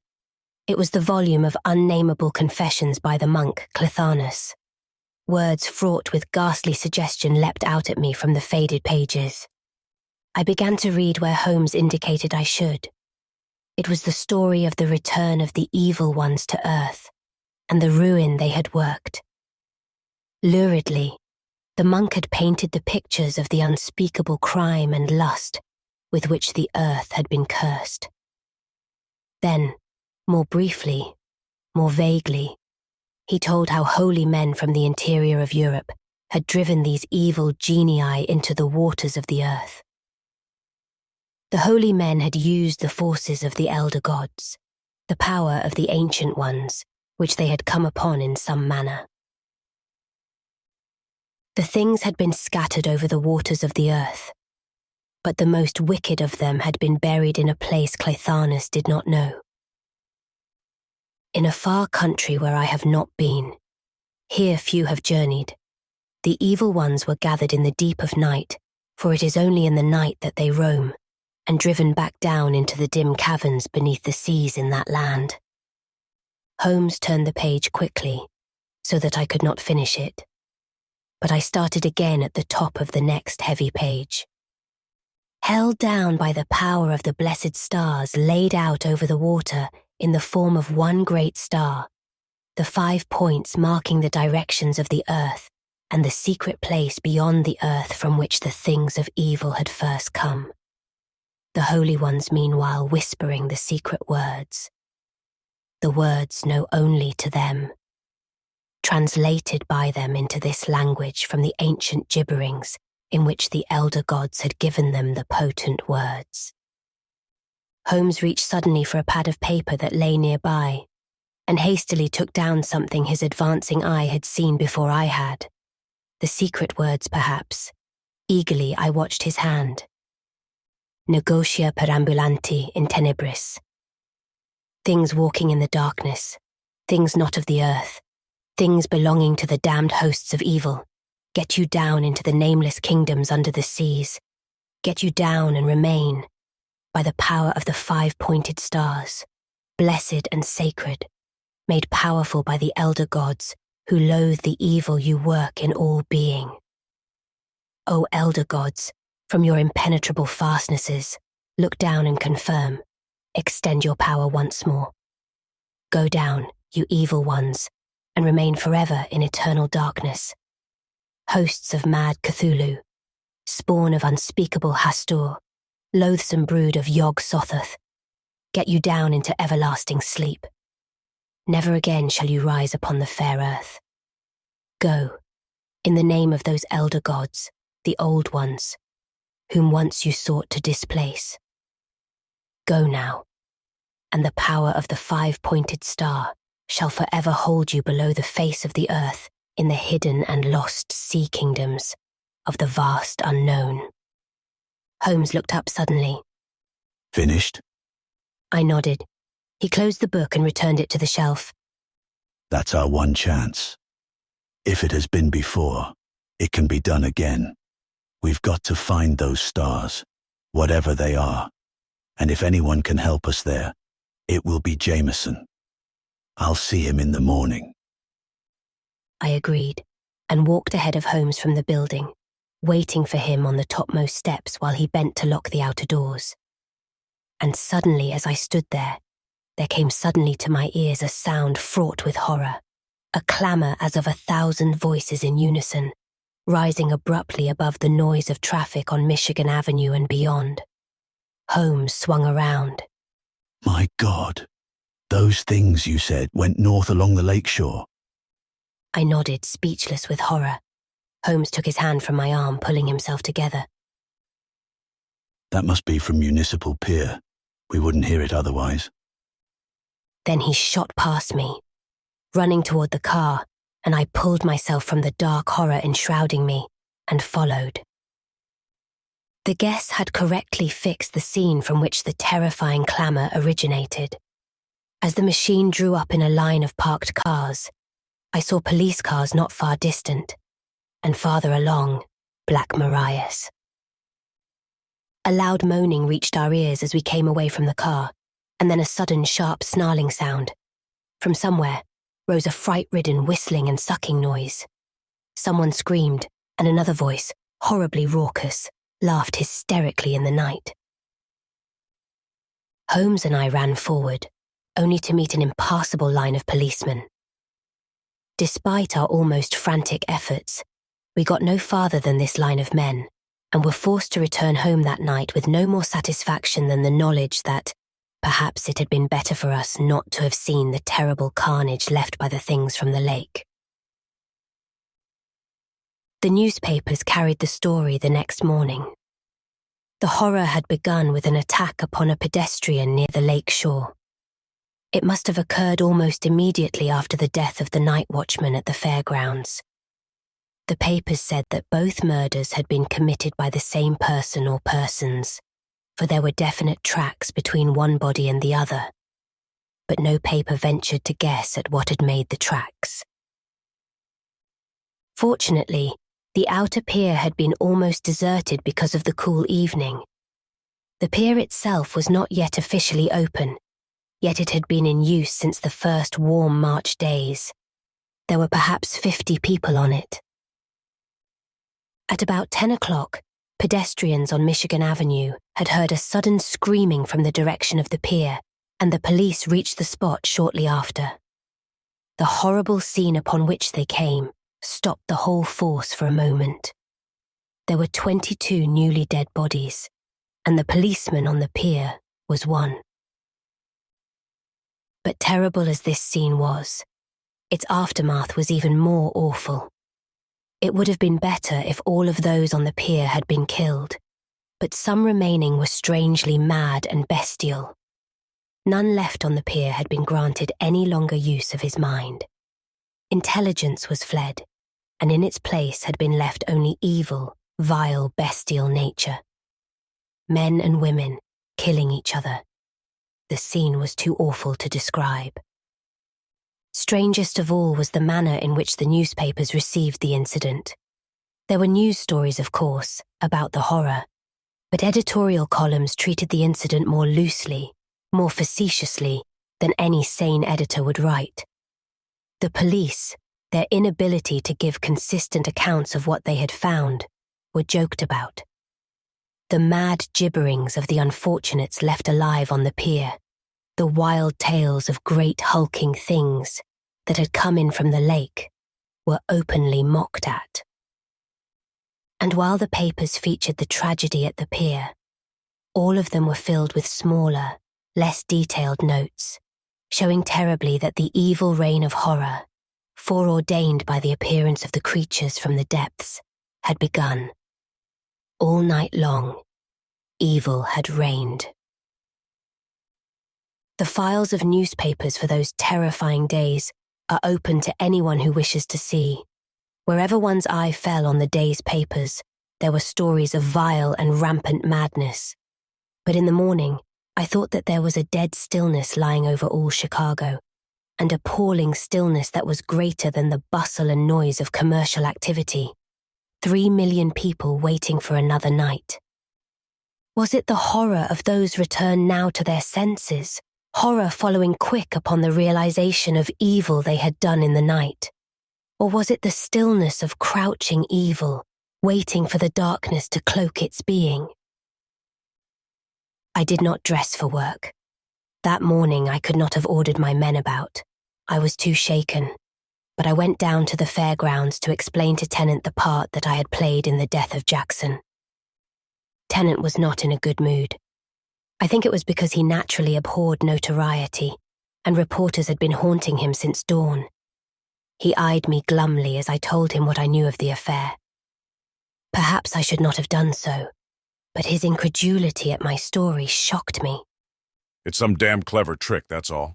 It's organized crime gone over the edge, the natural result of our tolerating gang rule for so long. But Tennant, I began, and then broke off. I could not explain to him.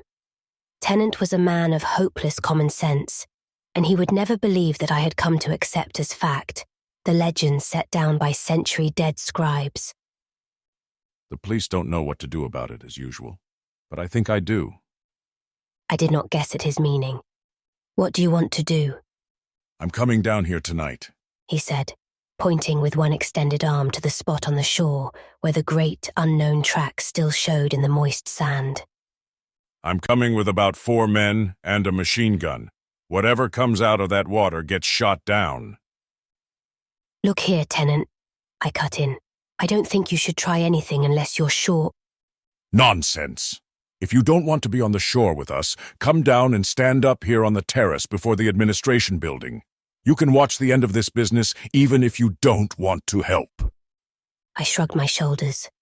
Knowing Tennant as well as I did, I realized the futility of arguing with him. What time? I asked. I'll be here by 8. They came about 9 last night. I hesitated. I'm going to see Holmes, I said finally. He's in on this with me, Tennant. If he wants to come over, I'll come too. All right, Sharp. I'll get him. Wait and see. I found Holmes in the museum library. Dr. Jameson was with him. Both of them were searching the old volumes for some clue to the mysteriously potent stars mentioned by Clithanus as the only weapon with which to fight the horror from beneath. I sat down to help them. The anguish of that search was inexpressible. The sudden mad frenzy with which one of us was overcome, thinking he had touched upon the thing for which we sought, the long hours of hopelessness when nothing new came from those pages. But in the end, our search was utterly futile. It was 5 o'clock that afternoon, when the last possible source of information had been put back on the shelves. We sat there looking at each other in bitter disappointment. There was nothing we could do without the secret of the stars. The suggestion of world terror soon to follow was horrible. Tennant came back to my mind suddenly, and I quickly outlined his plan to Holmes and Jameson. As I had expected, both of them protested angrily. We've got to stop him, said Holmes with determination. But almost immediately despair drooped his shoulders. but we can't. Despite what has happened, no one would believe us, and we can't try to tell them. That would only hamper us more. As to coming down, no, we must not go. But at 8 o'clock that night, Holmes and I stood on the topmost step of the administration building's terrace, watching the figures down at the shore. The fascination in the promise that we might learn something new of the things from the lake had been too strong for Holmes. We had to come. And so we stood in the dim light and watched the figures silhouetted against the flares Tennant had put up to light the scene of activity. For half an hour, we stood there watching the men below us, trying to crush down the forebodings that haunted us. Then suddenly, Holmes clutched my arm. I heard him whispering under his breath, hoarsely, frightened. Look, my God, look at them. Look down there. A horrible fear slowly clamped its hand upon me. A great shadow was rising slowly from the lake. Behind it, another shadow began to grow suddenly out of the lake, farther out, wallowing a little in the water. The first of the creatures gained the shore, splashing about a little. Then the first series of shots rang out. The thing did not fall. It paused a moment, its great unshapely bulk limned against the sky. Its unnatural leg formation struck deep into the sand. Then came an abrupt sucking noise, as of a great odious beast drawing water through a tube, and abruptly after, a shrill weird whistling from the shadows, still rising out of the lake. The thing on the shore lumbered slowly forward. Another series of shots spoke sharply in the night, then a pistol report. The thing lumbered closer. Behind it came others. Now the machine gun was emptying itself into the shadows, but in a body, with a great sucking and whistling noise, the creatures walked through the steady firing toward the group of men. Someone screamed suddenly. I felt Holmes's hand clutching my arm so tightly it hurt, but I did not move. One of the men below turned and started to flee, but at that moment, he was overcome by the first shadow, which seemed to collapse suddenly, draping itself over the fleeing man like an abruptly deflated balloon. There was a sudden death-ridden scream, then another and another. The shots had stopped. Below us there was indescribable carnage. Great lumbering, floundering shapes on the lakeshore where the men had been suddenly ended screams. The terror-fraught sound of sucking and whistling continued. Unconscious of what I was doing, I ran forward a few steps, but Holmes dove for my body, quickly drew me back. From down there came the horribly suggestive sound of snapping and breaking. Bones! I put up my hands and stopped my ears. Like a man in a dream, I saw those gigantic shadows draw apart a little, heard the sucking and whistling subside abruptly. The shapes lumbered clumsily but swiftly away along the shore. Somehow I got to my feet and followed Holmes toward the still forms that lay on the sand. There was no sound. Holmes bent briefly over the body of the first man, the one who had first tried to flee from the horror. He turned away, shuddering. We examined those crushed and mangled bodies, and one thought was uppermost in my mind. Where was Tennant? Suddenly, one of the bodies to my right groaned. I dropped quickly and looked at his face. It was Tennant. I felt of him quickly. By some miracle, he was alive. Apparently, he had suffered no bodily injury.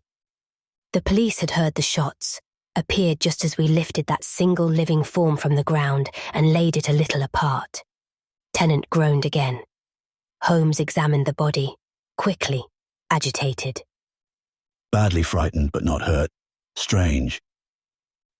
I took the revolver which my chief still held tightly in his fist and dropped it into my pocket. Holmes was passing his hand rapidly over Tennant's body to assure himself that Tennant was unhurt. Abruptly, Holmes's expression changed to wonder. His hand stopped at Tennant's coat pocket, fastened around something inside. Then his hand dived inside Tennant's pocket and brought out the thing he had felt there. For a moment he held his hand tightly clenched. Hope sharp, he whispered. Then he opened his hand. In his palm lay a piece of stone, not very large, cut in the shape of a 5-pointed star. We followed the ambulance that carried the raving Tennant to the hospital, but they would not admit us to the room in which he was immediately confined. A doctor told us presently that his babbling had lessened, but that his mind still wandered. He would be all right, though, when he recovered from the horrible shock. He had a broken leg, the only serious consequence of his struggle with the thing from the lake. We could wait if he wished, but it might take a long time. We felt we had to wait. It was too important to learn from Tennant where he had gotten the star-shaped stone. Holmes drew it from his pocket while we sat outside Tennant's door. It is certainly one of the blessed stars mentioned by Clithanus. It was only because he had that in his pocket that Tennant was spared. But where on earth did Tennant, who knew nothing about the real nature of the things, get this? Holmes shrugged. I can't tell you, but he knows, and he must tell us. Where this one was, there must be others, for so Clithanus intimates. Once more, he gave his attention to that peculiar stone, cut so exactly into the shape of a 5-pointed star. It must have been very old. In colour it was a pale green, but it seemed to have been scraped clean of an outer covering, perhaps by Tennant, for in places there were the distinct marks of a knife blade. We could make out little from the stone itself. But after several hours of waiting, a nurse came from the room with the information that we had better return in the morning. So we went to my apartment, where we spent the night in ceaseless conjecture. We went over what had happened again and again, touching especially upon the evil effects caused by the appearance of the horror from the depths. Through some sort of telepathy, these creatures from the lake sent slithering into the minds of men the desires which had led to the awful crimes and fervours of the preceding night, which must be going on this night too. When dawn came at last, we bathed and ate before leaving for the hospital. Holmes bought several morning papers at once, merely glanced at the headlines, which justified our belief that further crimes were committed during the night, and then put them aside. He remarked angrily upon the lack of any suggested explanation, and the facetious manner of presenting the crime wave. When we got to the hospital, we were told that Tennant was conscious and feeling better. He had been awake for some time, had been asking for us. His mind was still somewhat clouded, although he spoke quite clearly. Good morning. He said in an exhausted voice. I'm feeling about as bad as I can remember ever having felt. His assumed smile faded abruptly, and he looked up at us with frightened eyes. My God, Sharp, what happened? Those fellows who were with me? Where are they? What's become of them? Tell me. Holmes cut in with a brief account of what had happened the night before, and came quickly to the matter of the stone, which he produced from his pocket. Where'd you get that, Tenant? Tennant looked at the stone for a few moments as if not understanding. Then he closed his eyes tightly, forcing his memory back.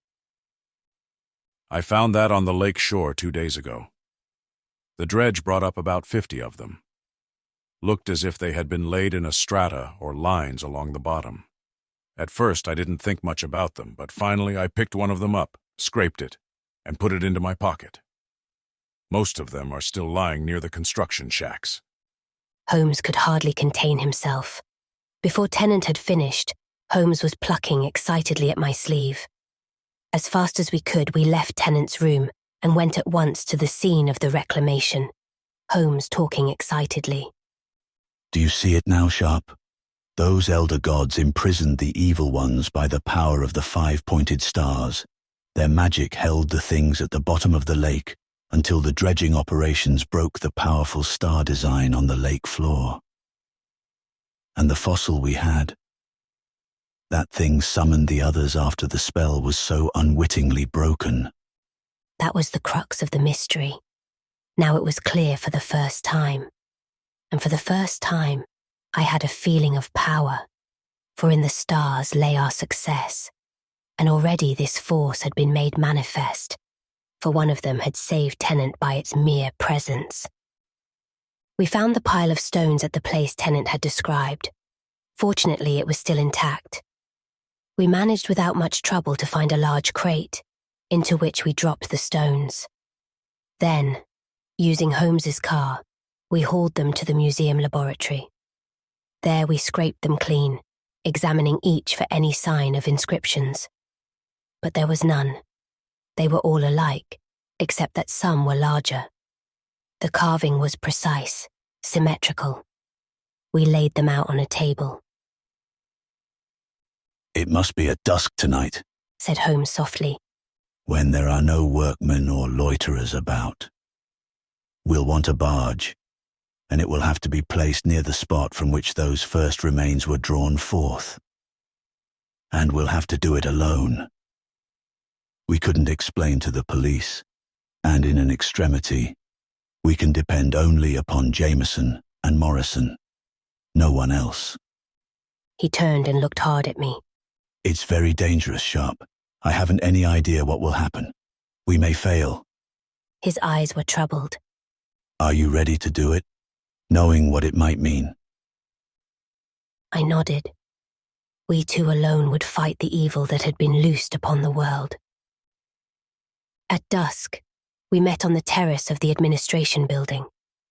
200 feet out on the lake, directly over the spot on which we had been working 3 days before, a barge was waiting. I had taken charge in Tennant's absence, and it was an easy matter to order workmen to leave it there, instead of pulling it up to the shore with the others. A rowboat was waiting at the water's edge, and into this we put the crate of stones. We paused for a moment before we stepped into the boat and looked back at the buildings. No one was in sight. Silently, Holmes stepped into the boat and took a pair of oars. I shoved the boat away from the beach and jumped in. How could I keep my mind from the horror that I knew lurked beneath the waters? Deep, deep down there were the things we meant to destroy, things that might so easily destroy us instead. I felt myself gripping hard on the oars to keep from reversing the movement and pulling back toward shore in terror and fright, to flee from that scene and never return. But I kept my mind fixed on the determination that showed in every line of Holmes's bent figure. In a few moments, the rowboat was scraping at the sides of the barge, and Holmes jumped lightly out and tied it to the heavier craft. Together we lifted out the box with its burden of curious stones and set it on the barge. Then I stepped up. Feverishly, we went to work, marking out the pattern of a 5-pointed star on the barge, a star as great as the surface of the craft would allow. Then we began to place the stones at regular intervals along the chalk lines we had drawn. The 5 largest stones marking the 5 points. It was a mad business, madly done. I was close upon a frenzy when we finished. Now, more than ever, I wished to get into the rowboat and get back to shore. Together we stepped into the center of that great design, that symbolic thing we had made, outlined by the stars in whose power we had placed our lives. Holmes peered at me. Ready? He asked. I nodded. Darkness was falling when Holmes's strong voice rang out over the waters, speaking in Latin an incantation I knew. Things walking in the darkness, things not of the earth, things belonging to the damned hosts of evil, get you down into the nameless kingdoms under the seas, hosts of mad Cthulhu, spawn of unspeakable Hastur, loathsome brood of Yog-Sothoth, get you down into everlasting sleep. Go, in the name of those elder gods, the old ones, whom once you sought madly to displace. Go now, and the power of the 5-pointed star shall forever hold you below the face of the earth, in the hidden and lost sea kingdoms of the vast unknown. The echoes of the strange and alien words died over the water. Then Holmes began again, more loudly, more clearly. His voice must have gone on, but I was suddenly no longer aware of it. Suddenly there was a great whirling in the air, tremendous whispering sounds not unlike a powerful wind coming at a great distance. And at the same time, the stars on the barge had begun to glow like fire. What occurred next, I don't remember clearly. I remember only that suddenly the entire sky was alight, as if on fire, and then consciousness seemed to be seeping out from me. I struggled to keep my feet, to keep the universe from whirling about the sky. Then blackness fell. When I opened my eyes again, I was still on the barge. Everything was quiet. I crawled over to Holmes, who lay inert near me. Slowly he opened his eyes as I shook him. Then he got up, looking eagerly about him. The stars were gone. All of them. There was only the barren surface. We leaned far over the side of the barge and peered at the slime around it. A horrible green slime, from which arose a putrid odor of long-dead things. Silently, Holmes led the way across the barge to the rowboat, and we started back to the city. Holmes told me later what had happened after I passed out that night. Told me why the things had been destroyed utterly, annihilated, rather than buried again. And this explained at the same time the weird stories of the columns of fire seen over the lake. Stories that the papers reported the morning after our adventure.